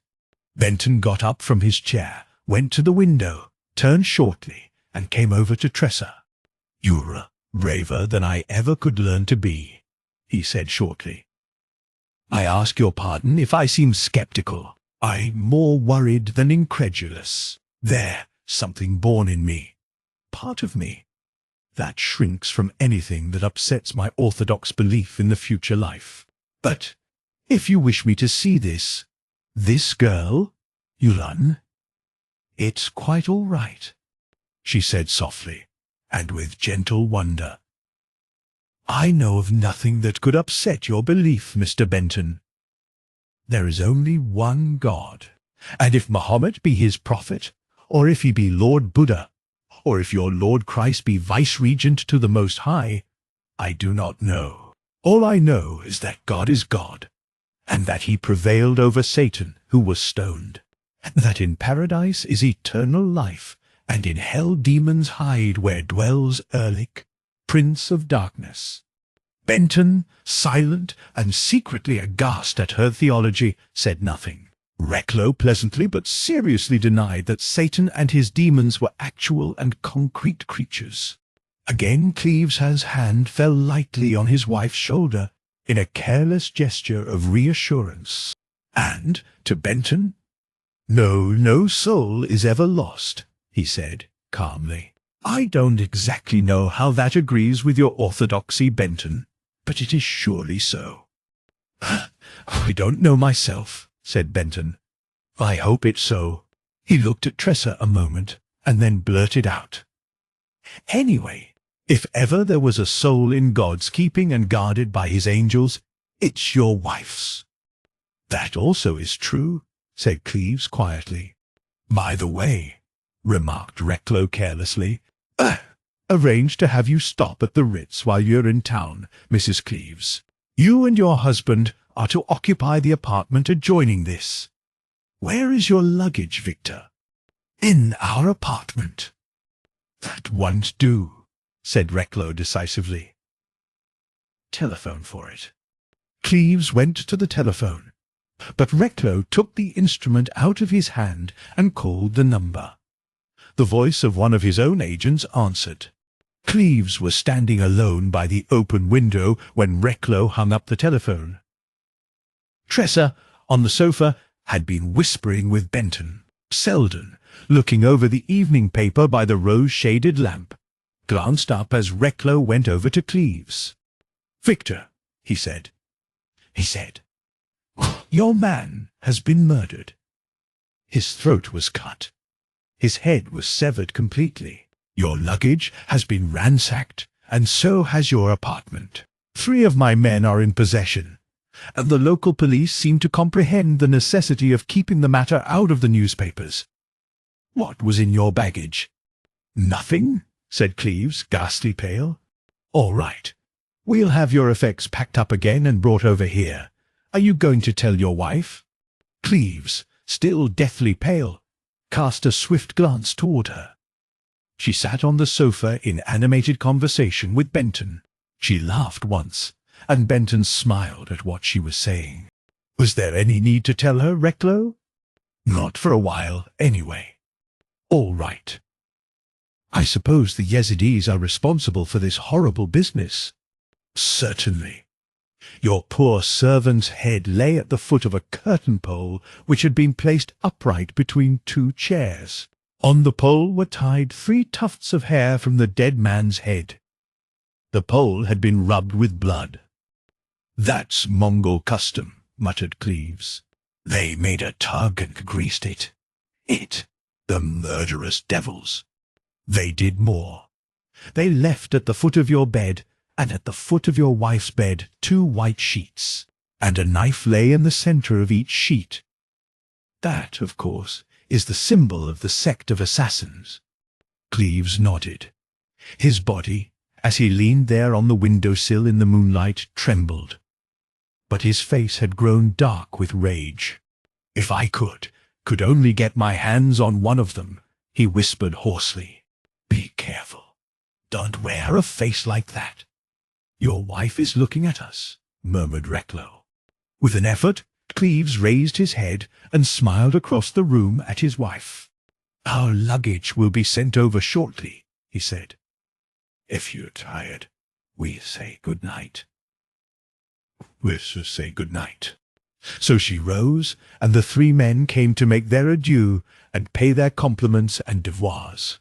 Then, with a smile that seemed almost happy, she went into her own apartment on her husband's arm. Cleves and his wife had connecting bedrooms and a sitting room between. Here they paused for a moment before the always formal ceremony of leave-taking at night. There were roses on the center table. Tressa dropped one hand on the table and bent over the flowers. "They seem so friendly," she said under her breath. He thought she meant that she found even in flowers a refuge from the solitude of a loveless marriage. He said quietly, "I think you will find the world very friendly, if you wish." But she shook her head, looking at the roses. Finally he said good night, and she extended her hand, and he took it formally. Then their hands fell away. Tressa turned and went toward her bedroom. At the door she stopped, turned slowly. "What shall I do about Yulun?" she asked. "What is there to do? Yulun is in China." "Yes, her body is." "Do you mean that the rest of her, whatever it is, could come here?" "Why, of course." "So that Benton could see her?" "Yes." "Could he see her just as she is? Her face and figure, clothes and everything?" "Yes." "Would she seem real, or like a ghost, spirit, whatever you choose to call such things?" Tressa smiled. "She'd be exactly as real as you or I, Victor. She seemed like anybody else." "She? That's astonishing," he muttered. "Could Benton hear her speak?" "Certainly." "Talk to her?" Tressa laughed. "Of course. If Yulun should make the effort, she could leave her body as easily as she undresses herself. It is no more difficult to divest one's self of one's body than it is to put off one garment and put on another. And, somehow, I think Yulun will do it tonight. Come here. It would be like her." Tressa laughed. "Isn't it odd that she should have become so enamored of Mr. Benton, just seeing him there in the moonlight that night at Orchid Lodge?" For a moment the smile curved her lips, then the shadow fell again across her eyes, veiling them in that strange and lovely way which Cleves knew so well, and he looked into her impenetrable eyes in troubled silence. "Victor," she said in a low voice, "were you afraid to tell me that your man had been murdered?" After a moment, "You always know everything," he said unsteadily. "When did you learn it?" "Just before Mr. Recklow told you." "How did you learn it, Tressa?" "I looked into our apartment." "When?" "While you were telephoning." "You mean you looked into our rooms from here?" "Yes, clairvoyantly." "What did you see?" "Piaglamity," she said with a shudder. "Kai, the tug of Jamuk is anointed at last." "Is that the beast of a Mongol who did this murder?" "Jamuk and Prince Sanang planned it," she said, trembling a little. "But that butchery was Yadin's work, I think." "Kai, the work of Yadin Din, Tokchi to Jamuk the fox." They stood confronting each other, the length of the sitting room between them, and after the silence had lasted a full minute, Cleves reddened and said, "I am going to sleep on the couch at the foot of your bed, Tressa." His young wife reddened too. He said, "This affair has thoroughly scared me. I can let you sleep out of my sight. I am quite safe, and you would have an uncomfortable night," she murmured. "Do you mind if I sleep on the couch, Tressa?" "No." "Will you call me when you are ready?" "Yes." She went into her bedroom and closed the door. When he was ready, he slipped a pistol into the pocket of his dressing gown, belted it over his pyjamas, and walked into the sitting room. His wife called him presently, and he went in. Her night lamp was burning, and she extended her hand to extinguish it. "Could you sleep if it burns?" he asked bluntly. "Yes." "Then let it burn." "This business has got on my nerves," he muttered. They looked at each other in an expressionless way. Both really understood how useless was this symbol of protection, This man the girl called husband. How utterly useless his physical strength, and the pistol sagging in the pocket of his dressing gown. Both understood that the only real protection to be looked for must come from her, from the gifted and guardian mind of this young girl who lay there looking at him from the pillows. "Good night," he said, flushing. I'll do my best, but only one of God's envoys, like you, knows how to do battle with things that come out of hell. After a moment's silence, she said in a colorless voice, "I wish you'd lie down on the bed." "Had you rather I did?" "Yes." So he went slowly to the bed, placed his pistol under the pillow, drew his dressing gown around him, and lay down. After he had lain unstirring for half an hour. "Try to sleep, Tressa," he said, without turning his head. "Can't you seem to sleep, Victor?" she asked, and he heard her turn her head. "No." "Shall I help you?" "Do you mean use hypnosis, the power of suggestion, on me?" "No, I can help you to sleep very gently. I can make you very drowsy. You are drowsy now. You are very close to the edge of sleep. Sleep, dear. Sleep easily, naturally, confidently as a tired boy. You are sleeping. Deeply, sweetly. My dear, dear husband." Chapter 11. Yulin the Beloved. Cleves opened his eyes. He was lying on his left side. In the pink glow of the night lamp, he saw his wife in her night-dress, seated sideways on the farther edge of the bed, talking to a young girl. The strange girl wore what appeared to be a chamber robe of frail gold tissue that clung to her body and glittered as she moved.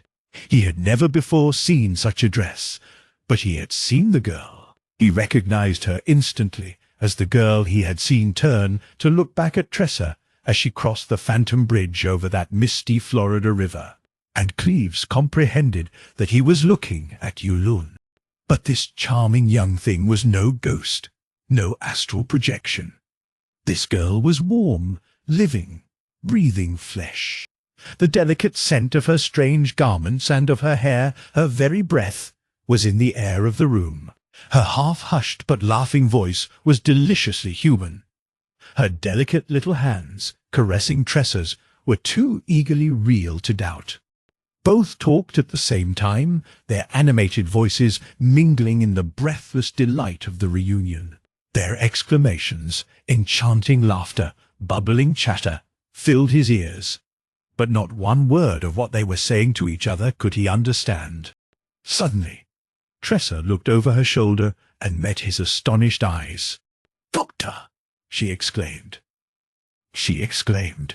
"Yulun, my lord is awake!"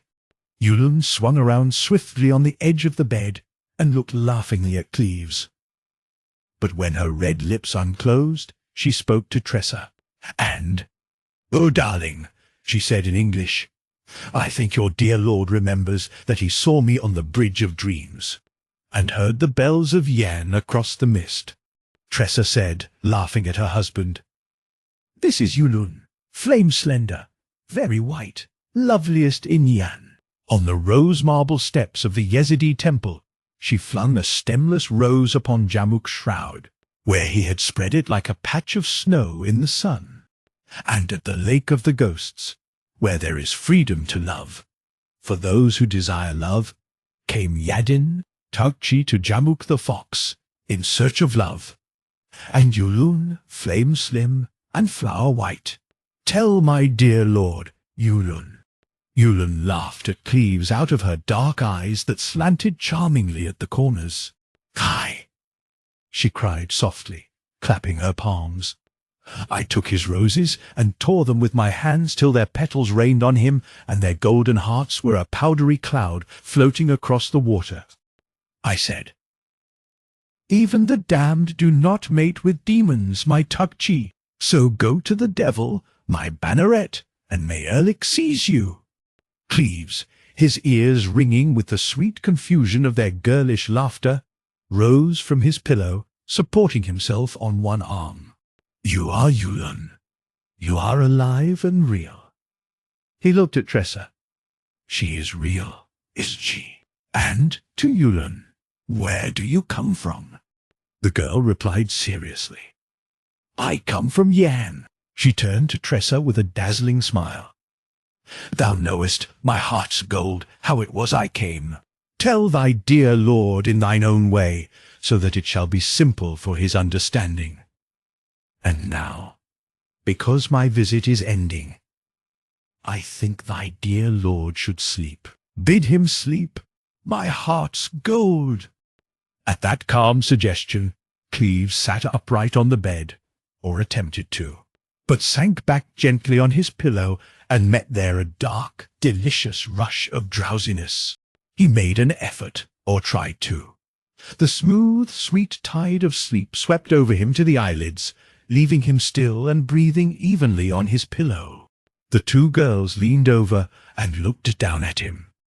"Thy dear lord," murmured Yulun.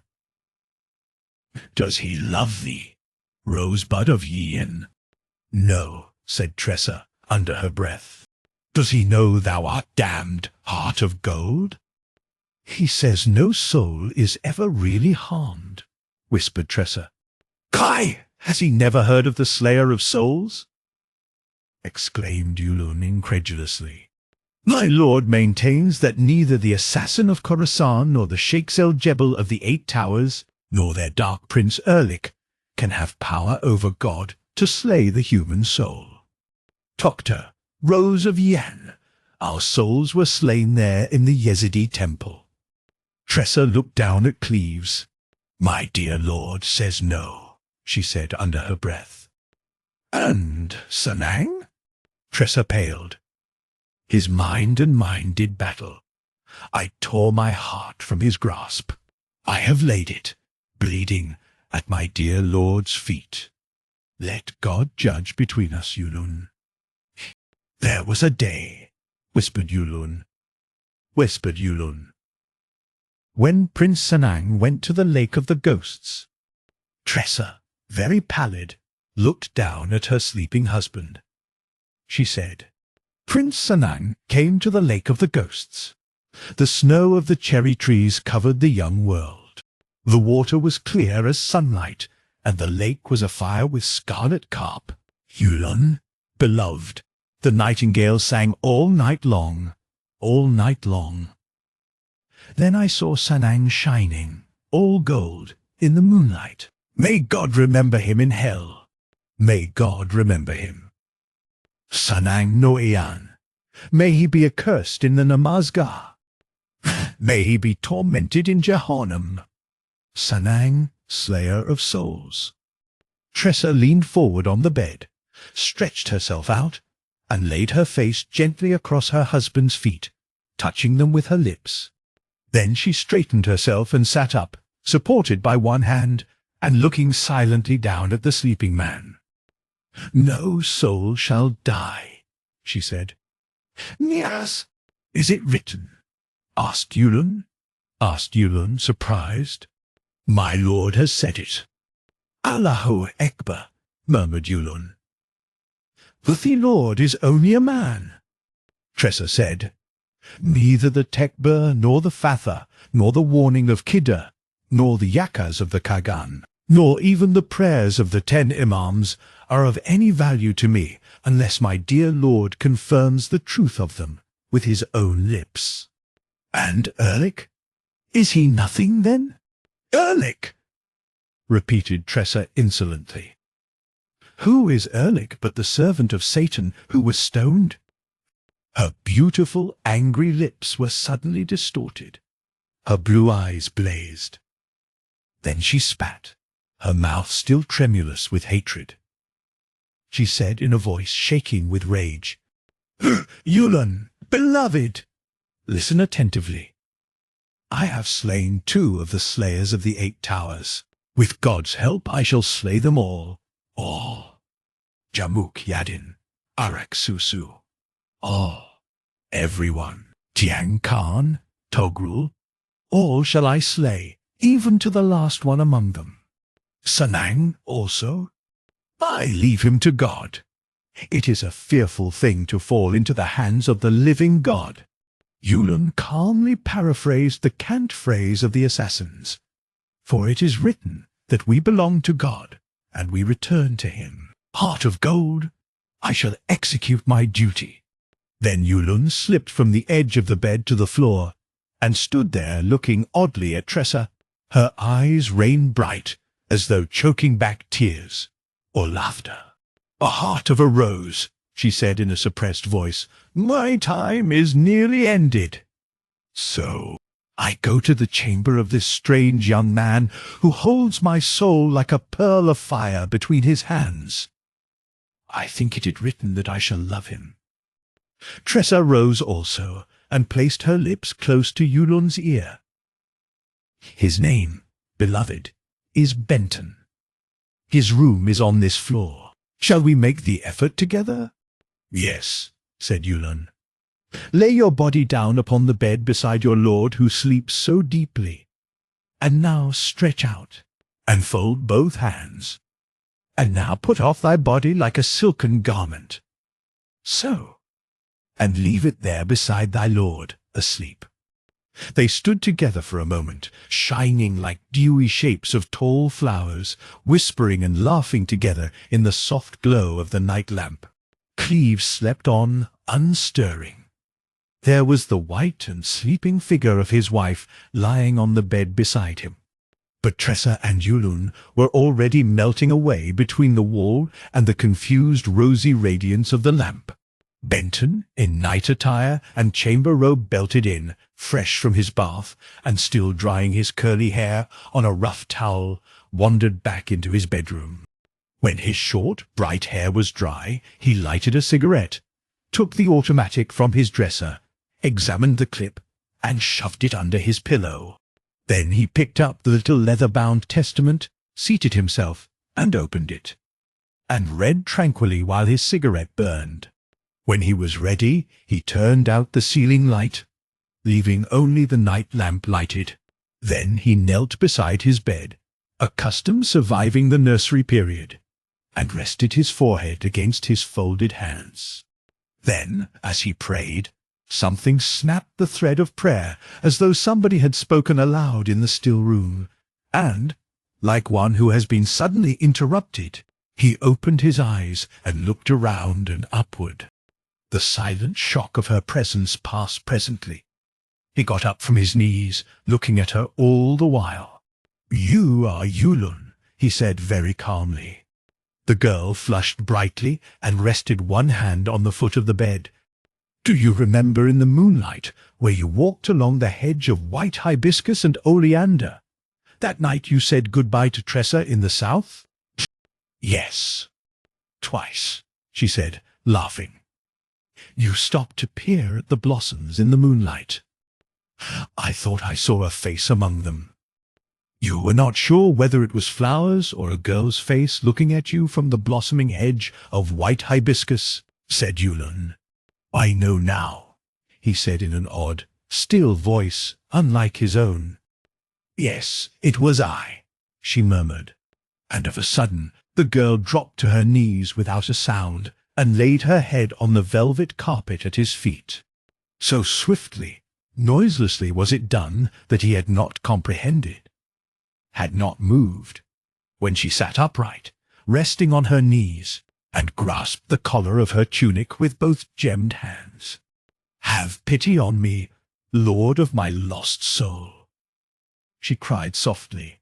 Benton stooped in a dazed way to lift the girl, but found himself knee-deep in a snowy drift of white hibiscus blossoms, touched nothing but silken petals, waded in them as he stepped forward, and saw her standing before him, still grasping the collar of her golden tunic. A great white drift of bloom lay almost waist-deep between them. The fragrance of oleander, too, was heavy in the room. "There are years of life before the flaming gates of Jehannam open. And I am very young," said Yulun wistfully. Somebody else laughed in the room. Turning his head, he saw Tressa standing by the empty fireplace. "What you see and hear need not disturb you," she said, looking at Benton out of brilliant eyes. "There is no God but God, and his prophet has been called by many names. And to Yulun, have I not told you that nothing can harm our souls?" Yulun's expression altered, and she turned to Benton. "Say it to me," she pleaded. As in a dream, he heard his own words. "Nothing can ever really harm the soul." Yulun's hands fell from her tunic collar. Very slowly she lifted her head, looking at him out of lovely, proud young eyes. She said, evenly, her still gaze on him, "I am Yulun of the temple. My heart is like a blazing pearl, which you hold between your hands. May the 4 blessed companions witness the truth of what I say." Then a delicate veil of color wrapped her white skin from throat to temple. She looked at Benton with sudden and exquisite distress, frightened and ashamed at his silence. In the intense stillness, Benton moved toward her. Into his outstretched hands, her 2 hands fell. But, bending above them, his lips touched only 2 white hibiscus flowers that lay fresh and dewy in his palms. Bewildered, he straightened up, and saw the girl standing by the mantel beside Tressa, who had caught her by the left hand. "Doctor, look out!" she said distinctly.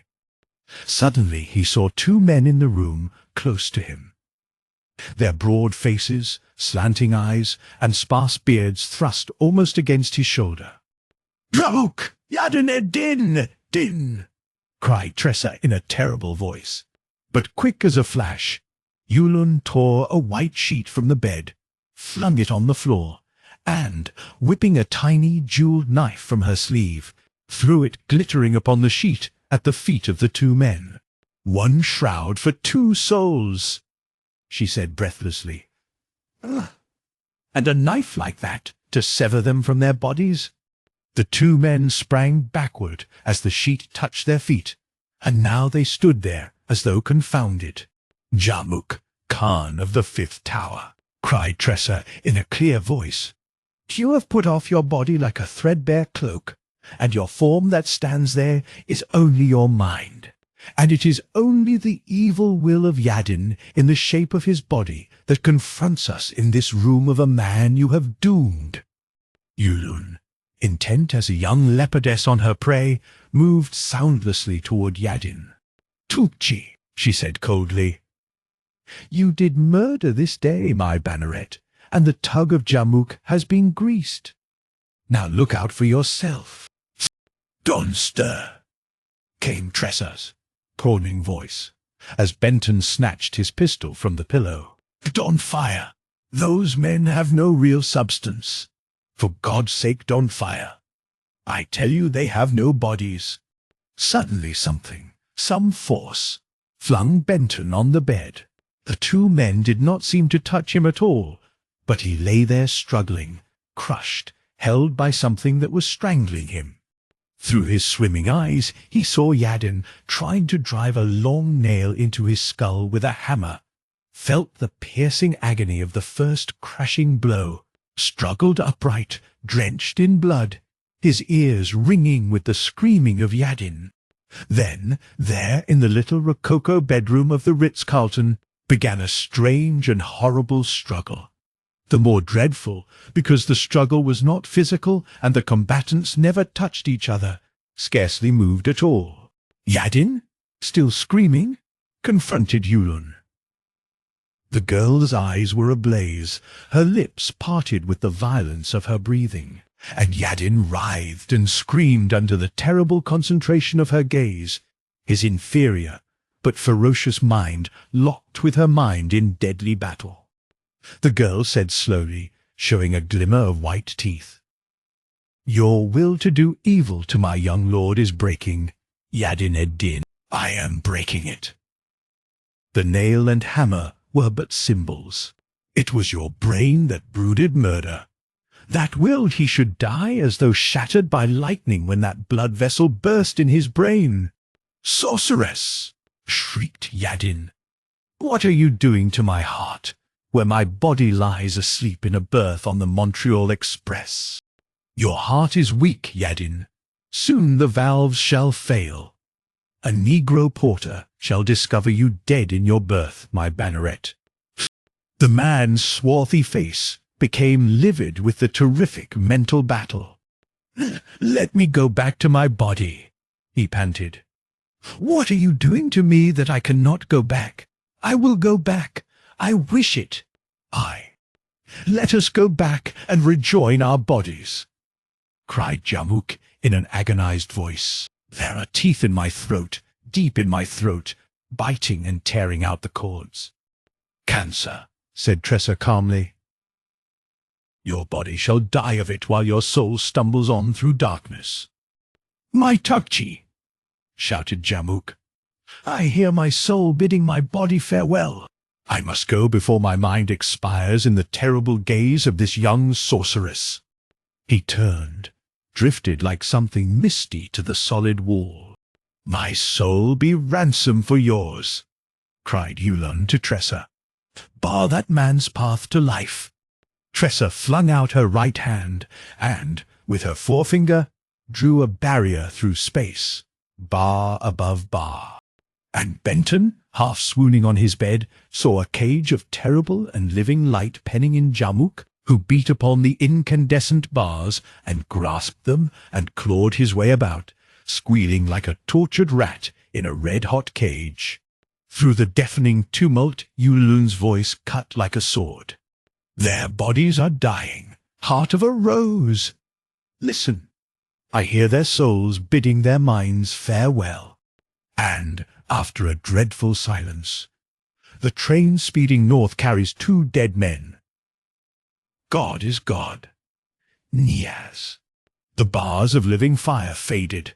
2 cinder-like and shapeless shadows floated and eddied like whitened ashes stirred by a wind on the hearth, then drifted through the lamplight, fading, dissolving, lost gradually in thin air. Tressa, leaning back against the mantel, covered her face with both hands. Yulun crept to the bed where Benton lay, breathing evenly in deepest sleep. With the sheer sleeve of her tunic she wiped the blood from his face, and, at her touch, the wound in the temple closed, and the short, bright hair dried and curled over a forehead as clean and fresh as a boy's. Then Yulun laid her lips against his, rested so a moment. "Seek me, dear lord," she whispered, "or send me a sign and I shall come. Or send me a sign and I shall come." And, after a pause, she said, her lips scarcely stirring, "Love me. My heart is a flaming pearl burning between your hands." Then she lifted her head. But Tressa had rejoined her body, where it lay asleep beside her deeply sleeping husband. So Yulun stood a moment, her eyes remote. Then, after a while, the little rococo bedroom in the Ritz-Carlton was empty save for a young man asleep on the bed, holding in his clenched hand a white hibiscus blossom. Chapter 12. His Excellency. His Excellency President Tintinto, chief executive of one of the newer and cruder republics, visiting New York incognito with his secretaries of war and of the Navy, had sent for John Recklow. And now the reception was in full operation. Recklow was explaining. "In the beginning," he said, "the Bolsheviks' aim was to destroy everything and everybody except themselves, and then to reorganize for their own benefit what was left of a wrecked world. That was their program." "Quite a program," interrupted the Secretary of War, with something that almost resembled a giggle. But his prominent eyes continued to stare at Recklow, untouched by the mirth which stretched his large, silly mouth. The face of the Secretary of the Navy resembled the countenance of a benevolent manatee. The visage of the President was a study in tinted chalks. Recklow said, "To combat that sort of Bolshevism was a business that we of the United States Secret Service understood, or supposed we understood. Then, suddenly, out of unknown Mongolia, and into the civilized world stepped 8 men. "Yazidis," said the president mechanically. "Your government has sent me a very full report." "Yazidis of the sect of the Assassins," continued Recklow, "the most ancient sect in the world, surviving from ancient times, the sorcerers of Asia. And as it was in ancient times, so it is now. The Yazidis are devil worshippers. Their god is Satan. His prophet is Erlik, Prince of Darkness. His regent on earth is the old man of Mount Alamout. And to this ancient and sinister title, a Yazidi sorcerer called Prince Sanang, or Sanang Noyan, has succeeded. His murderous deputies were the 8 Khans of the 8 Towers. 4 of these assassins are dead: Gutschlag, Yargos, Jamuk the Fox, and Yadin ed Din. 1 is in prison charged with murder: Albert Feek. 4 of the sorcerers remain alive: Tian Khan, Togrul, Arak, Susu, Cole the Squirrel, and the old man of the mountain himself, Sai Sanang, Prince of the Yazidis. Recklow paused. The pop eyes of the war secretary were upon him. The benevolent manatee gazed mildly at him. The countenance of the president seemed more like a Rocky Mountain goat than ever, chiseled out of a block of tinted chalk. Recklow said, "To the menace of Bolshevism, which endangers this republic and yours, has been added a more terrible threat. The threat of powerful and evil minds made formidable by psychic knowledge. For these Yazidi sorcerers are determined to conquer, seize, and subdue the minds of mankind. They are here for that frightful purpose. Powerfully, terrifically equipped to surprise and capture the unarmed minds of our people, enslave their very thoughts, and use them to their own purposes. These sorcerers of the Yazidis assumed control of the Bolsheviki, who were merely envious and ferocious bandits, but whose crippled minds are now utterly enslaved by these assassins from Asia. And this is what the United States Secret Service has to combat. And its weapons are not warrants, not pistols. For in this awful battle between decency and evil, it is mind against mind in an occult death grapple. And our only weapon against these minds, made powerful by psychic knowledge and made terrible by an esoteric ability akin to what is called black magic, our only weapon is the mind of a young girl." "I understand," said the president, "that she became an adept in occult practices while imprisoned in the Yazidi temple of Erlik at Yan." Recklow looked into the president's face, which had grown very pale. "Yes, sir," he said. "God alone knows what this child learned in the Yazidi temple. All I know is that, with this knowledge, she has met the Yazidis in a battle of minds, has halted them, confounded them, fought them with their own occult knowledge, and has slain 4 of them." The intense silence was broken by the frivolous titter of the Secretary of War. "Of course I don't believe any of this supernatural stuff," he said with the split grin which did not modify his protruding stare. "This girl is merely a clever detective. That is the gist of the matter. And I don't believe anything else." "Perhaps, sir, you will believe this then," said John Recklow quietly. "I cut it from the Times this morning," and he handed the clipping to the Secretary of War. "New plot in Est. Muslim and Hindu conspirators have formed secret organization, have world revolution in view, think to rouse Asia, America, and Africa to outbreaks by their propaganda.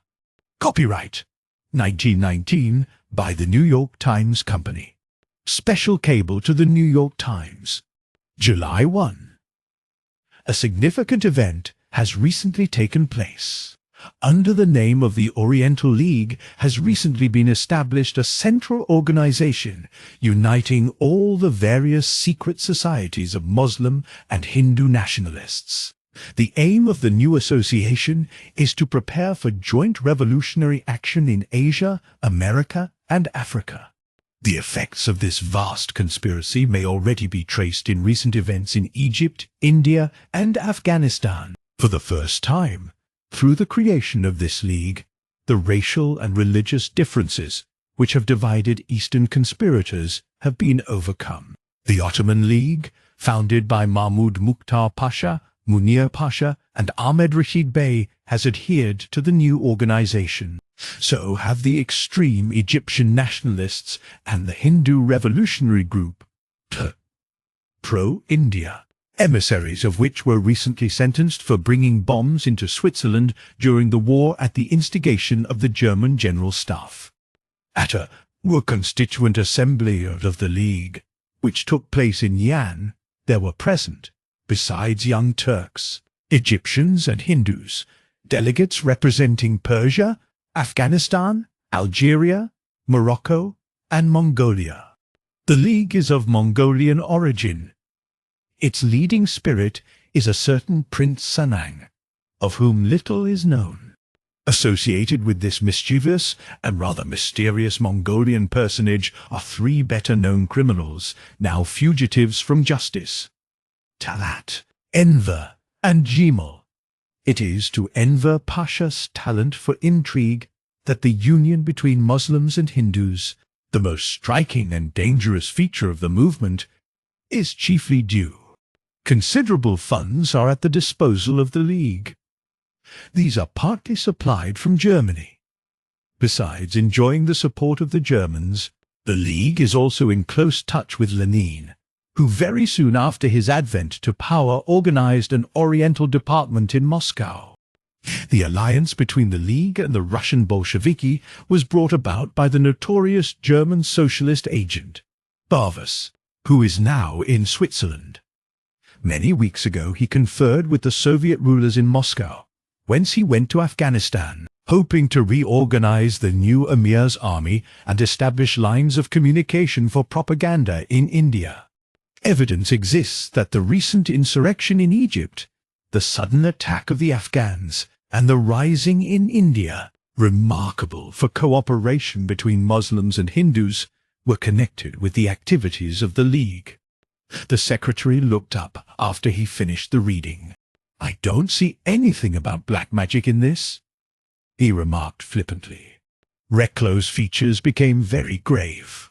"I think," he said, "that everybody, myself included, and, with all respect, even yourself, sir, and your honorable colleague, and perhaps even His Excellency your President, should be on perpetual guard over their minds and the thoughts that range there, lest surreptitiously, stealthily, some taint of Yezidi infection lodge there and take root, and spread, perhaps, throughout your new republic." The Secretary of War grinned. "They say I'm something of a socialist already," he chuckled. "Do you think your magic Yezidis are responsible?" The President, troubled and pallid, gazed steadily at Reclo. "Mine is a single-track mind," he remarked as though to himself. Reclo said nothing. "It is one kind of mind, after all. However, single-track roads are now obsolete." "A single-track mind," repeated the President. "And I should not like anything to happen to the switch. It would mean ditching, or a rusty siding at best. Please do all that is possible to get those 4 Yezidis, Mr. Reclo," Reclo said calmly. "Our only hope is in this young girl, Tressa Norn, who is now Mrs. Cleves." "My conscience," piped the Secretary of the Navy. "What would happen to us if these Yezidis should murder her?" "God knows," replied John Reclo, unsmiling. "Why not put her aboard our new dreadnought?" suggested the Secretary, "and keep her cruising until you United States Secret Service fellows get the rest of these infernal Yezidis and clap them into jail?" "We can do nothing without her," said Reclo somberly. There was a painful silence. The President joined his fingertips and stared palely into space. "May I not say," he suggested, that I think it a vital necessity that these Yezidis be caught and destroyed before they do any damage to the minds of myself and my cabinet? God grant it, sir, said Recklow grimly. Mine, murmured the president, is a single-track mind. I should be very much annoyed if anybody tampered with the rails. Very much annoyed indeed, Mr. Recklow. They must murder that girl, said the Secretary of the Navy. Do you need any Marines, Mr. Recklow? Why not ask your government for a few? Recklow rose. Mr. President, he said, I shall not deny that my government is very deeply disturbed by this situation. In the beginning, these 8 assassins and Sanang came here for the purpose of attacking, overpowering, and enslaving the minds of the people of the United States and of the South American republics. But now, after 4 of their infamous colleagues have been destroyed, the ferocious survivors, thoroughly alarmed, have turned their every energy toward accomplishing the death of Mrs. Cleves. Why, sir, scarcely a day passes but that some attempt upon her life is made by these Yezidis.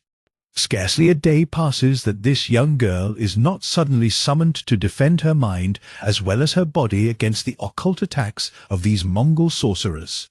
Yes, sir, sorcerers, repeated Recklow, his calm voice deep with controlled passion, whatever your honorable Secretary of War may think about it. His cold, grey eyes measured the president as he stood there. Mr. President, I am at my wits' end to protect her from assassination. Her husband is always with her. Victor Cleves, sir, of our Secret Service. But wherever he takes her, these devils follow, and send their emissaries to watch her, to follow, to attempt her mental destruction or her physical death. There is no end to their stealthy cunning, to their devilish devices, to their hellish ingenuity. And all we can do is to guard her person from the approach of strangers and stand ready physically to aid her. She is our only barrier, your only defense, between civilization and horrors worse than Bolshevism. I believe, Mr. President, that civilization in North and South America, in your own republic as well as in ours, depends, literally, upon the safety of Tressa Cleves. For, if the Yezidis kill her, then I do not see what is to save civilization from utter disintegration and total destruction. There was a silence. Recklow was not certain that the president had been listening. His Excellency sat with fingertips joined, gazing pallidly into space, and Recklow heard him murmuring under his breath and all to himself, as though to fix the deathless thought forever in his brain. May I not say that mine is a single-track mind? May I not say it? May I not? May I not? Not. Chapter 13. Say and Say. June sunshine poured through the window of his bedroom in the Ritz, and Cleves had just finished dressing when he heard his wife's voice in the adjoining sitting room. He had not supposed that Tressa was awake. He hastened to tie his tie and pull on a smoking jacket, listening all the while to his wife's modulated but gay young voice. Then he opened the sitting-room door and went in, and found his wife entirely alone. She looked up at him, her lips still parted, as though checked in what she had been saying, the smile still visible in her blue eyes. "Who on earth are you talking to?" he asked, his bewildered glance sweeping the sunny room again. She did not reply. Her smile faded as a spot of sunlight wanes, veiled by a cloud. Yet a glimmer of it remained in her gaze as he came over to her. "I thought they'd brought our breakfast," he said. "Hearing your voice." "Did you sleep well?"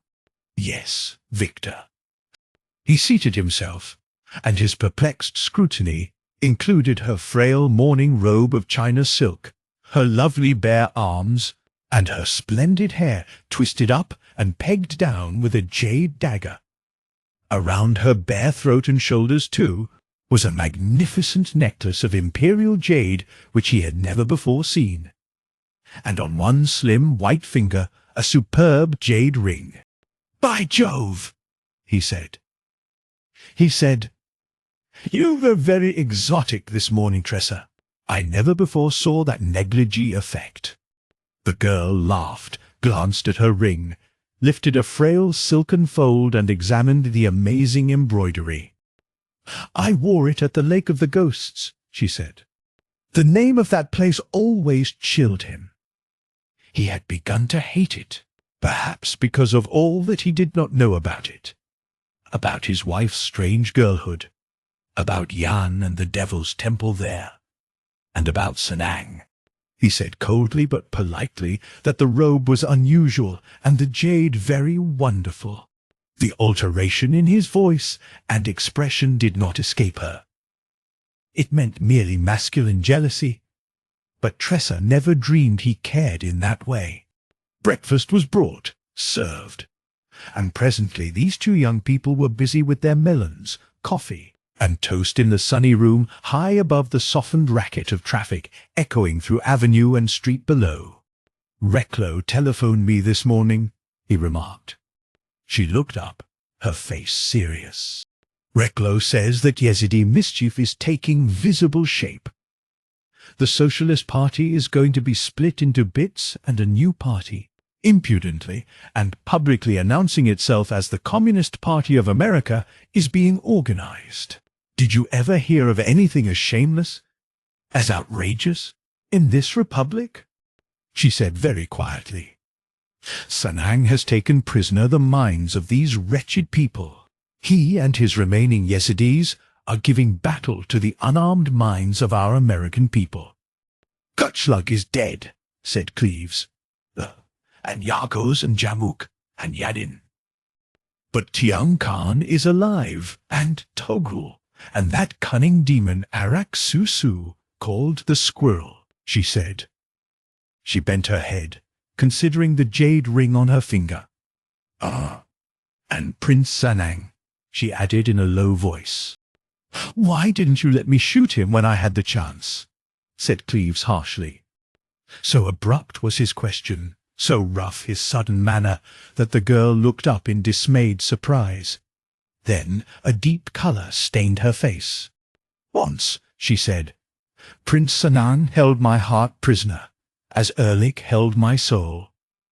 I told you that. I told you that. Is that the reason you gave the fellow a chance?"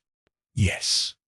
"Oh, and possibly you gave Sanang a chance because he still holds your affections," she said, crimson with the pain of the accusation. "I tore my heart out of his keeping." "I told you that." "And trying to believe what you say to me, I have tried to tear my soul out of the claws of Erlich. Why are you angry?" "I don't know. I'm not angry. The whole horrible situation is breaking my nerve, I guess." "With whom were you talking before I came in?" After a silence, the girl's smile glimmered. "I am afraid you won't like it if I tell you." "Why not?" Such things perplex and worry you. I am afraid you won't like me any the better if I tell you who it was I had been talking with." His intent gaze never left her. "I want you to tell me," he repeated. I was talking with Sansa," she faltered. "With whom?" "With Sansa." "Who the dickens is Sansa?" "We were 3 comrades at the temple," she said timidly. "Yulan, Sansa, and myself. We loved each other. We always went to the Lake of the Ghosts together, for protection." "Go on." "Sansa was a girl of the Arulads, born at Buldak, as was Temujin. The night she was born, 3 moon rainbows made circles around her yaylak. The Barulas horsemen saw this and prayed loudly in their saddles. Then they galloped to Yan and came crawling on their bellies to Sanang Noyan with the news of the miracle. and Sanang came with 1,000 riders in leather armor.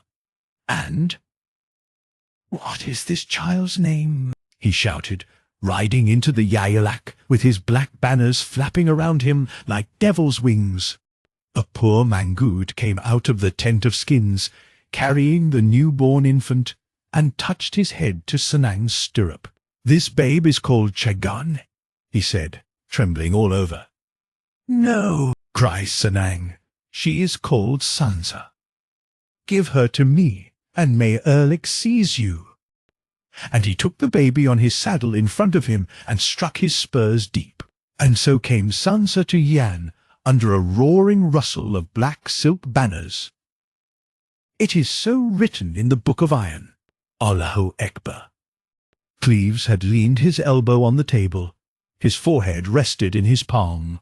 Perhaps he was striving in a bewildered way to reconcile such occult and amazing things with the year 1920, with the commonplace and noisy city of New York, with this pretty, modern, sunlit sitting room in the Ritz-Carlton on Madison Avenue, with this girl in her morning negligee opposite, her coffee and melon fragrant at her elbow, her wonderful blue eyes resting on him. "Sansa," he repeated slowly, as though striving to grasp even a single word from the confusion of names and phrases that were sounding still in his ears like the vibration of distant and unfamiliar seas. "Is this the girl you were talking with just now? In this room?" he added, striving to understand. "Yes. She wasn't here, of course. Her body was not." "Oh," Tressa said in her sweet, humorous way. "You must try to accustom yourself to such things, Victor. You know that Yulun talks to me. I wanted to talk to Sansa. The longing awakened me. So, I made the effort. And she came. I mean the part of her which is not her body. Yes, she came. We talked very happily while I was bathing and dressing. Then we came in here. She is such a darling. Where is she? In Yan, feeding her silkworms and making a garden. You see, Sansa is quite wealthy now, because when the Japanese came, she filled a bullock cart with great lumps of spongy gold from the temple, and filled another cart with yewstone, and took the Hezar of Barula's horsemen on guard at the Lake of the Ghosts. And with this Kutch, riding a Saub's horse, and dressed like an Uriang lancer, my pretty little comrade Chagan, who is called Sansa, marched north preceded by 2 kettle drums and a tug with 2 tails. Tressa's clear laughter checked her. She clapped her hands, breathless with mirth at the picture she evoked. "Kai!" She laughed. What adorable impudence has Sansa! Neither Chorcha nor Kyunu dared ask her who were her 7 ancestors. No. And when her caravan came to the lovely Yang River, my darling Sansa rode out and grasped the lance from her Takchi, and drove the point deep into the fertile soil, crying in a clear voice, "A place for Chagan and her people. Make room for the tug." Then her Mangood, who carried the spare steel tip for her lance, got out of his saddle and, gathering a handful of mulberry leaves, rubbed the shaft of the lance till it was all pale green. "Tug Egla Chaco," cries my adorable Sansa. "Build me here my Urdu, my Mokala, and upon it pitch my tent of skins." Again Tressa's laughter checked her, and she strove to control it with the jade ring pressed to her lips. "Oh, Victor," she added in a stifled voice, looking at him out of eyes full of mischief, "you don't realize how funny it was. Sansa and her tug and her Urdu. Oh, Allah! The bones of Chingwes must have rattled in his tomb." Her infectious laughter evoked a responsive but perplexed smile from Cleves, but it was the smile of a bewildered man who has comprehended very little of an involved jest, and he looked around at the modern room as though to find his bearings. Suddenly, Tressa leaned forward swiftly and laid one hand on his. "You don't think all this is very funny? You don't like it?" she said in soft concern. "It isn't that, Tressa. But this is New York City in the year 1920, and I absolutely cannot get into touch, hook up mentally with such things, with the unreal Oriental life that is so familiar to you." She nodded sympathetically. "I know. You feel like a mergid pagan from Lake Baikal when all the lamps are lighted in the mosque, like a camel driver with his jade and gold when he enters Yarkand at sunrise." "Probably I feel like that," said Cleves, laughing outright. "I take your word, dear, anyway." But he took more. He picked up her soft hand where it still rested on his, pressed it, and instantly reddened because he had done it. And Tressa's bright flush responded so quickly that neither of them understood, and both misunderstood. The girl rose with heightened color, not knowing why she stood up or what she meant to do. And Cleves, misinterpreting her emotion as a silent rebuke to the invasion of that convention tacitly accepted between them, stood up, too, and began to speak carelessly of commonplace things. She made the effort to reply, scarcely knowing what she was saying, so violently had his caress disturbed her heart. And she was still speaking when their telephone rang. Cleves went, listened then, still listening, summoned Tressa to his side with a gesture. "It's Selden," he said in a low voice. "He says he has the Yezidi Arak Susu under observation, and that he needs you desperately. Will you help us?" "I'll go, of course," she replied, turning quite pale. Cleves nodded, still listening. After a while, "All right, we'll be there. Goodbye," he said sharply, and hung up. Then he turned and looked at his wife. "I wish to God," he muttered, "that this business were ended. I can't bear to have you go. I am not afraid. Where is it? I never heard of the place before. We're to meet Selden at Fool's Acre. Where is it, Victor? I don't know. Selden says there are no roads, not even a spotted trail. It's a wilderness left practically blank by the Geological Survey.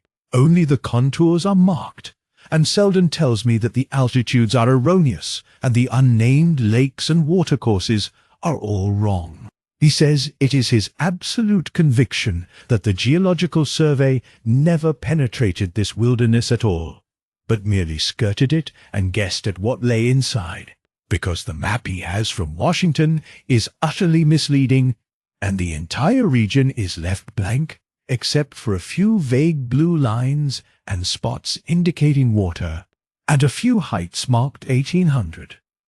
He turned and began to pace the sitting room, frowning, perplexed, undecided. "Selden tells me," he said, "that the Yezidi, Arak Susu, is in there and very busy doing something or other. He says that he can do nothing without you, and will explain why when we meet him." "Yes, Victor." Cleves turned on his heel and came over to where his wife stood beside the sunny window. "I hate to ask you to go. I know that was the understanding. But this incessant danger, your constant peril, that does not count when I think of my country's peril," she said in a quiet voice. "When are we to start? And what shall I pack in my trunk?" "Dear child," he said with a brusque laugh, "it is a wilderness, and we carry what we need on our backs. Selden meets us at a place called Glenwild, on the edge of this wilderness, and we follow him in on our 2 legs. He glanced across at the mantel clock. "If you dress," he said nervously, we'll go to some shop that outfits sportsmen for the north, because, if we can, we ought to leave on the 1 o'clock train." She smiled, came up to him. "Don't worry about me," she said. because I also am nervous and tired, and I mean to make an end of every Yezidi remaining in America. Sanang too." They both flushed deeply. She said in a steady voice, "Between God and Erlik there is a black gulf where 1,000,000,000 stars hang, lighting 1,000,000,000 other worlds. Prince Sanang's star glimmers there. It is a sun called Ramid, and it lights the planet Yutsang. Let him reign there between God and Erlik." "You will slay this man?" "God forbid," she said, shuddering. "But I shall send him to his own star. Let my soul be ransom for his, and may Allah judge between us, between this man and me." Then, in the still, sunny room, the girl turned to face the east, and her husband saw her lips move as though speaking, but heard no sound. "What on earth are you saying there, all to yourself?" he demanded at last. She turned her head and looked at him across her left shoulder. "I asked Sansa to help me, and she says she will." Cleves nodded in a dazed way. Then he opened a window and leaned there in the sunshine, looking down into Madison Avenue, and the roar of traffic seemed to soothe his nerves. "But, good heavens," he thought. "Do such things really go on in New York in 1920? Is the entire world becoming a little crazy? Am I really in my right mind when I believe that the girl I married is talking, without wireless, to another girl in China?" He leaned there heavily, gazing down into the street with somber eyes. "What a ghastly thing these Yezidis are trying to do to the world, these assassins of men's minds," he thought, turning away toward the door of his bedroom. As he crossed the threshold, he stumbled, and looking down saw that he had tripped over a white sheet lying there. For a moment he thought it was a sheet from his own bed, and he started to pick it up. Then he saw the naked blade of a knife at his feet. With an uncontrollable shudder he stepped out of the shroud and stood staring at the knife as though it were a snake. It had a curved blade and a bone hilt coarsely inlaid with Arabic characters in brass. The shroud was a threadbare affair, perhaps a bedsheet from some cheap lodging house, but its significance was so repulsive that he hesitated to touch it. However, he was ashamed to have it discovered in his room. He picked up the brutal-looking knife and kicked the shroud out into the corridor, where they could guess if they liked how such a rag got into the Ritz-Carlton. Then he searched his bedroom, and, of course, discovered nobody hiding. But chills crawled on his spine while he was about it, and he shivered still as he stood in the center of the room, examining the knife and testing edge and point. Then, close to his ear, a low voice whispered, "Be careful, my lord. The Yezidi knife is poisoned, but it is written that a poisoned heart is more dangerous still." He had turned like a flash, and he saw, between him and the sitting-room door, a very young girl with slightly slanting eyes, and rose and ivory features as perfect as though moulded out of tinted bisque. She wore a loose blue linen robe, belted in, short at the elbows and skirt, showing 2 creamy-skinned arms and 2 bare feet in straw sandals. In one hand she had a spray of purple mulberries, and she looked coolly at Cleves and ate a berry or 2. "Give me the knife," she said calmly. He handed it to her. She wiped it with a mulberry leaf and slipped it through her girdle. "I am Sansa," she said with a friendly glance at him, busy with her fruit. Cleves strove to speak naturally, but his voice trembled. "Is it you? I mean your real self? Your own body?" "It's my real self. Yes, but my body is asleep in my mulberry grove." In China?" "Yes," she said calmly, detaching another mulberry and eating it. A few fresh leaves fell on the center table. Sansa chose another berry. "You know," she said, "that I came to Tressa this morning, To my little heart of fire I came when she called me, and I was quite sleepy too. But I heard her, though there was a night wind in the mulberry trees, and the river made a silvery roaring noise in the dark. And now I must go, but I shall come again very soon." She smiled shyly and held out her lovely little hand. "As Tressa tells me is your custom in America," she said, "I offer you a goodbye." He took her hand and found it a warm, smooth thing of life and pulse. "Why," he stammered in his astonishment, "you are real. You are not a ghost." "Yes, I am real," she answered, surprised. But I'm not in my body, if you mean that." Then she laughed and withdrew her hand and, going, made him a friendly gesture. "Cherish, my lord, my darling heart of fire.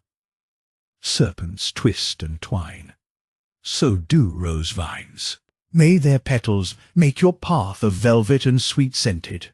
May everything that is round be a pomegranate for you two to share. May everything that sways be lilies bordering a path wide enough for two. In the name of the most merciful God, may the only cry you hear be the first sweet wail of your firstborn.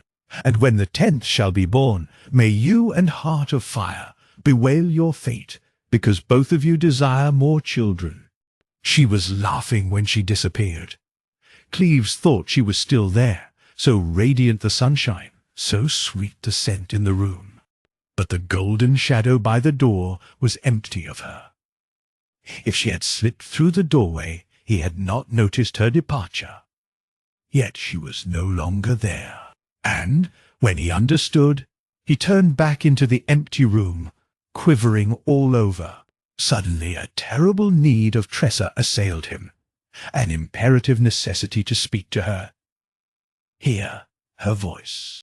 "Tressa!" he called, and rested his hand on the center table, feeling weak and shaken to the knees. Then he looked down and saw the mulberry leaves lying scattered there, tender and green and still dewy with the dew of China. "Oh, my God!" he whispered. "Such things are. It is my mind that has gone wrong. There are such things." The conviction swept him like a tide till his senses swam. As though peering through a mist of gold, he saw his wife enter and come to him, felt her arm about him, sustaining him where he swayed slightly with one hand on the table among the mulberry leaves. "Ah!" murmured Tressa, noticing the green leaves. She oughtn't to have done that. That was thoughtless of her, to show herself to you. Cleves looked at her in a dazed way. "The body is nothing," he muttered. "The rest only is real. That is the truth, isn't it?" "Yes. I seem to be beginning to believe it. Sansa said things I shall try to tell you some day, dear. I'm so glad to hear your voice." "Are you?" she murmured. "And so glad to feel your touch. I found a shroud on my threshold, and a knife. The Yezidees are becoming mountebanks. Where is the knife?" she asked scornfully. "Sansa said it was poisoned. She took it. She said that a poisoned heart is more dangerous still." Then Tressa threw up her head and called softly into space. "Sansa! Little silk moth, what are these mischievous things you have told to my lord?" She stood silent, listening. And, in the answer which he could not hear, there seemed to be something that set his young wife's cheeks aflame. "Sansa! Little devil!" she cried, exasperated. "May Ehrlich send his imps to pinch you if you have said to my lord these shameful things. It was impudent.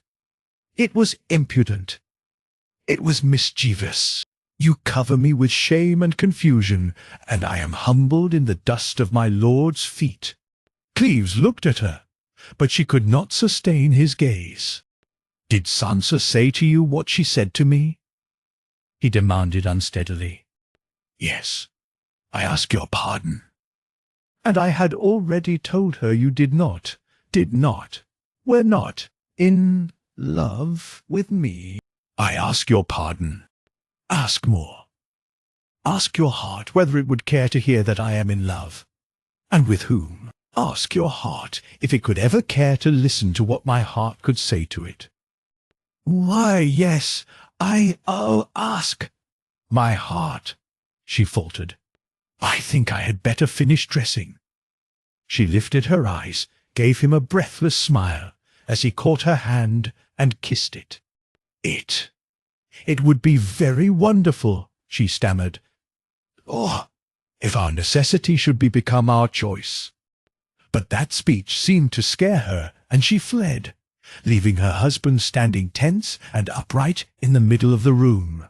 Their train on the New York Central Railroad left the Grand Central Terminal at 1 in the afternoon. Cleves had made his arrangements by wire. They travelled lightly, carrying, except for the clothing they wore, only camping equipment for two. It was raining in the Hudson Valley. They rushed through the outlying towns and Poughkeepsie in a summer downpour. At Hudson the rain slackened. A golden mist enveloped Albany, through which the beautiful tower and facades along the river loomed, masking the huge and clumsy Capitol and the spires beyond. At Schenectady, rifts overhead revealed glimpses of blue. At Amsterdam, where they descended from the train, the flag on the arsenal across the Mohawk flickered brilliantly in the sunny wind.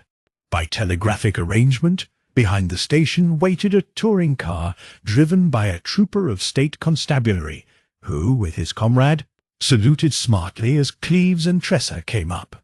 There was a brief, low-voiced conversation. Their camping outfit was stowed aboard.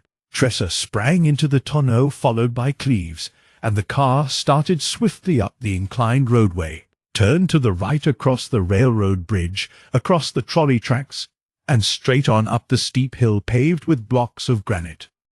On the level road which traversed the ridge at last they speeded up, whizzed past the great hedged farm where racing horses are bred, rushing through the afternoon sunshine through the old-time Scotch settlements which once were outposts of the old New York frontier. 9 miles out the macadam road ended. They veered to the left over a dirt road, through 2 hamlets, then turned to the right. The landscape became rougher. To their left lay the long, low Maxon Hills. Behind them the Mayfield Range stretched northward into the open jaws of the Adirondacks. All around them were woods now. Once a gatehouse appeared ahead, and beyond it they crossed 4 bridges over a foaming, tumbling creek where Cleves caught glimpses of shadowy forms in amber-tinted pools, big yellow trout that sank unhurriedly out of sight among huge submerged boulders wet with spray. The state trooper beside the chauffeur turned to Cleves, his purple tie whipping in the wind. "Yonder is Glenwild, sir," he said. It was a single house on the flank of a heavily forested hill. Deep below to the left, the creek leaped 2 cataracts and went flashing out through a belt of cleared territory ablaze with late sunshine. The car swung into the farmyard, past the barn on the right, and continued on up a very rough trail. "This is the road to the Island Vlaie," said the trooper. "It is possible for cars for another mile only." Splendid spruce, pine, oak, maple, and hemlock fringed the swampy, uneven trail, which was no more than a wide, rough vista cut through the forest. And, as the trooper had said, a little more than a mile farther the trail became a tangle of bushes and swale. The car slowed down and stopped, and a man rose from where he was seated on a mossy log and came forward, his rifle balanced across the hollow of his left arm. The man was Alex Selden.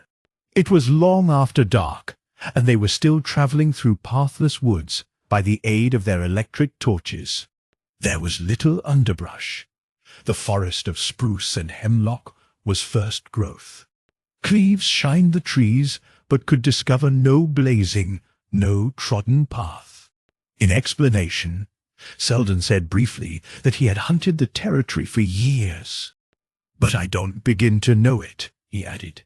"There are vast and ugly regions of bog and swale where a sea of alders stretches to the horizon. There are desolate wastes of catbriers and witch-hopple under leprous tangles of grey birches, where stealthy little brooks darkle deep under matted debris.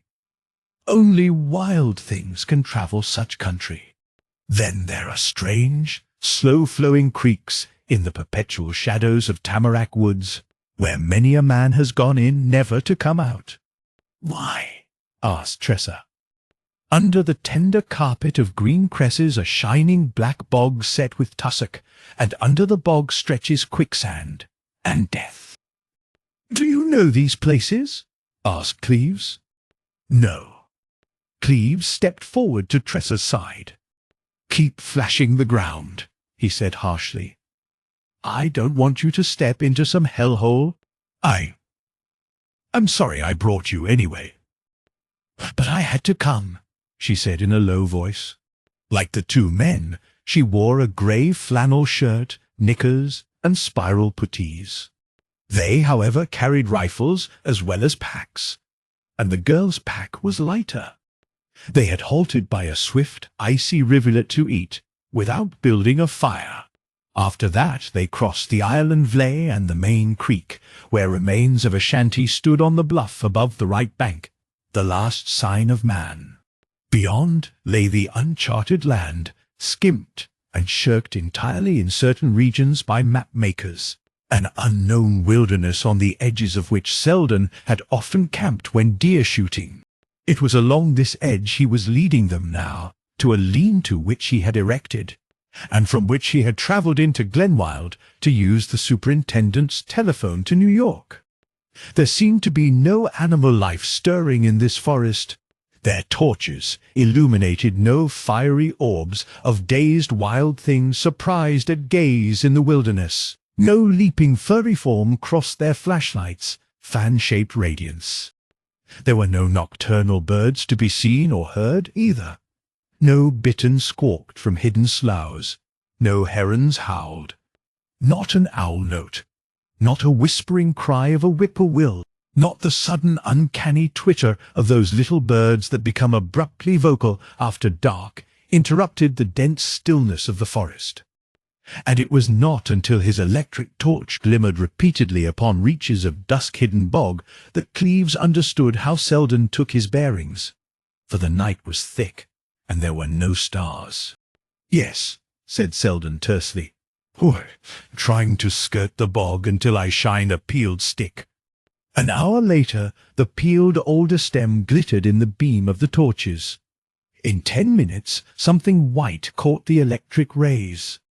It was Selden's spare undershirt drying on a bush behind the lean-to. "Can we have a fire?" asked Cleves, relieving his wife of her pack and striding into the open-faced camp. "Yes, I fix it," replied Selden. "Are you all right, Mrs. Cleves?" Tressa said. "Delightfully tired, thank you," and smiled faintly at her husband as he let go his own pack, knelt, and spread a blanket for his wife. He remained there, kneeling, as she seated herself. "Are you quite fit?" he asked bluntly. Yet, through his brusqueness her ear caught a vague undertone of something else.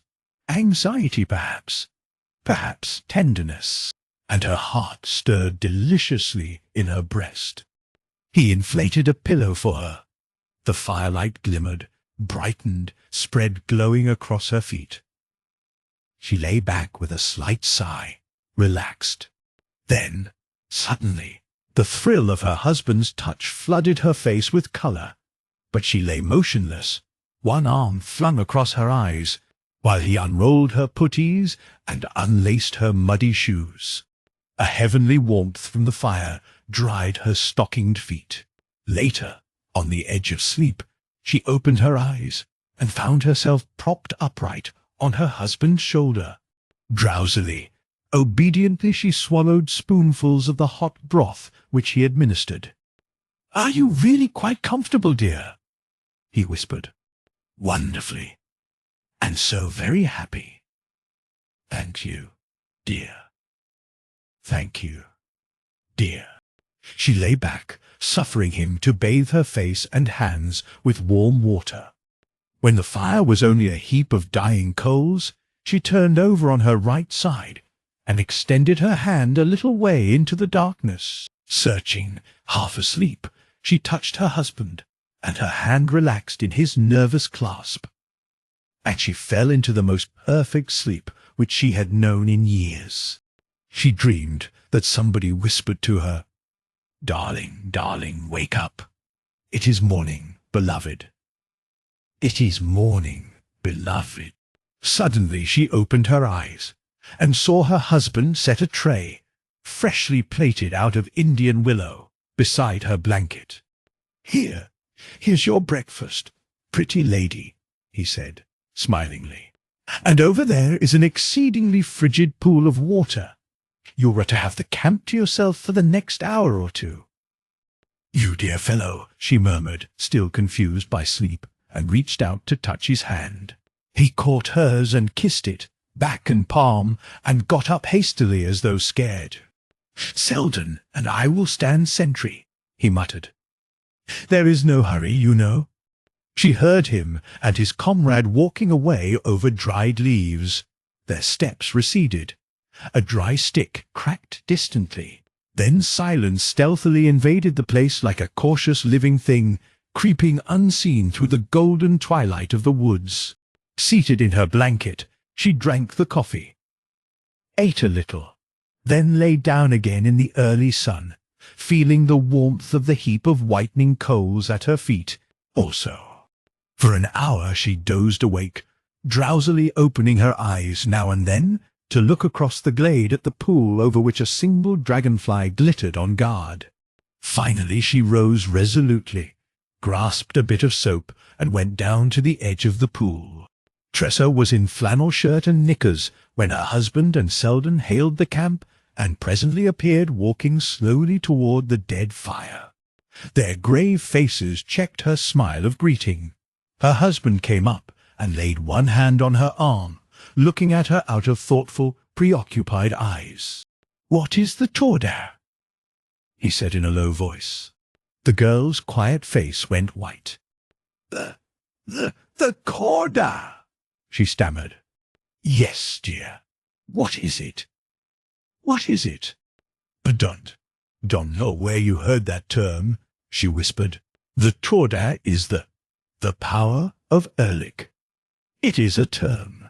In it is comprehended all the evil, all the cunning, all the perverted spiritual intelligence of evil, its sinister might, its menace. It is an Alawed Yezidi term, and it is written in brass in Ayur characters on the 8 towers and on the rampart of Gog and Magog. Nowhere else in the world. "It is written on a pine tree a few paces from this camp," said Cleves absently.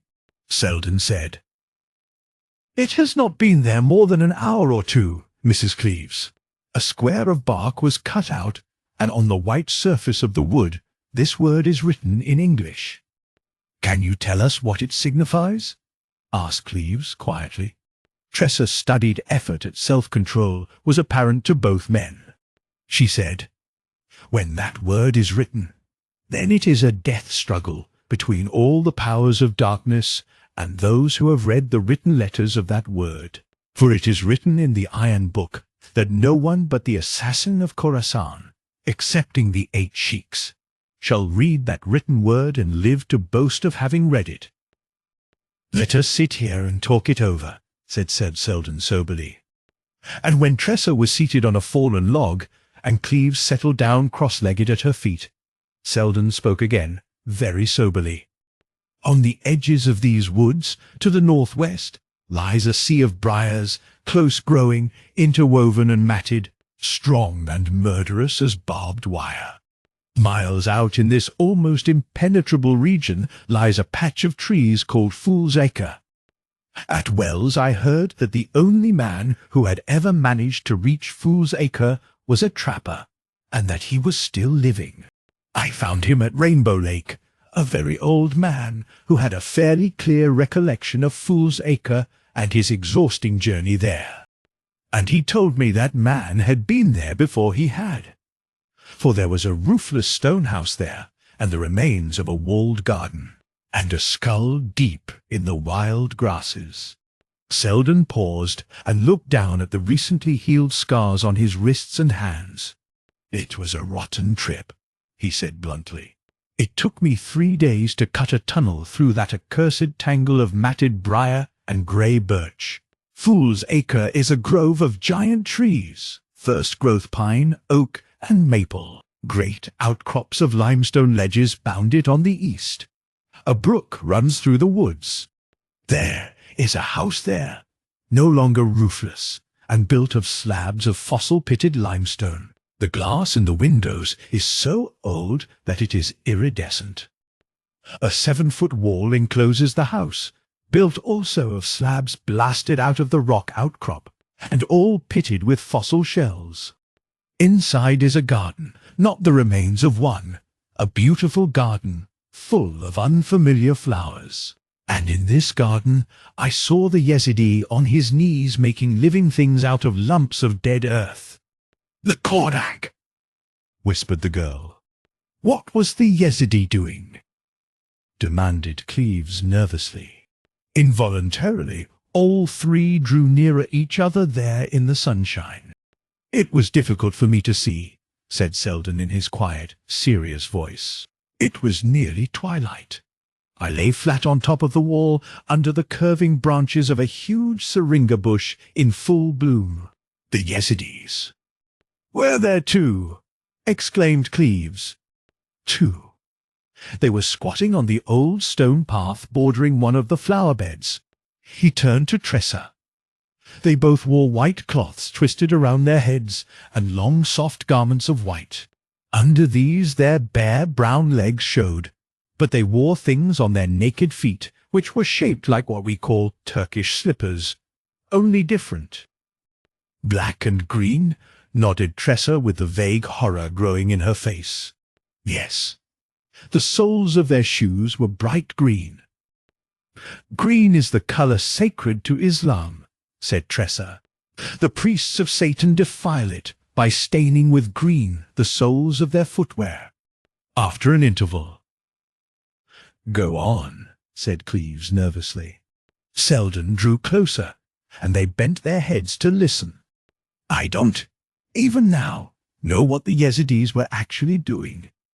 In the twilight, it was hard to see clearly, but I tell you what it looked like to me.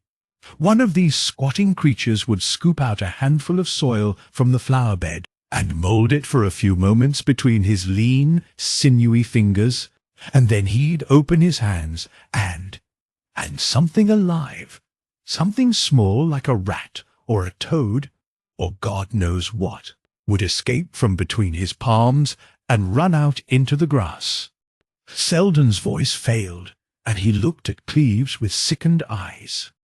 "I can't make you understand how repulsive to me it was to see a wriggling live thing creep out between their fingers and go running or scrambling away.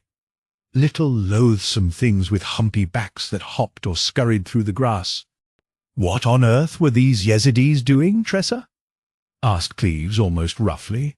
The girl's white face was marred by the imprints of deepening horror. "It is the Chordak," she said mechanically. "They are using every resource of hell to destroy me, testing the gigantic power of evil, as though it were some vast engine charged with thunderous destruction, and they were testing it to discover its terrific capacity to annihilate." Her voice died in her dry throat. She dropped her bloodless visage into both hands and remained seated so. Both men looked at her in silence, not daring to interfere. Finally, the girl lifted her pallid face from her hands. "That is what they were doing," she said in a dull voice. "Out of inanimate earth they were making things animate, living creatures, to test the hellish power which they are storing, concentrating, for my destruction." "What is their purpose?" asked Cleves harshly. "What do these Mongol sorcerers expect to gain by making little live things out of lumps of garden dirt?" "They are testing their power," whispered the girl. "Like tuning up a huge machine?" muttered Selden. "Yes."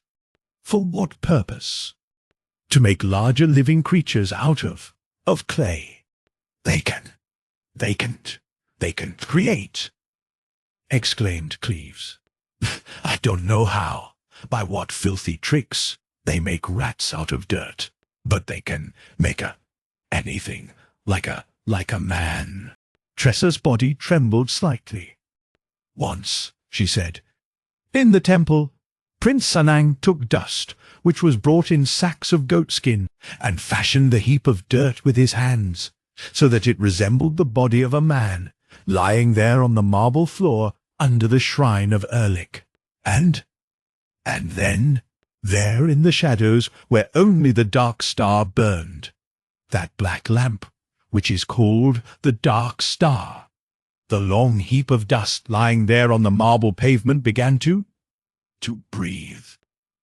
She pressed both hands over her breast as though to control her trembling body. "I saw it. I saw the long shape of dust begin to breathe, to stir, move, and slowly lift itself." "Yezidi trick," gasped Cleves, but he also was trembling now. "God," whispered the girl. "Allah alone knows, the merciful, the long-suffering. He knows what it was that we temple girls saw there, that Yulun saw, that Sa and I beheld there rising up like a man from the marble floor, and standing erect in the shadowy twilight of the Dark Star." And her hands gripped at her breast. Her face was deathly. "Then," she said, "I saw Prince Sanang draw his sabre of Indian steel, and he struck, once only, and a dead man fell down where the thing had stood. And all the marble was flooded with scarlet blood." "A trick," repeated Cleves in the ghost of his own voice. But his gaze grew vacant. Presently, Selden spoke in tones that sounded weakly querulous from emotional reaction. "There's a path, a tunnel under the matted briars. It took me more than a week to cut it out. It is possible to reach Fool's Acre. We can try with our rifles, if you say so, Mrs. Cleves." The girl looked up. A little colour came into her cheeks. She shook her head. "Their bodies may not be there in the garden," she said absently. "What you saw may not have been that part of them, the material which dies by knife or bullet. And it is necessary that these Yezidis should die." "But can you do anything?" asked Cleves hoarsely. She looked at her husband, tried to smile. "I must try. I think we had better not lose any time. If Mr. Selden will lead us." "Now?" "Yes, we had better go, I think," said the girl. Her smile still remained stamped on her lips, but her eyes seemed preoccupied, as though following the movements of something remote that was passing across the far horizon. Chapter 14. A Death Trail. The way to Fool's Acre was under a tangled canopy of thorns, under rotting windfalls of grey birch, through tunnel after tunnel of fallen debris woven solidly by millions of strands of tough catbriers which cut the flesh like barbed wire. There was blood on Tressa, where her flannel shirt had been pierced in a score of places. Cleves and Selden had been painfully slashed. Silent, thread-like streams flowed darkling under the tangled mass that roofed them. Sometimes they could move upright. More often they were bent double, and there were long stretches where they had to creep forward on hands and knees through sparse wild grasses, soft, rotten soil, or paths of sphagnum which cooled their feverish skin in velvety, icy depths. At noon they rested and ate, lying prone under the matted roof of their tunnel. Cleves and Selden had their rifles. Tressa lay like a slender boy, her briar-torn hands empty. And, as she lay there, Her husband made a sponge of a handful of sphagnum moss and bathed her face and her arms, cleansing the dried blood from the skin, while the girl looked up at him out of grave, inscrutable eyes. The sun hung low over the wilderness when they came to the woods of Fool's Acre. They crept cautiously out of the briars, among ferns and open spots, carpeted with pine needles and dead leaves, which were beginning to burn ruddy gold under the level rays of the sun. Lying flat behind an enormous oak, they remained listening for a while. Selden pointed through the woods, eastward, whispering that the house stood there not far away. "Don't you think we might risk the chance and use our rifles?" asked Cleves in a low voice. "No. It is the Chordag that confronts us." "I wish to talk to Sansa," she murmured. A moment later, Selden touched her arm. "My God," he breathed. "Who is that?" "It is Sansa," said Tressa calmly, and sat up among the ferns. And the next instant Sansa stepped daintily out of the red sunlight and seated herself among them without a sound. Nobody spoke. The newcomer glanced at Selden, smiled slightly, blushed, then caught a glimpse of Cleves where he lay in the brake, and a mischievous glimmer came into her slanting eyes. "Did I not tell my lord truths?" she inquired in a demure whisper. "As surely as the sun is a dragon, and the flaming pearl burns between his claws, so surely burns the soul of Heart of Flame between thy guarding hands. There are as many words as there are demons, my lord. But it is written that Niaz is the greatest of all words, save only the name of God." She laughed without any sound, sweetly malicious, where she sat among the ferns. "Heart of Flame," she said to Tressa. "You called me, and I made the effort." "Lolling," said Tressa in her thrilling voice. "The Yezidis are making living things out of dust, as Sanang Noian made that thing in the temple, and slew it before our eyes." "The Chordag," said Sansa calmly. "The Chordag," whispered Tressa. Sansa's smooth little hands crept up to the collar of her odd blue tunic, grasped it. "In the name of God, the Merciful," she said without a tremor. "Listen to me, Heart of Flame, and may my soul be ransom for yours." "I hear you, Sansa." Sansa said, her fingers still grasping the embroidered collar of her tunic. "Yonder, behind walls, 2 tower chiefs meddle with the Chordag, making living things out of the senseless dust they scrape from the garden." Selden moistened his dry lips. Sansa said, "The Yezidis who have come into this wilderness are Arak Susu, the squirrel, and Tiang Khan. May God remember them in hell." "May God remember them," said Tressa mechanically.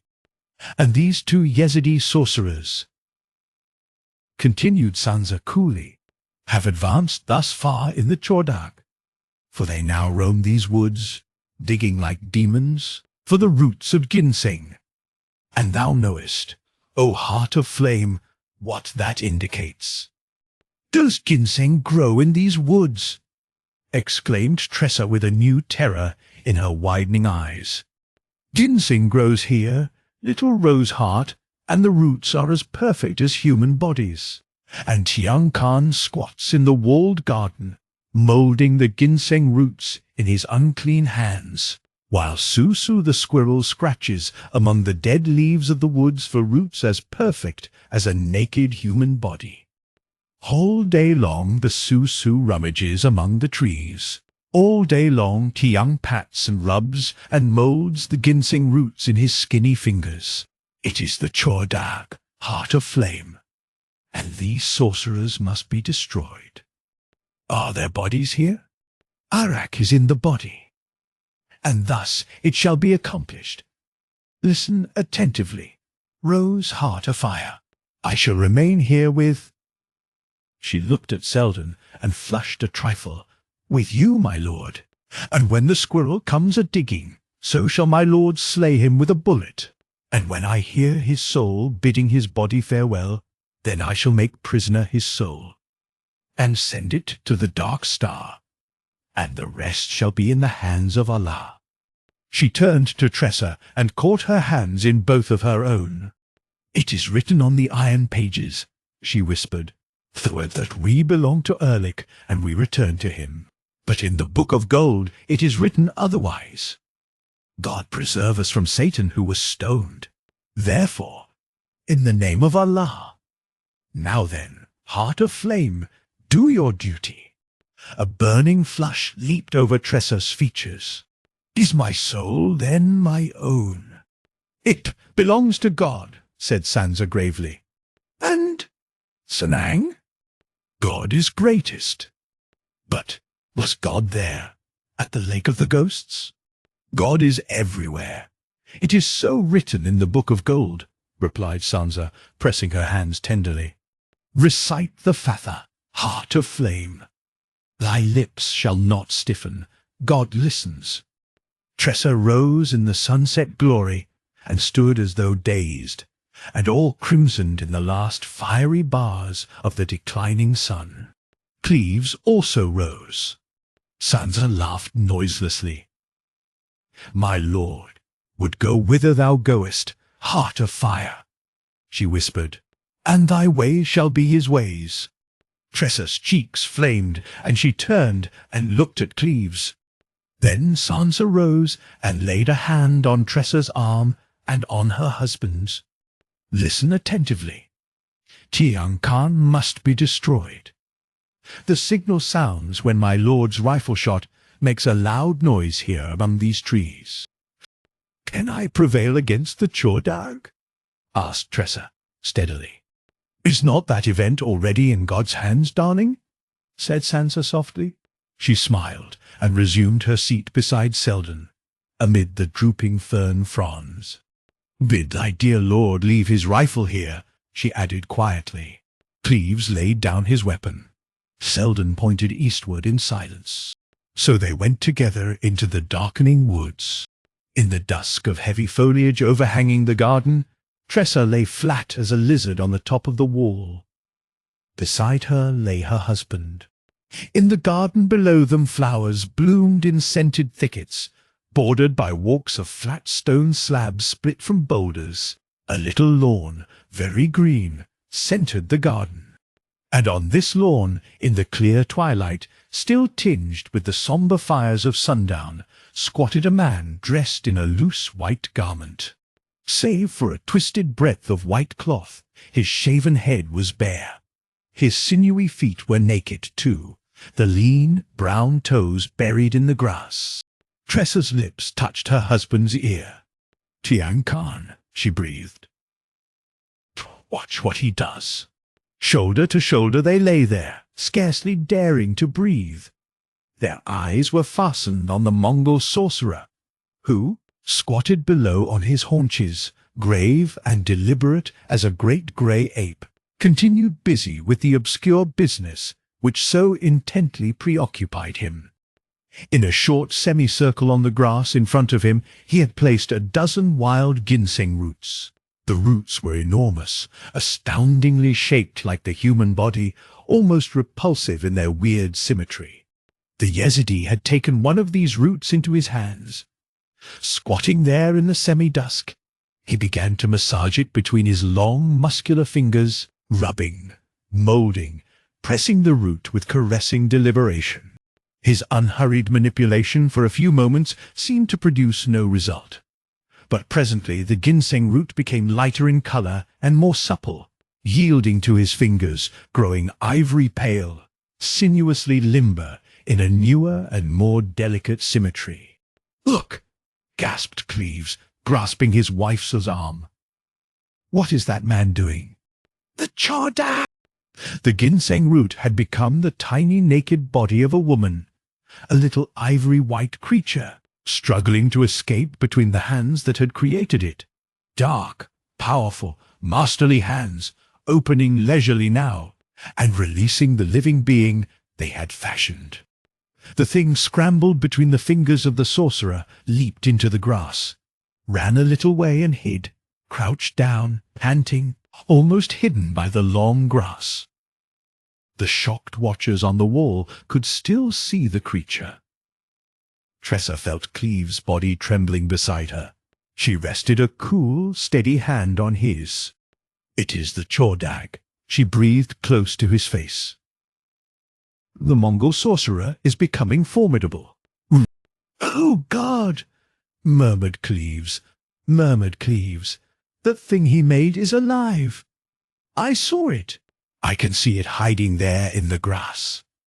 It's frightened, breathing. It's alive." His pistol, clutched in his right hand, quivered. His wife laid her hand on it and cautiously shook her head.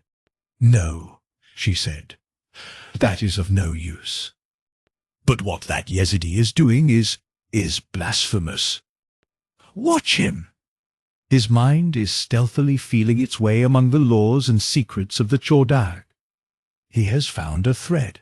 He is following it through the maze into hell's own labyrinth.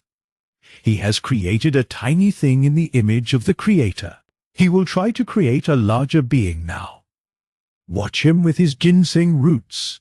Tian, looming ape-like on his haunches in the deepening dusk, molded and massaged the ginseng roots, one after another. And one after another, tiny naked creatures wriggled out of his palms between his fingers and scuttled away into the herbage.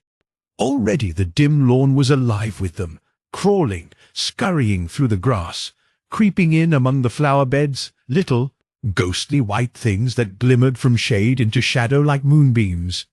Tressa's mouth touched her husband's ear. "It is for the secret of destruction that the Yezidi seeks. But first he must learn the secret of creation. He is learning, and he must learn no more than he has already learned. That Yezidi is a living man. Shall I fire? No. I can kill him with the first shot. Hark!" she whispered excitedly, her hand closing convulsively on her husband's arm. The whip-crack of a rifle shot still crackled in their ears. Tian had leaped to his feet in the dusk, a ginseng root, half alive, hanging from one hand and beginning to squirm. Suddenly, the first moonbeam fell across the wall, and in its luster, Tressa rose to her knees and flung up her right hand. Then it was as though her palm caught and reflected the moon's ray, and hurled it in one blinding shaft straight into the dark visage of Tian Khan. The Yezidi fell as though he had been pierced by a shaft of steel, and lay sprawling there on the grass in the ghastly glare. And where his features had been there gaped only a hole into the head. Then a dreadful thing occurred, for everywhere the grass swarmed with the little naked creatures he had made, running, scrambling, scuttling, darting into the black hole which had been the face of Tian Khan. They poured into the awful orifice, crowding, jostling one another so violently that the head jerked from side to side on the grass, a wobbling, inert, soggy mass in the moonlight. And presently the body of Tian Khan, warden of the rampart of Gog and Magog, and lord of the seventh tower, began to burn with white fire, a low, glimmering combustion that seemed to clothe the limbs like an incandescent mist. On the wall knelt Tressa, the glare from her lifted hand streaming over the burning form below. Cleves stood tall and shadowy beside his wife, the useless pistol hanging in his grasp. Then, in the silence of the woods, and very near, they heard Sansa laughing, and Selden's anxious voice. "Arak is dead. The Susu hangs across a rock, head down, like a shot squirrel. Is all well with you?"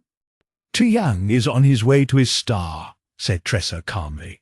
"Somewhere in the world his body has bid its mind farewell, and so his body may live for a little, blind, in mental darkness, fed by others, and locked in all day, all night, until the end."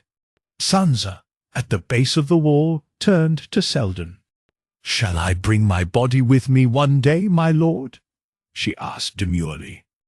"Oh, Sansa," he whispered, but she placed a fragrant hand across his lips and laughed at him in the moonlight.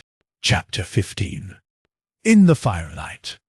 In 1920, the whole spiritual world was trembling under the thundering shock of the red surf pounding the frontiers of civilization from pole to pole.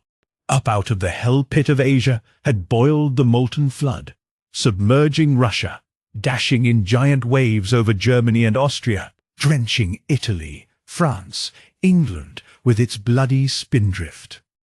And now the red rain was sprinkling the United States from coast to coast, and the mindless administration, scared out of its stupidity at last, began a frantic attempt to drain the country of the filthy flood and throw up barriers against the threatened deluge. In every state and city, federal agents made wholesale arrests. Too late. 1 million minds had already been perverted and dominated by the terrible sect of the assassins. 1 million more were sickening under the awful psychic power of the Yezidi. Thousands of the disciples of the Yezidi devil worshippers had already been arrested and held for deportation. Poor, wretched creatures whose minds were no longer their own, but had been stealthily surprised, seized and mastered by Mongol adepts, and filled with ferocious hatred against their fellow men. Yet, of the 8 Yezidi assassins, only 2 now remained alive in America: Togrul and Sanang, the slayer of souls. Yargos was dead. Jarmuk the fox, Khan of the 5th Tower, was dead.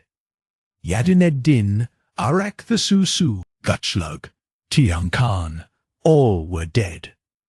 6 towers had become dark and silent. From them the last evil thought, the last evil shape had sped. The last wicked prayer had been said to Erlik, Kagan of all darkness. But his emissary on earth, Prince Sanang, still lived, and at Sanang's heels stole Togrul Takchi to Sanang Noyan, the slayer of souls. In the United States, there had been a cessation of the active campaign of violence toward those in authority, such unhappy dupes of the Yezidis as the I.W.W. and other radicals were, for the time, physically quiescent. Crude terrorism with its more brutal outrages against life and law ceased. But 2 million sullen eyes, in which all independent human thought had been extinguished, watched unblinking the wholesale arrests by the government, watched panic-stricken officials rushing hither and thither to execute the mandate of a miserable administration, watched and waited in dreadful silence. In that period of ominous quiet which possessed the land, the little group of Secret Service men that surrounded the young girl who alone stood between a trembling civilization and the threat of hell's own chaos, became convinced that Sanang was preparing a final and terrible effort to utterly overwhelm the last vestige of civilization in the United States. What shape that plan would develop they could not guess. John Recklow sent Benton to Chicago to watch that center of infection for the appearance there of the Yezidi Togrul. Selden went to Boston, where a half-witted group of parlor socialists at Cambridge were talking too loudly and loosely to please even the most tolerant at Harvard. But neither Togrul nor Sanang had, so far, materialized in either city. And John Recklow prowled the purlieus of New York, haunting strange byways and obscure quarters where the dull embers of revolution always smouldered, watching for the Yezidi, who was the deep-bedded, vital root of this psychic evil which menaced the minds of all mankind. Sanang, the slayer of souls. Recklow's lodgings were tucked away in Westover Court, 3 bedrooms, a parlor and a kitchenette. Tressa Cleves occupied 1 bedroom, her husband another, Recklow the 3rd. And in this tiny apartment, hidden away among a group of old buildings, the very existence of which was unknown to the millions who swarmed the streets of the greatest city in the world, here, in Westover Court, a dozen paces from the roar of Broadway, was now living a young girl upon whose psychic power the only hope of the world now rested. The afternoon had turned grey and bitter, ragged flakes still fell. a pallid twilight possessed the snowy city, through which lighted trains and taxis moved in the foggy gloom.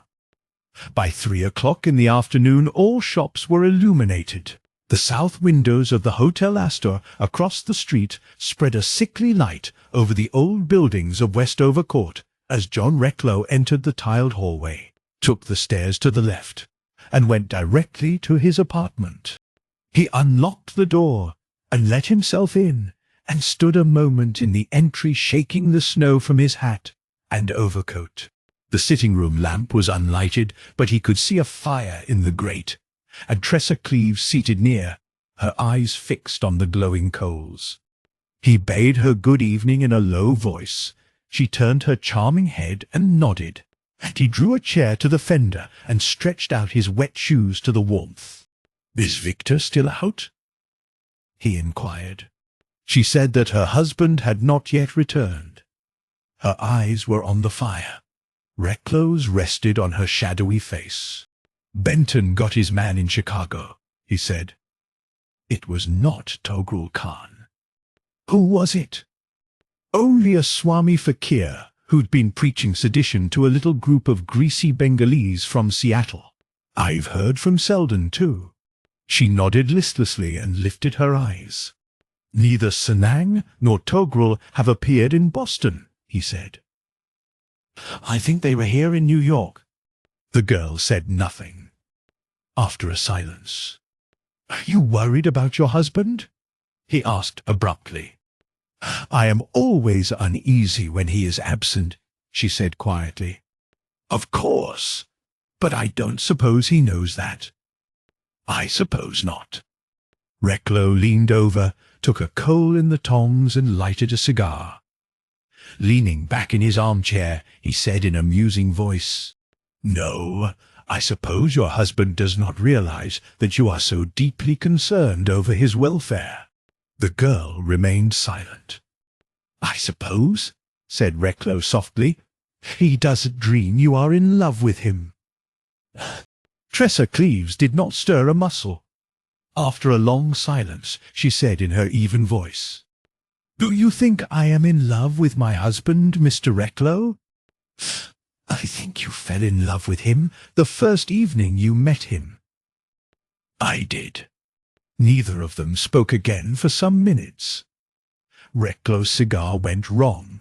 He rose and found another and returned to the fire, but did not light it. "It's a rotten day, isn't it?" he said with a shiver, and dumped a scuttle of coal on the fire. They watched the blue flames playing over the grate. Tressa said, "I could no more help falling in love with him than I could stop my heart beating. But I did not dream that anybody knew." "To think he ought to know?" "Why?" "He is not in love with me." "Are you sure, Mrs. Cleves?" "Yes. He is wonderfully sweet and kind. But he could not fall in love with a girl who has been what I have been." Recklow smiled. "What have you been, Tressa Norn?" "You know. A temple girl at Yain, and at the Lake of the Ghosts," she said in a low voice. "What of it?" "I cannot tell you, Mr. Recklow.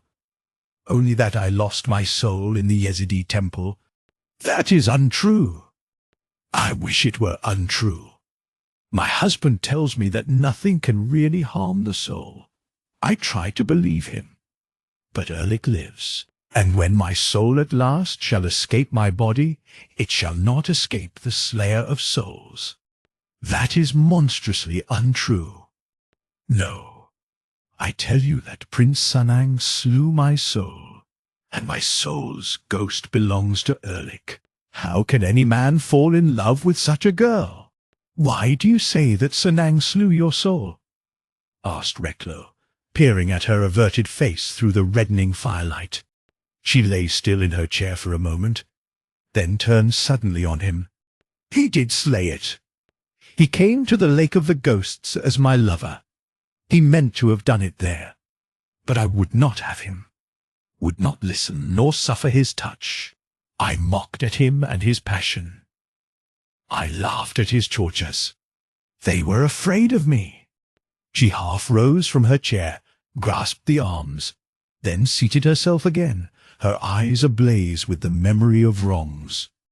How dare I show my dear lord that I am in love with him when Sanang's soul caught my soul out of my body one day, surprised my soul while my body lay asleep in the Yezidi temple, and bore it in his arms to the very gates of hell. Good God, whispered Reklo. What do you mean? Such things can happen. Why not? They do happen. I was caught unawares. It was one golden afternoon, and Yulan and Sansa and I were eating oranges by the fountain in the inner shrine. And I lay down by the pool and made the effort. You understand? Yes. Very well. My soul left my body asleep, and I went out over the tops of the flowers, idly, without aim or intent, as the winds blow in summer. It was in the wood of the white moth that I saw Sanang's soul flash downward like a streak of fire and wrap my soul in flame. And, in a flash, we were at the gates of hell before I could free myself from his embrace. Then, by the temple pool, among the oranges, I cried out asleep, and my terrified body sat up sobbing and trembling in Yulan's arms. But the slayer of souls had slain mine in the wood of the white moth, slain it as he caught me in his flaming arms. And now you know why such a woman as I dare not bend to kiss the dust from my dear lord's feet. I, who have lost my girl's soul to him who slew it in the wood of the white moth. She sat rocking in her chair in the red firelight, her hands framing her lovely face, her eyes staring straight ahead as though they saw opening before them through the sombre shadows of that room all the dread magic of the East, where the dancing flame of Sanang's blazing soul lighted their path to hell through the enchanted forest. Reklo had grown pale, but his voice was steady. I see no reason, he said, why your husband should not love you. I tell you my girl's soul belonged to Sanang, was part of his, for an instant. It is burned pure of dross. It is burned. Reklo remained silent. Tressa lay deep in her armchair, twisting her white fingers. What makes him so late? She said. I sent my soul out twice to look for him, and could not find him. Send it again, said Reklo fearfully. For 10 minutes the girl lay as though asleep. Then her eyes unclosed, and she said drowsily, I cannot find him. Did you learn anything while you were away? asked Reklo cautiously. Nothing. There is a thick darkness out there. I mean a darkness gathering over the whole land. It is like a black fog. When the damned pray to Erlik, there is a darkness that gathers like a brown mist. Her voice ceased. Her hands tightened on the arms of her chair. That is what Sanang is doing, she said in a breathless voice. What? What? Demanded Reklo. Praying. That is what he is doing. 1,000,000 perverted minds, which he has seized and obsessed, are being concentrated on blasphemous prayers to Erlik. Sanang is directing them. Do you understand the terrible power of 1,000,000 minds all willing, in unison, the destruction of good and the triumph of evil?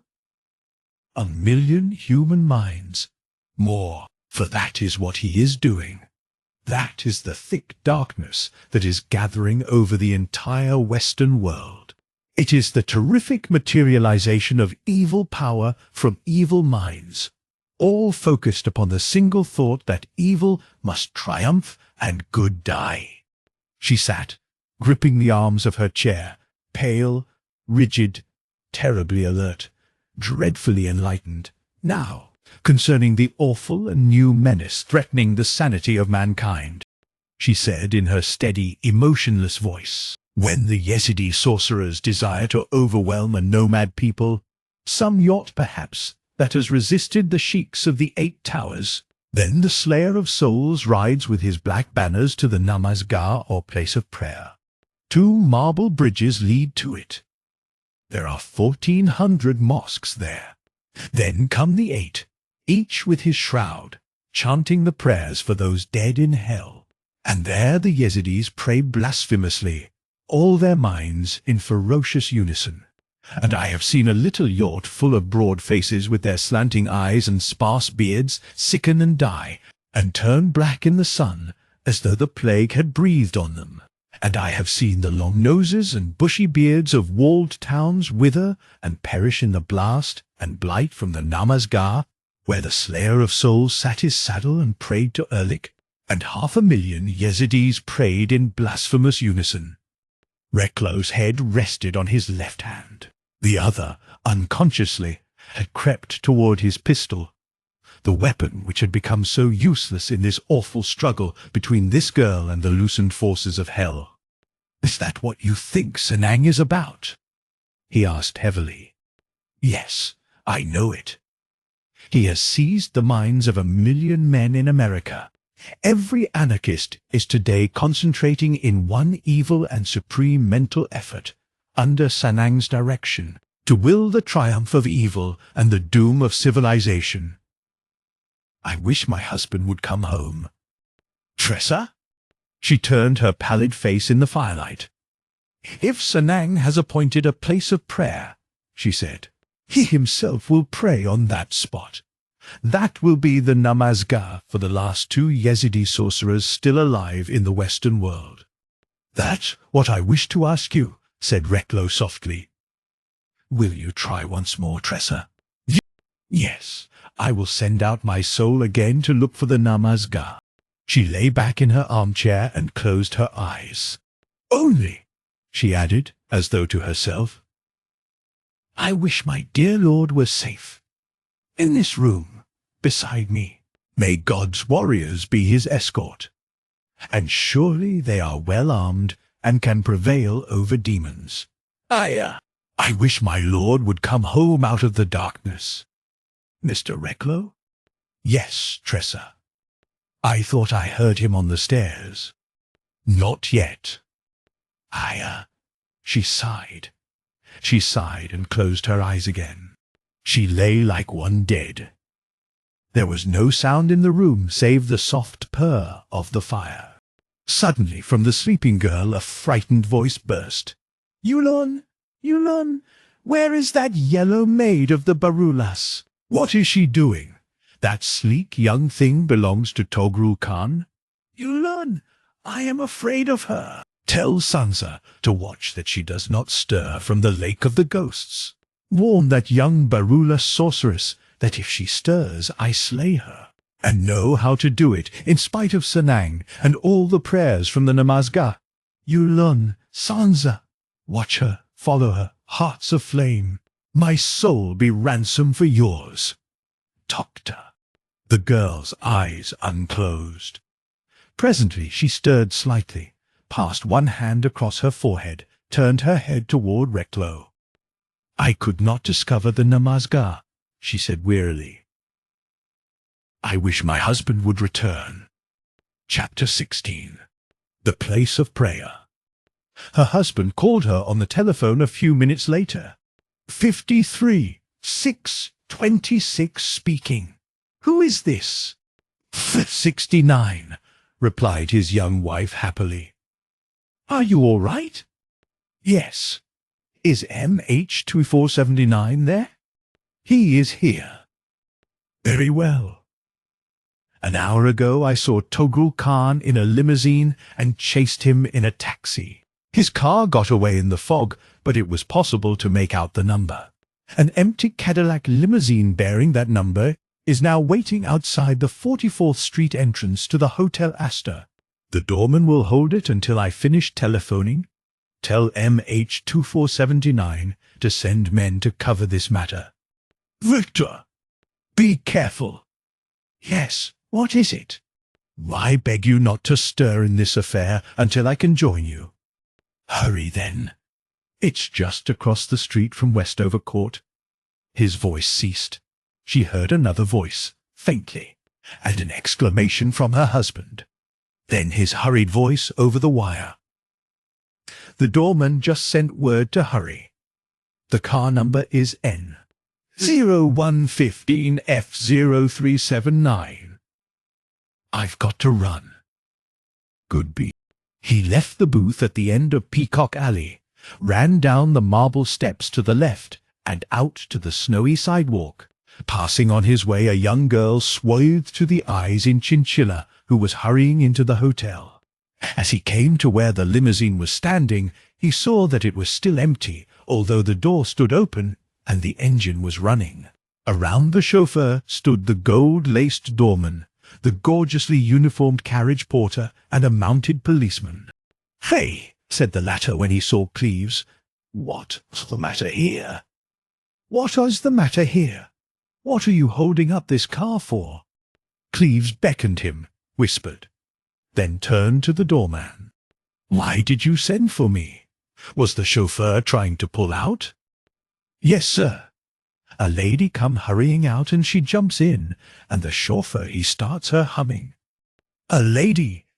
Where did she go?" "It was that young lady in chinchilla fur. The one you just met when you run out." "Yes, sir. Why, as soon as I held up the car and called this here cop, she opens the door and out she jumps and beats it into the hotel again." "Hold that car, officer," interrupted Cleves. "Keep it standing here and arrest anybody who gets into it. I'll be back again." He turned and hurried into the hotel, traversed Peacock Alley, scanning every woman he passed, searching for a slim shape swathed in chinchilla. There were no chinchilla wraps in Peacock Alley, none in the dining room where people already were beginning to gather, and the orchestra was now playing. No young girl in chinchilla in the waiting room, or in the north dining room. Then, suddenly, far across the crowded lobby, he saw a slender, bare-headed girl in a chinchilla cloak turn hurriedly away from the room clerk's desk, holding a key in her white-gloved hand. Before he could take 2 steps in her direction, she had disappeared in the crowd. He made his way through the packed lobby as best he could amid throngs of people dressed for dinner, theatre, or other gaiety awaiting them somewhere out there in the light-smeared winter fog. But when he arrived at the room clerk's desk, he looked for a chinchilla wrap in vain. Then he leaned over the desk and said to the clerk in a low voice, "I am a federal agent from the Department of Justice. Here are my credentials. Now, who was that young woman in chinchilla furs to whom you gave her door key a moment ago?"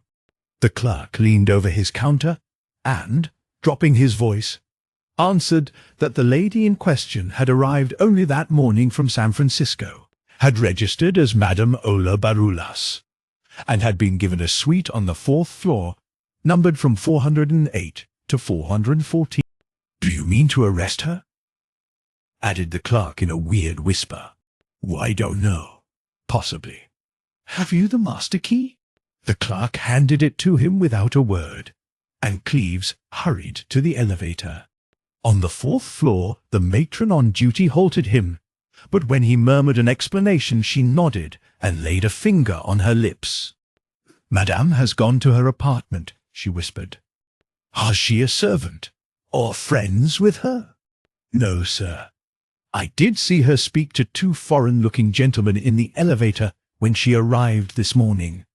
Cleves nodded. The matron pointed out the direction in silence, and he went rapidly down the carpeted corridor until he came to a door numbered 408. For a second only he hesitated, then swiftly fitted the master key and opened the door.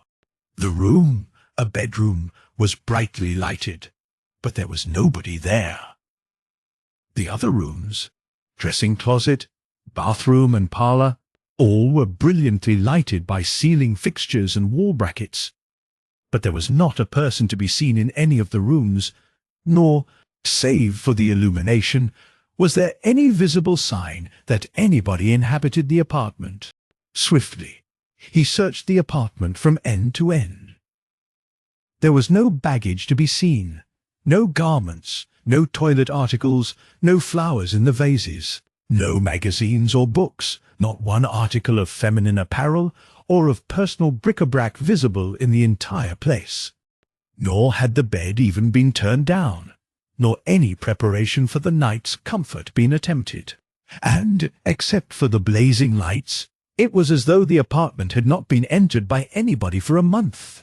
All the windows were closed, all shades lowered and curtains drawn. The air, though apparently pure enough, had that vague flatness which one associates with an unused guest chamber when open for an airing. Now, deliberately, Cleves began a more thorough search of the apartment, looking behind curtains, under beds, into clothes presses, behind sofas. Then he searched the bureau drawers, dressers, desks for any sign or clue of the girl in the chinchillas. There was no dust anywhere. The hotel management evidently was particular, but there was not even a pin to be found. Presently, he went out into the corridor and looked again at the number on the door. He had made no mistake. Then he turned and sped down the long corridor to where the matron was standing beside her desk, preparing to go off duty as soon as the other matron arrived to relieve her. To his impatient question, she replied positively that she had seen the girl in chinchillas unlock 408 and enter the apartment less than 5 minutes before he had arrived in pursuit. "And I saw her lights go on as soon as she went in," added the matron, pointing to the distant illuminated transom. "Then she went out through into the next apartment," insisted Cleves. "The fire tower is on one side of her, the scullery closet on the other," said the matron. "She could not have left that apartment without coming out into the corridor, and if she had come out, I should have seen her." "I tell you she isn't in those rooms," protested Cleves. "She must be there, sir. I saw her go in a few seconds before you came up." At that moment the other matron arrived. There was no use arguing. He left the explanation of the situation to the woman who was going off duty, and, hastening his steps, he returned to apartment 408. The door, which he had left open, had swung shut. Again he fitted the master key, entered, paused on the threshold, looked around nervously, his nostrils suddenly filled with a puff of perfume. And there on the table by the bed he saw a glass bowl filled with a mass of Chinese orchids, great odorous clusters of orange and snow-white bloom that saturated all the room with their freshening scent. So astounded was he that he stood stock still, one hand still on the doorknob. Then in a trice he had closed and locked the door from inside. Somebody was in that apartment. There could be no doubt about it. He dropped his right hand into his overcoat pocket and took hold of his automatic pistol. For 10 minutes he stood so, listening, peering about the room from bed to curtains and out into the parlour. There was not a sound in the place. Nothing stirred. Now, grasping his pistol but not drawing it, he began another stealthy tour of the apartment, exploring every nook and cranny, and, at the end, had discovered nothing new. When at length he realized that, as far as he could discover, there was not a living thing in the place excepting himself, a very faint chill grew along his neck and shoulders, and he caught his breath suddenly, deeply. He had come back to the bedroom now. The perfume of the orchids saturated the still air. And, as he stood staring at them, all of a sudden he saw, where their twisted stalks rested in the transparent bowl of water, something moving, something brilliant as a live ember gliding out from among the mass of submerged stems, a living fish glowing in scarlet hues, and winnowing the water with grotesquely trailing fins as delicate as filaments of scarlet lace. To and fro swam the fish among the maze of orchid stalks.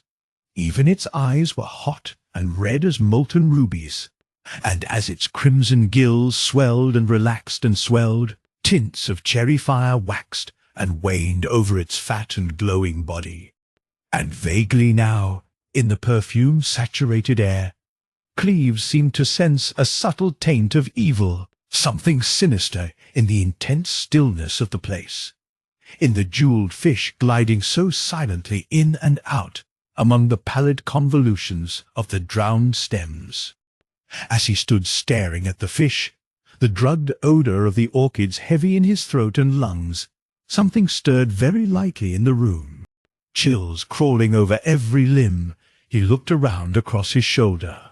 There was a figure seated cross-legged in the middle of the bed.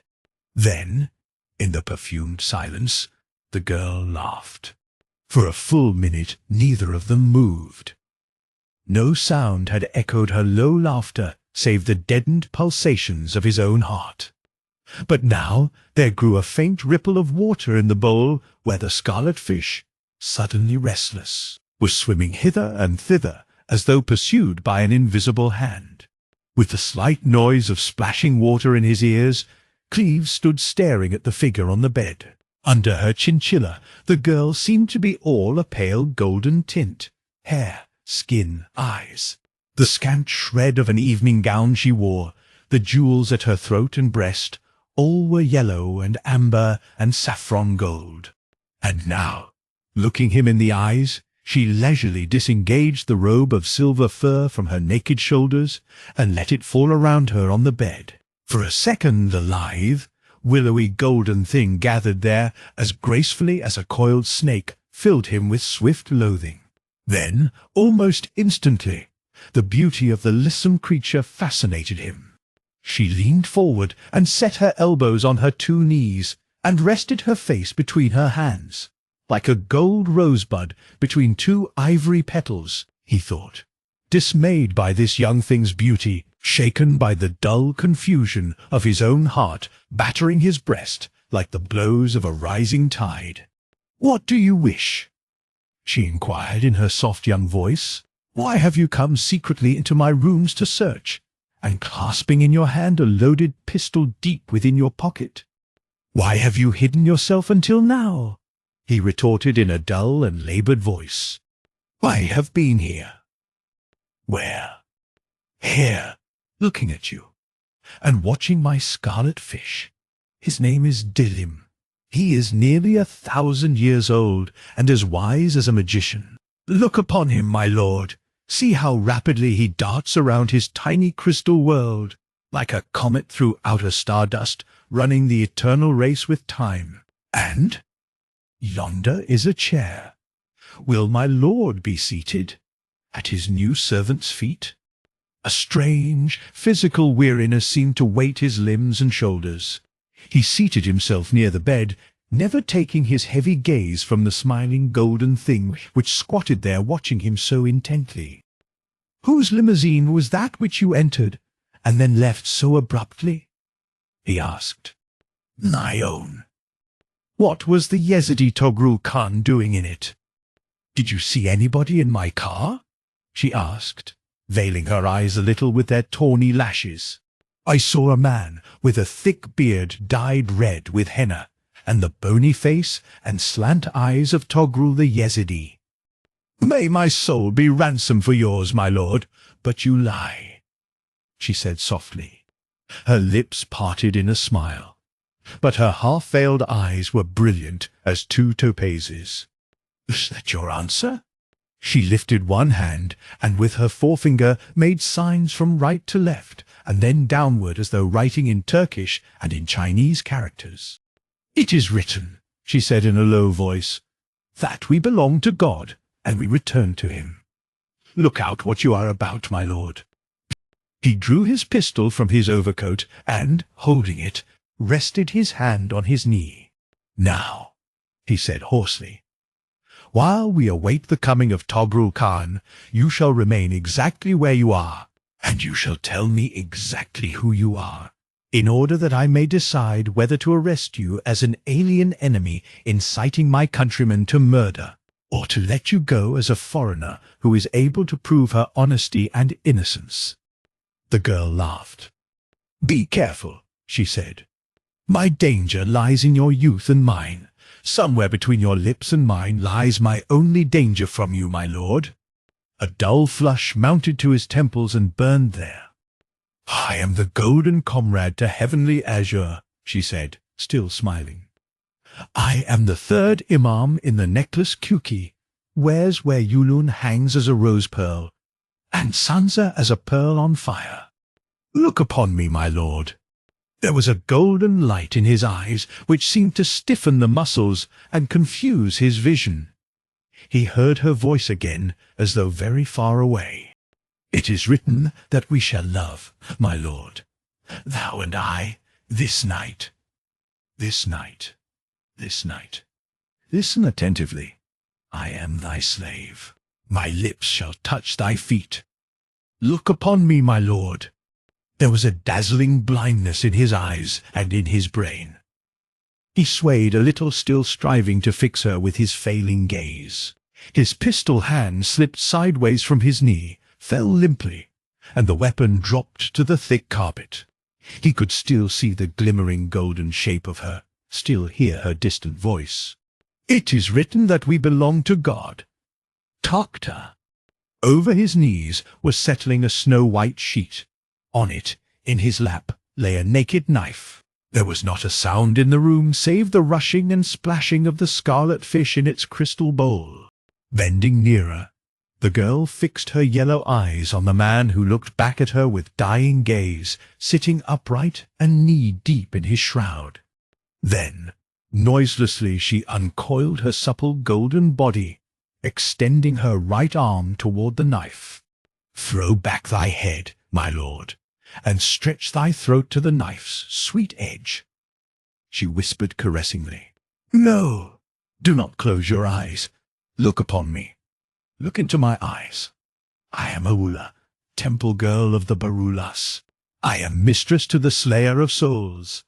I am a golden plaything to Sanang Noan, prince of the Yazidis. Look upon me attentively, my lord." Her smooth little hand closed on the hilt.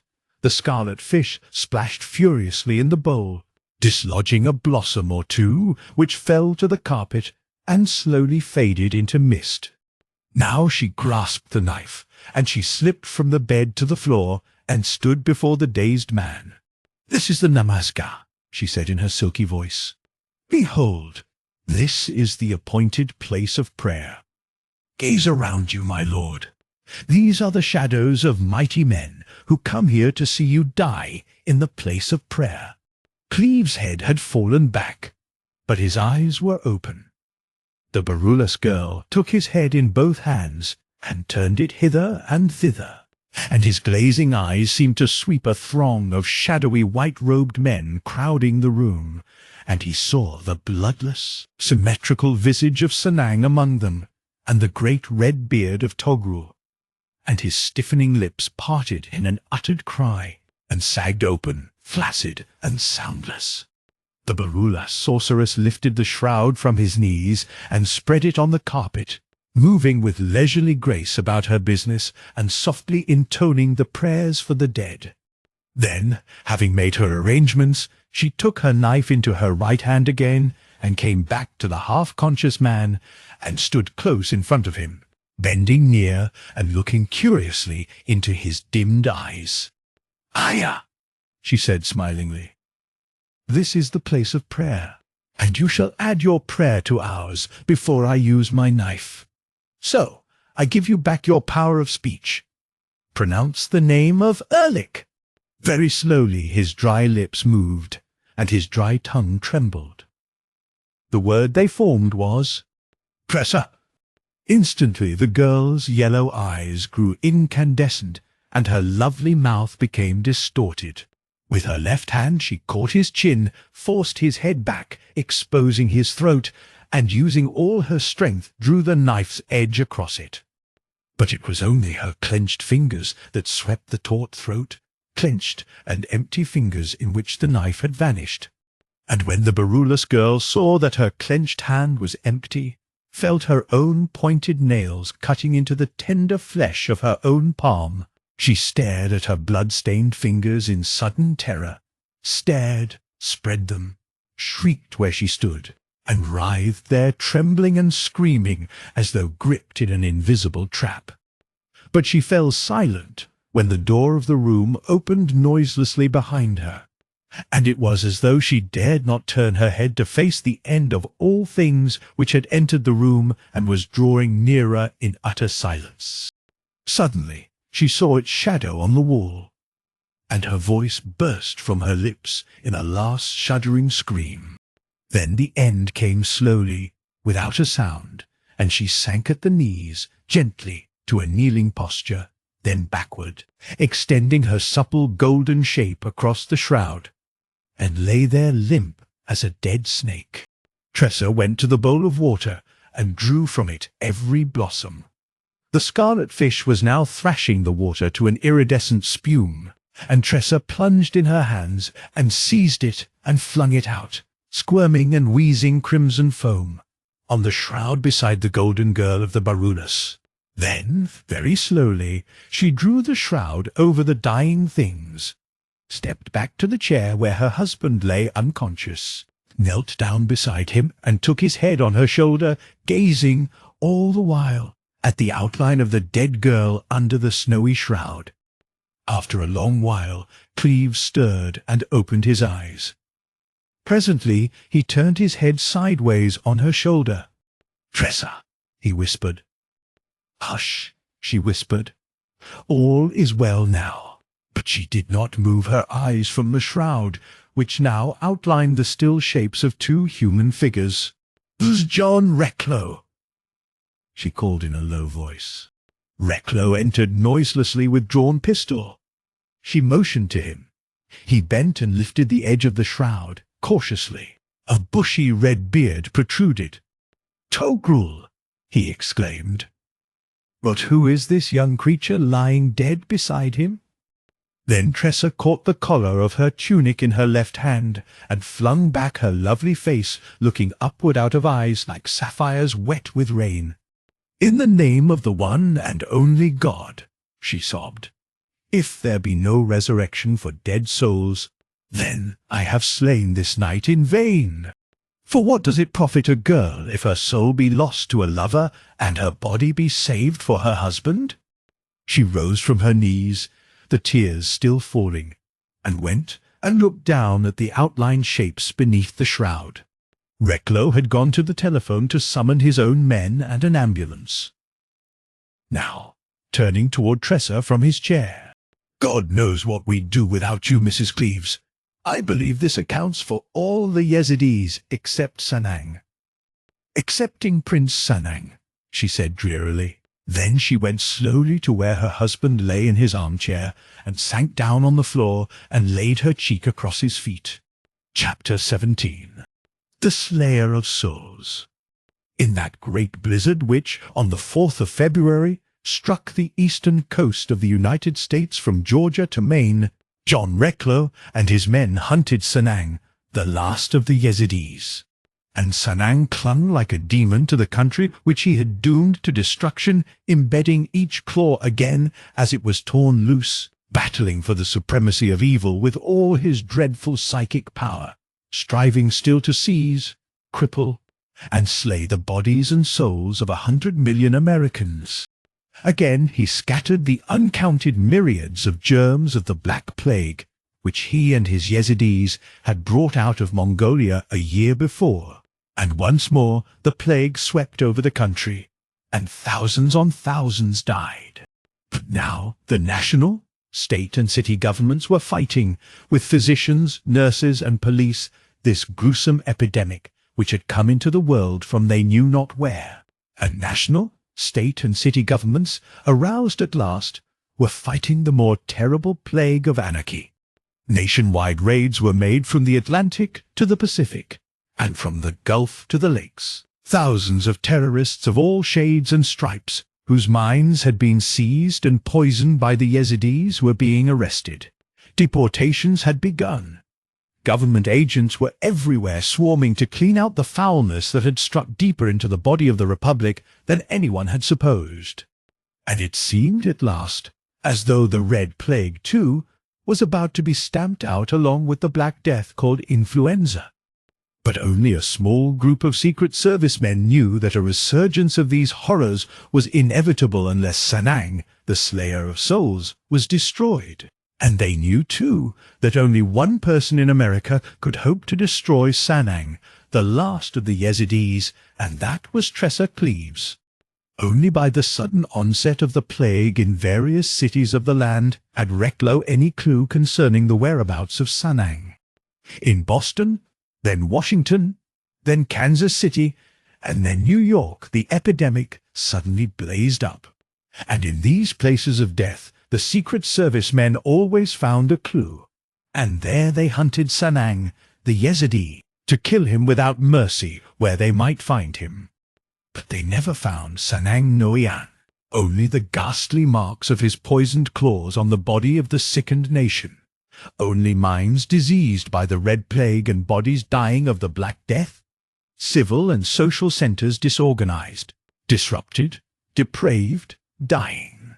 When the blizzard burst upon New York, struggling in the throes of the plague, and paralyzed the metropolis for a week, John Recklow sent out a special alarm, and New York swarmed with Secret Service men searching the snow-buried city for a graceful, slender, dark young man whose eyes slanted a trifle in his amber-tinted face, who dressed fashionably, lived fastidiously, and spoke English perfectly in a delightfully modulated voice.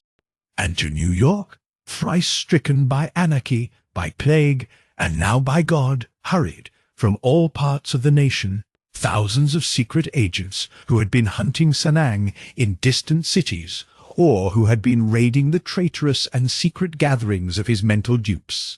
Agent ZB-303, who was volunteer agent James Benton, came from Boston with his new bride who had just arrived by way of England, a young girl named Yulun who landed swathed in sables, and stretched out both lovely little hands to Benton the instant she caught sight of him on the pier, whereupon he took the slim figure in furs into his arms, which was interesting because they had never before met in the flesh. So, their honeymoon scarce begun, Benton and Yulun came from Boston in answer to Recklow's emergency call. And all the way across from San Francisco came volunteer agent XLY-371, otherwise Alex Selden, bringing with him a girl named Sansa, whom he had gone to the coast to meet, and whom he had immediately married after she had landed from the Japanese steamer Nanyang Maru. Which also was remarkable, because, although they recognized each other instantly, and their hands and lips clung as they met, neither had ever before beheld the living body of the other.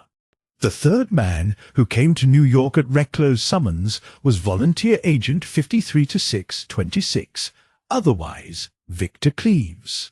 His young wife, suffering from nervous shock after the deaths of Togrul Khan and of the Barulus girl, Aulur, had been convalescing in a private sanitarium in Westchester. Until the summons came to her husband from Recklow, she had seen him only for a few moments every day. But the call to duty seemed to have effected a miraculous cure in the slender, blue-eyed girl who had lain all day long, day after day, in her still, sunny room, scarcely unclosing her eyes at all, save only when her husband was permitted to enter for the few minutes allowed them every day. The physician had just left, after admitting that Mrs. Cleves seemed to be well enough to travel if she insisted, and she and her maid had already begun to pack when her husband came into her room. She looked around over her shoulder, then rose from her knees, flung an armful of clothing into the trunk before which she had been kneeling, and came across the room to him. Then she dismissed her maid from the room. And when the girl had gone, "I am well, Victor," she said in a low voice. "Why are you troubled?" "I can't bear to have you drawn into this horrible affair once more." "Who else is there to discover and overcome Sanang?" she asked calmly. He remained silent. So, for a few moments they stood confronting each other there in the still, sunny chamber, husband and wife, who had never even exchanged the first kiss, Two young creatures more vitally and intimately bound together than any two on earth, yet utterly separated body and soul from each other. Two solitary spirits which had never merged. Two bodies virginal and inviolate. Tressa spoke first. "I must go. That was our bargain." The word made him wince as though it had been a sudden blow. Then his face flushed red. "Bargain or no bargain," he said, "I don't want you to go because I'm afraid you cannot endure another shock like the last one. And every time you have thrown your own mind and body between this nation and destruction, you have nearly died of it." "And if I die?" she said in a low voice. What answer she awaited, perhaps hoped for, was not the one he made. He said, "If you die in what you believe to be your line of duty, then it will be I who have killed you." "That would not be true. It is you who have saved me." "I have not. I have done nothing except to lead you into danger of death since I first met you. If you mean spiritually, that also is untrue. You have saved yourself, if that indeed were necessary.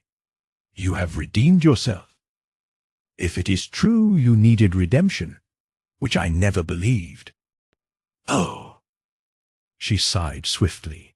"Sanang surprised my soul when it was free of my body, followed my soul into the wood of the white moth, caught it there all alone, and slew it." His lips and throat had gone dry as he watched the pallid terror grow in her face. Presently he recovered his voice. "You call that Yezidi the slayer of souls," he said. "But I tell you there is no such creature, no such power. I suppose I know what you mean, having seen what we call souls dissociated from their physical bodies, but that this Yezidi could do you any spiritual damage I do not for one instant believe. The idea is monstrous, I tell you. I fought him, soul battling against soul," she stammered, breathing faster and irregularly. "I struggled with Sanang there in the wood of the white moth. I called on God. I called on my two great dogs, Baz and Alaga. I recited the Fatha with all my strength, fighting convulsively whenever his soul seized mine. I cried out the name of Khidr, begging for wisdom. I called on the 10 Imams, on Ali the Lion, on the Blessed Companions. Then I tore my spirit out of the grasp of his soul. But there was no escape. No escape," she wailed. "For on every side I saw the cloud-topped rampart of Gog and Magog, and the woods rang with Erlik's laughter, the dissonant mirth of hell." She began to shudder and sway a little. Then with an effort she controlled herself in a measure. "There never has been," she began again with lips that quivered in spite of her. "There never has been one moment in our married lives when my soul dared forget the wood of the white moth, dared seek yours. God lives, but so does Erlik. There are angels, but there are as many demons. My soul is ashamed, and very lonely, but no fit companion for yours." Her hands dropped listlessly beside her, and her chin sank. "So you believe that Yezidi devil caught your soul when it was wandering somewhere out of your body and destroyed it," he said. She did not answer, did not even lift her eyes until he had stepped close to her, closer than he had ever come. Then she looked up at him, but closed her eyes as he swept her into his arms and crushed her face and body against his own. Now her red lips were on his. Now her face and heart and limbs and breast melted into his. Her breath, her pulse, her strength flowed into his and became part of their single being and single pulse and breath. And she felt their two souls flame and fuse together and burn together in one heavenly blaze, felt the swift conflagration mount, overwhelm, and sweep her clean of the last lingering taint, felt her soul, unafraid, clasped her husband's spirit in its white embrace, clung to him, uplifted out of hell, rising into the blinding light of paradise. Far, far away she heard her own voice in singing whispers, heard her lips pronounce the name. Atta, Atta, Allahu. Her blue eyes unclosed. Through a mist, in which she saw her husband's face, grew a vast metallic clamour in her ears. Her husband kissed her, long, silently. Then, retaining her hand, he turned and lifted the receiver from the clamouring telephone. Yes, yes, this is 53626. Yes, V69 is with me. When? Today? Very well. Yes, we'll come at once. Yes, we can get a train in a few minutes. All right, goodbye. He took his wife into his arms again. Dearest of all in the world, he said, Sanang is cornered in a row of houses near the East River, and Reklo has flung a cordon around the entire block. Good God, I can take you there. Then Tressa smiled, drew his head down, looked into his face till the clear blue splendor of her gaze stilled the tumult in his brain. I alone know how to deal with Prince Sanang, she said quietly. And if John Reklo, or you, or Mr. Benton, or Mr. Benton, or Mr. Selden should kill him with your pistols, it would be only his body you slay, not the evil thing that would escape you and return to Erlich. Must you do this thing, Tressa? Yes, I must do it. But if our pistols cannot kill this sorcerer, how are you going to deal with him? I know how. Have you the strength? Yes, the bodily and the spiritual. Don't you know that I am already part of you? We shall be nearer still, he murmured. She flushed but met his gaze.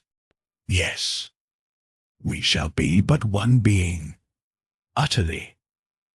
For already our hearts and souls are one, and we shall become of one mind and one body. I am no longer afraid of Sanang Noyan. No longer afraid to slay him? He asked quietly. A blue light flashed in her eyes, and her face grew still and white and terrible. Death to the body. That is nothing, my lord, she said, in a hard, sweet voice. It is written that we belong to God, and that we return to him. All living things must die, heart of the world. It is only the death of souls that matters, and it has arrived at a time in the history of mankind, I think, when the slayer of souls shall slay no more. She looked at him, flushed, withdrew her hand, and went slowly across the room to the big bay window where potted flowers were in bloom. From a window box she took a pinch of dry soil and dropped it into the bosom of her gown. Then, facing the east, with lowered arms and palms turned outward, "There is no God but God," she whispered, "the merciful, the long-suffering, the compassionate, the just. For it is written that when the heavens are rolled together like a scroll, every soul shall know what it hath wrought. And those souls that are dead in Jahannam shall arise from the dead, and shall have their day in court. Nor shall Erlich stay them till all has been said. And on that day the soul of a girl that hath been put to death shall ask for what reason it was slain. Thus it has been written." Then Tressa dropped to her knees, touched the carpet with her forehead, straightened her lithe body, and, looking over her shoulder, clapped her hands together sharply. Her maid opened the door. "Hasten with my lord's luggage," she cried happily, and, still kneeling, lifted her head to her husband and laughed up into his eyes. "You should call the porter, for we are nearly ready. Shall we go to the station in a sleigh?" "Oh, wonderful!" She leaped to her feet, extended her hand, and caught his. "Horses for the lord of the yacht!" she cried, laughingly. "Gosh!" Take me out into this new white world that has been born today of the 10 purities and the 10,000 felicities. It has been made anew for you and me who also have been born this day. He scarcely knew this sparkling, laughing girl with her quick grace and her 1,000 swift little moods and gaieties. Porters came to take his luggage from his own room, and then her trunk and bags were ready and were taken away. The baggage sleigh drove off. Their own jingling sleigh followed, and Tressa, buried in furs, looked out upon a dazzling, unblemished world, lying silvery white under a sky as azure as her eyes. Kuke Mongol, heavenly azure, he whispered close to her crimsoned cheek. You know how I have loved you. Always, always. No, I did not know that, she said. Nor I, in the beginning. Yet it happened also, from the beginning when I first saw you. That is a delicious thing to be told. Within me a most heavenly glow is spreading. Unglove your hand.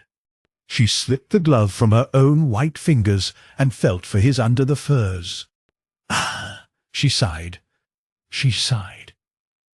You are more beautiful than Ali, more wonderful than the flaming pearl. Out of ice and fire a new world has been made for us. Heavenly azure, my darling. O.H., she sighed. Your words are sweeter than the breeze in Yan. I shall be a bride to you such as there never has been since the days of the blessed companions. May their names be perfumed and sweet-scented. Shall I truly be one with you, my lord? Mind, soul, and body, one being, you and I, little heavenly azure. Between your two hands you hold me like a burning rose, my lord. Your sweetness and fire penetrate my soul. We shall burn together then till the sky carpet be rolled up. Gosh, we shall be one, and on that day I shall not be afraid. The sleigh came to a clashing, jingling halt. The train ploughed into the depot, buried in vast clouds of snowy steam. But when they had taken the places reserved for them, and the train was moving swifter and more swiftly toward New York, fear suddenly overwhelmed Victor Cleves, and his face grew grey with the menacing tumult of his thoughts. The girl seemed to comprehend him too, and her own features became still and serious as she leaned forward in her chair. "It is in God's hands, heart of the world," she said in a low voice. "We are one, thou and I, or nearly so. Nothing can harm my soul.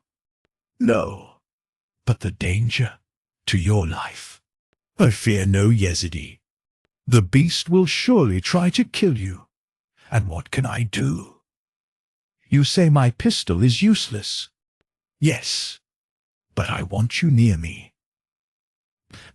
Do you imagine I'd leave you for a second? Good God," he added in a strangled voice. "Isn't there any way I can kill this wild beast? With my naked hands. You must leave him to me, Victor. And you believe you can slay him? Do you?" She remained silent for a long while, bent forward in her armchair, and her hands clasped tightly on her knees. "My husband," she said at last, "what your astronomers have but just begun to suspect is true, and has long been known to the Sheikhs el Jebel. For, near to this world we live in, are other worlds, planets that do not reflect light, and there is a dark world called Rimid, close to the earth, a planet wrapped in darkness, a black star. And upon it Erlik dwells, and it is peopled by demons. And from it comes sickness and evil." She moistened her lips, sat for a while, gazing vaguely straight before her.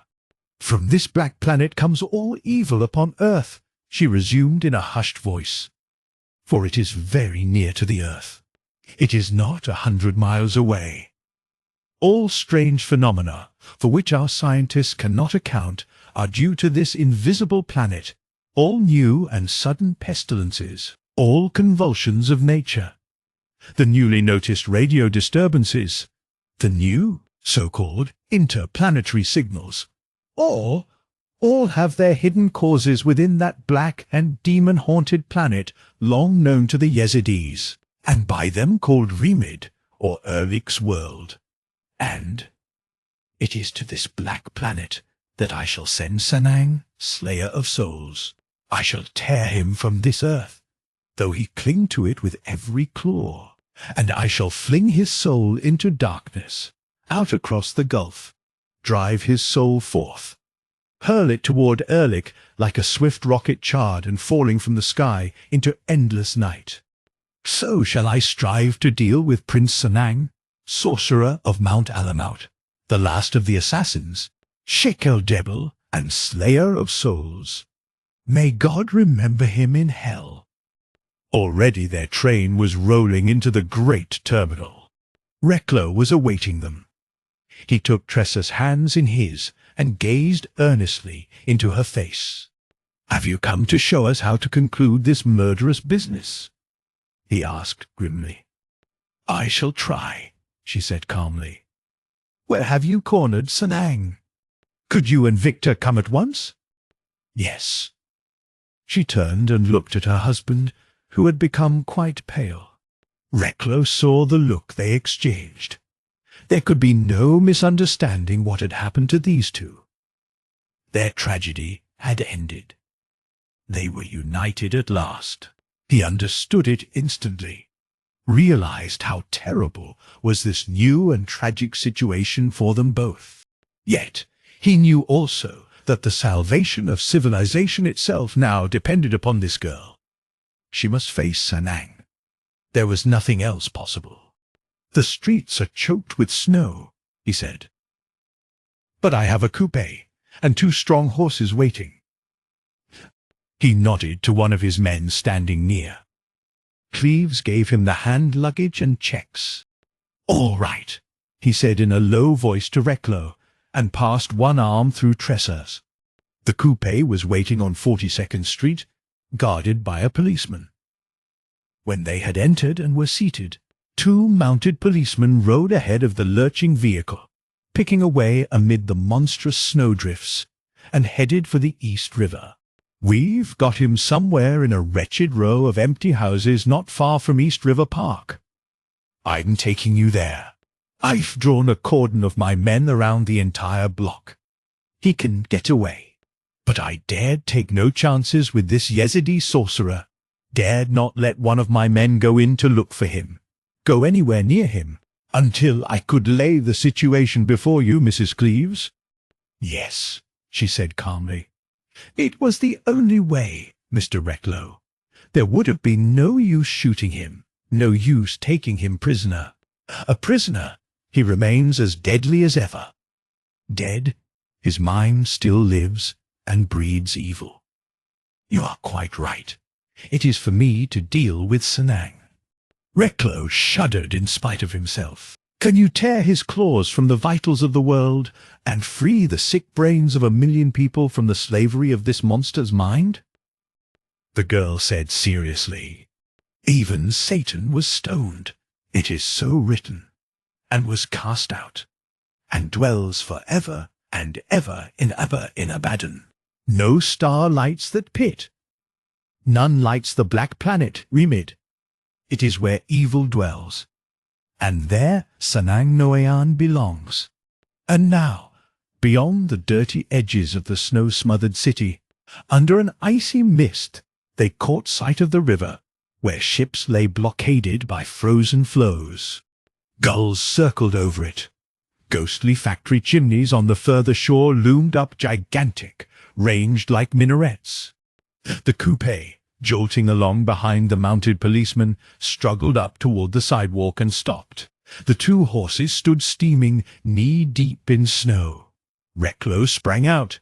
Tressa gave him one hand and stepped lithely to the sidewalk. Then Cleves got out and came and took hold of his wife's arm again. "Well," he said harshly to Reklo, "where is this damned Yezidi hidden?" Reklo pointed in silence. But he and Tressa had already lifted their gaze to the stark, shabby row of abandoned three-story houses where every dirty blind was closed. "They're to be demolished and model tenements built," he said briefly. A man, muffled in a fur overcoat, came up and took Tressa's hand and kissed it. She smiled palely at Benton, spoke of Yulun, wished him happiness. While she was yet speaking, Selden approached and bent over her gloved hand. She spoke to him very sweetly of Sansa, expressing pleasure at the prospect of seeing her again in the body.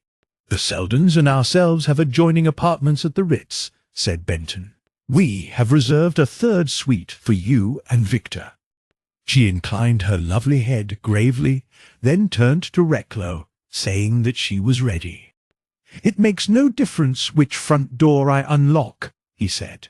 "All these tenements are connected by human rat-holes and hidden runways leading from one house to another. How many men do you want?" "I want you 4 men. Nobody else." Recklow led the way up a snow-covered stoop, drew a key from his pocket, fitted it, and pulled open the door. A musty chill struck their faces as they entered the darkened and empty hallway. Involuntarily, every man drew his pistol. "I must ask you to do exactly what I tell you to do," she said calmly.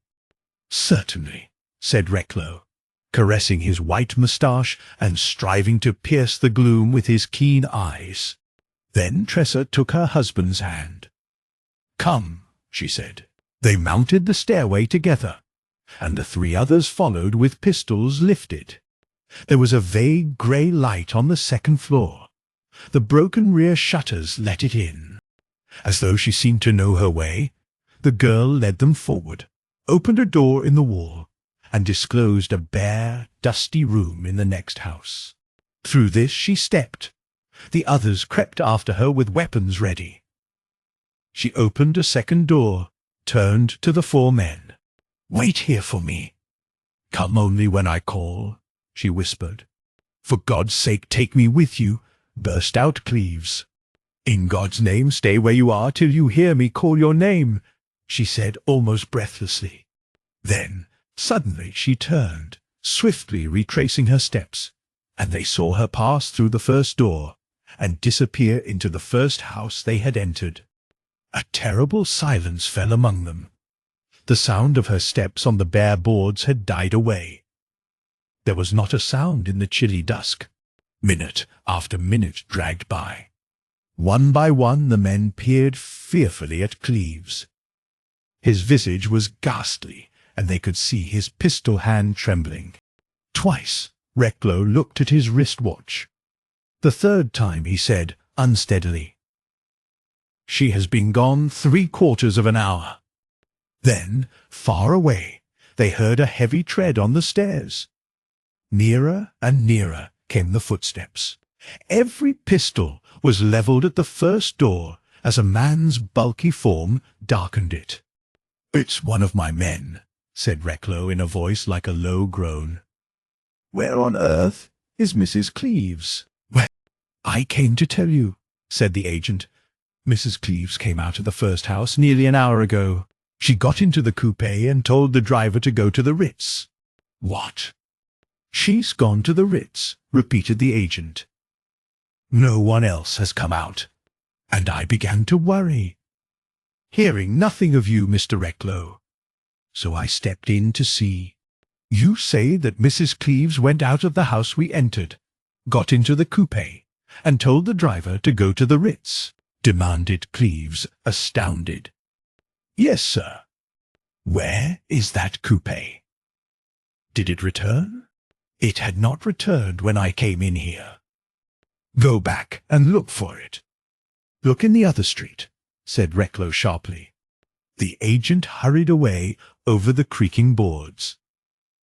The 4 men gazed at one another. "The thing to do is to obey her and stay where we are," said Recklow grimly. "Who knows what peril we may cause her if we move from—" His words froze on his lips as Tressa's voice rang out from the darkness beyond the door they were guarding. Victor either eyed I need you. Come to me, my husband."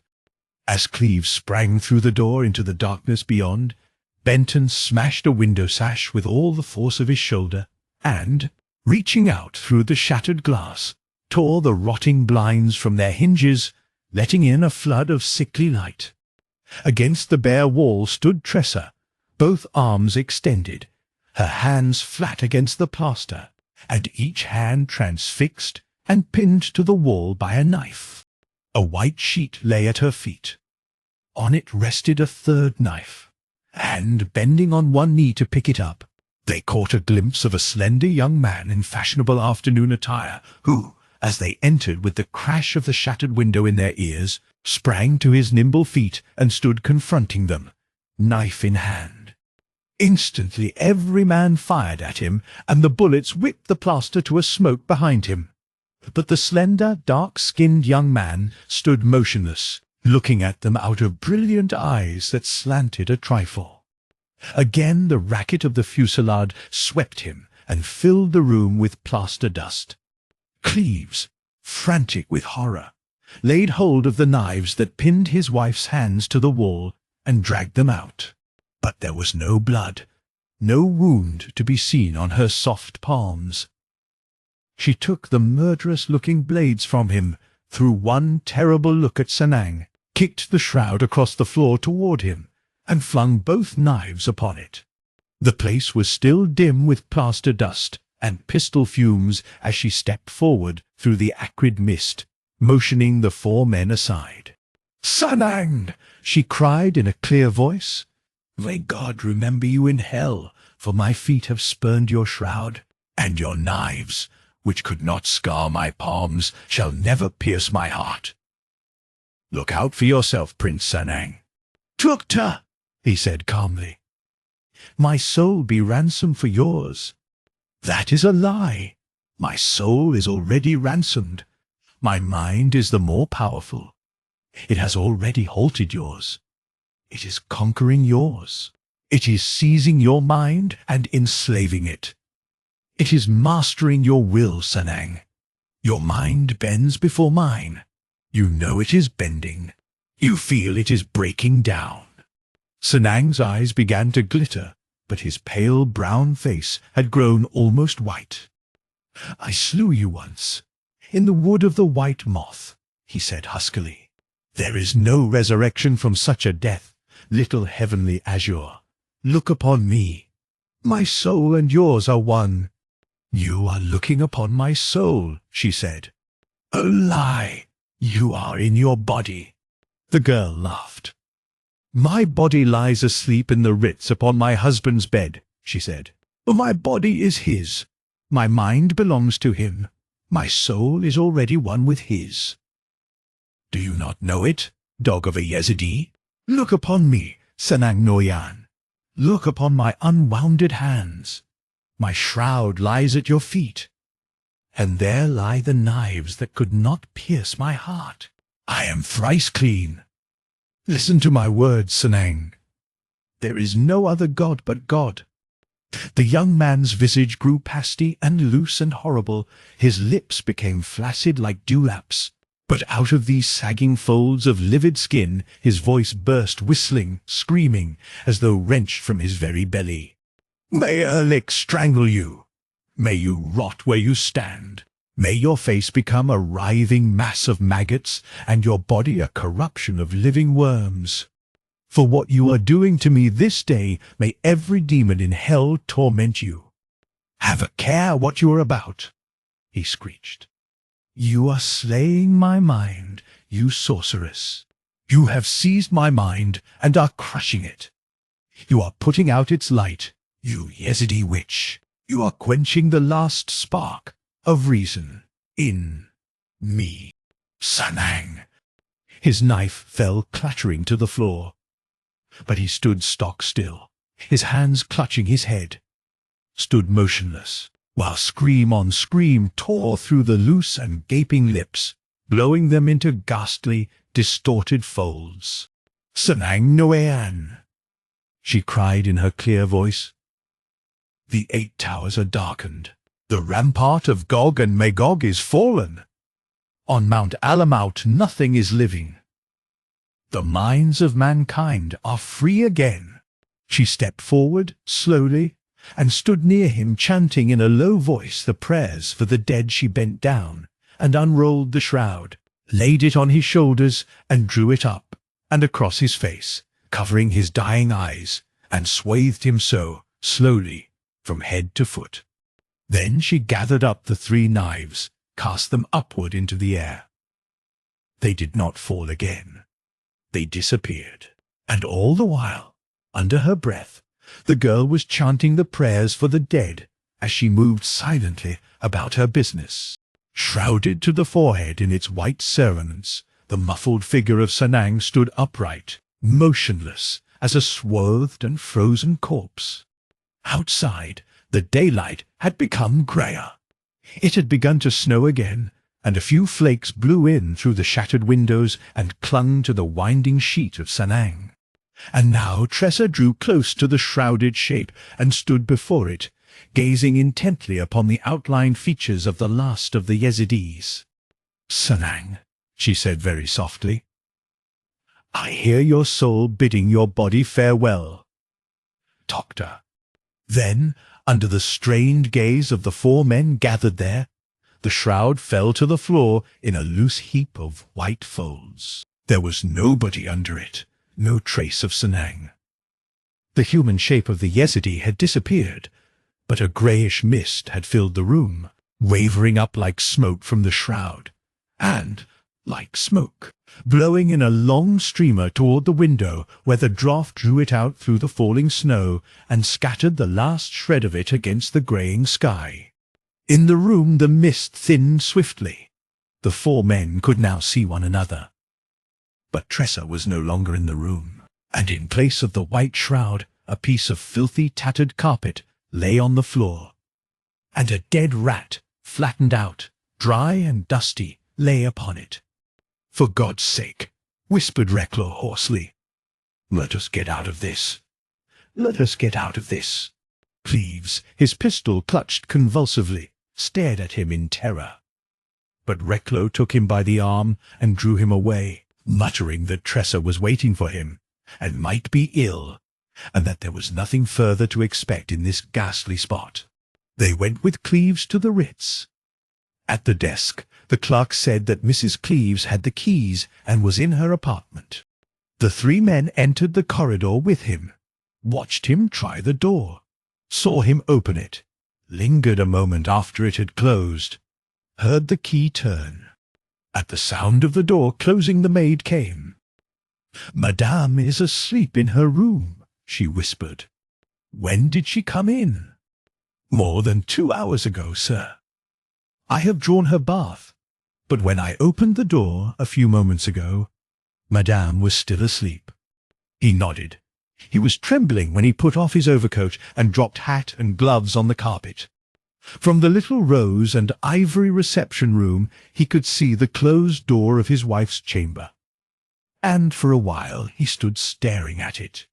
Then, slowly, he crossed this room, opened the door, entered. In her bedroom the tinted twilight was like ashes of roses. He went to the bed and looked down at her shadowy face, gazed intently, listened. Then, in sudden terror, bent and laid his hand on her heart. It was beating as tranquilly as a child's, but as she stirred, turned her head, and unclosed her eyes. Under his hand her heart leaped like a wild thing caught unawares, and the snowy skin glowed with an exquisite and deepening tint as she lifted her arms and clasped them around her husband's neck, drawing his quivering face against her own. Thank you for listening to The Slayer of Souls by Robert W. Chambers. I hope you enjoyed this unforgettable journey into the supernatural. Until next time, take care, and remember, some mysteries are best left undisturbed.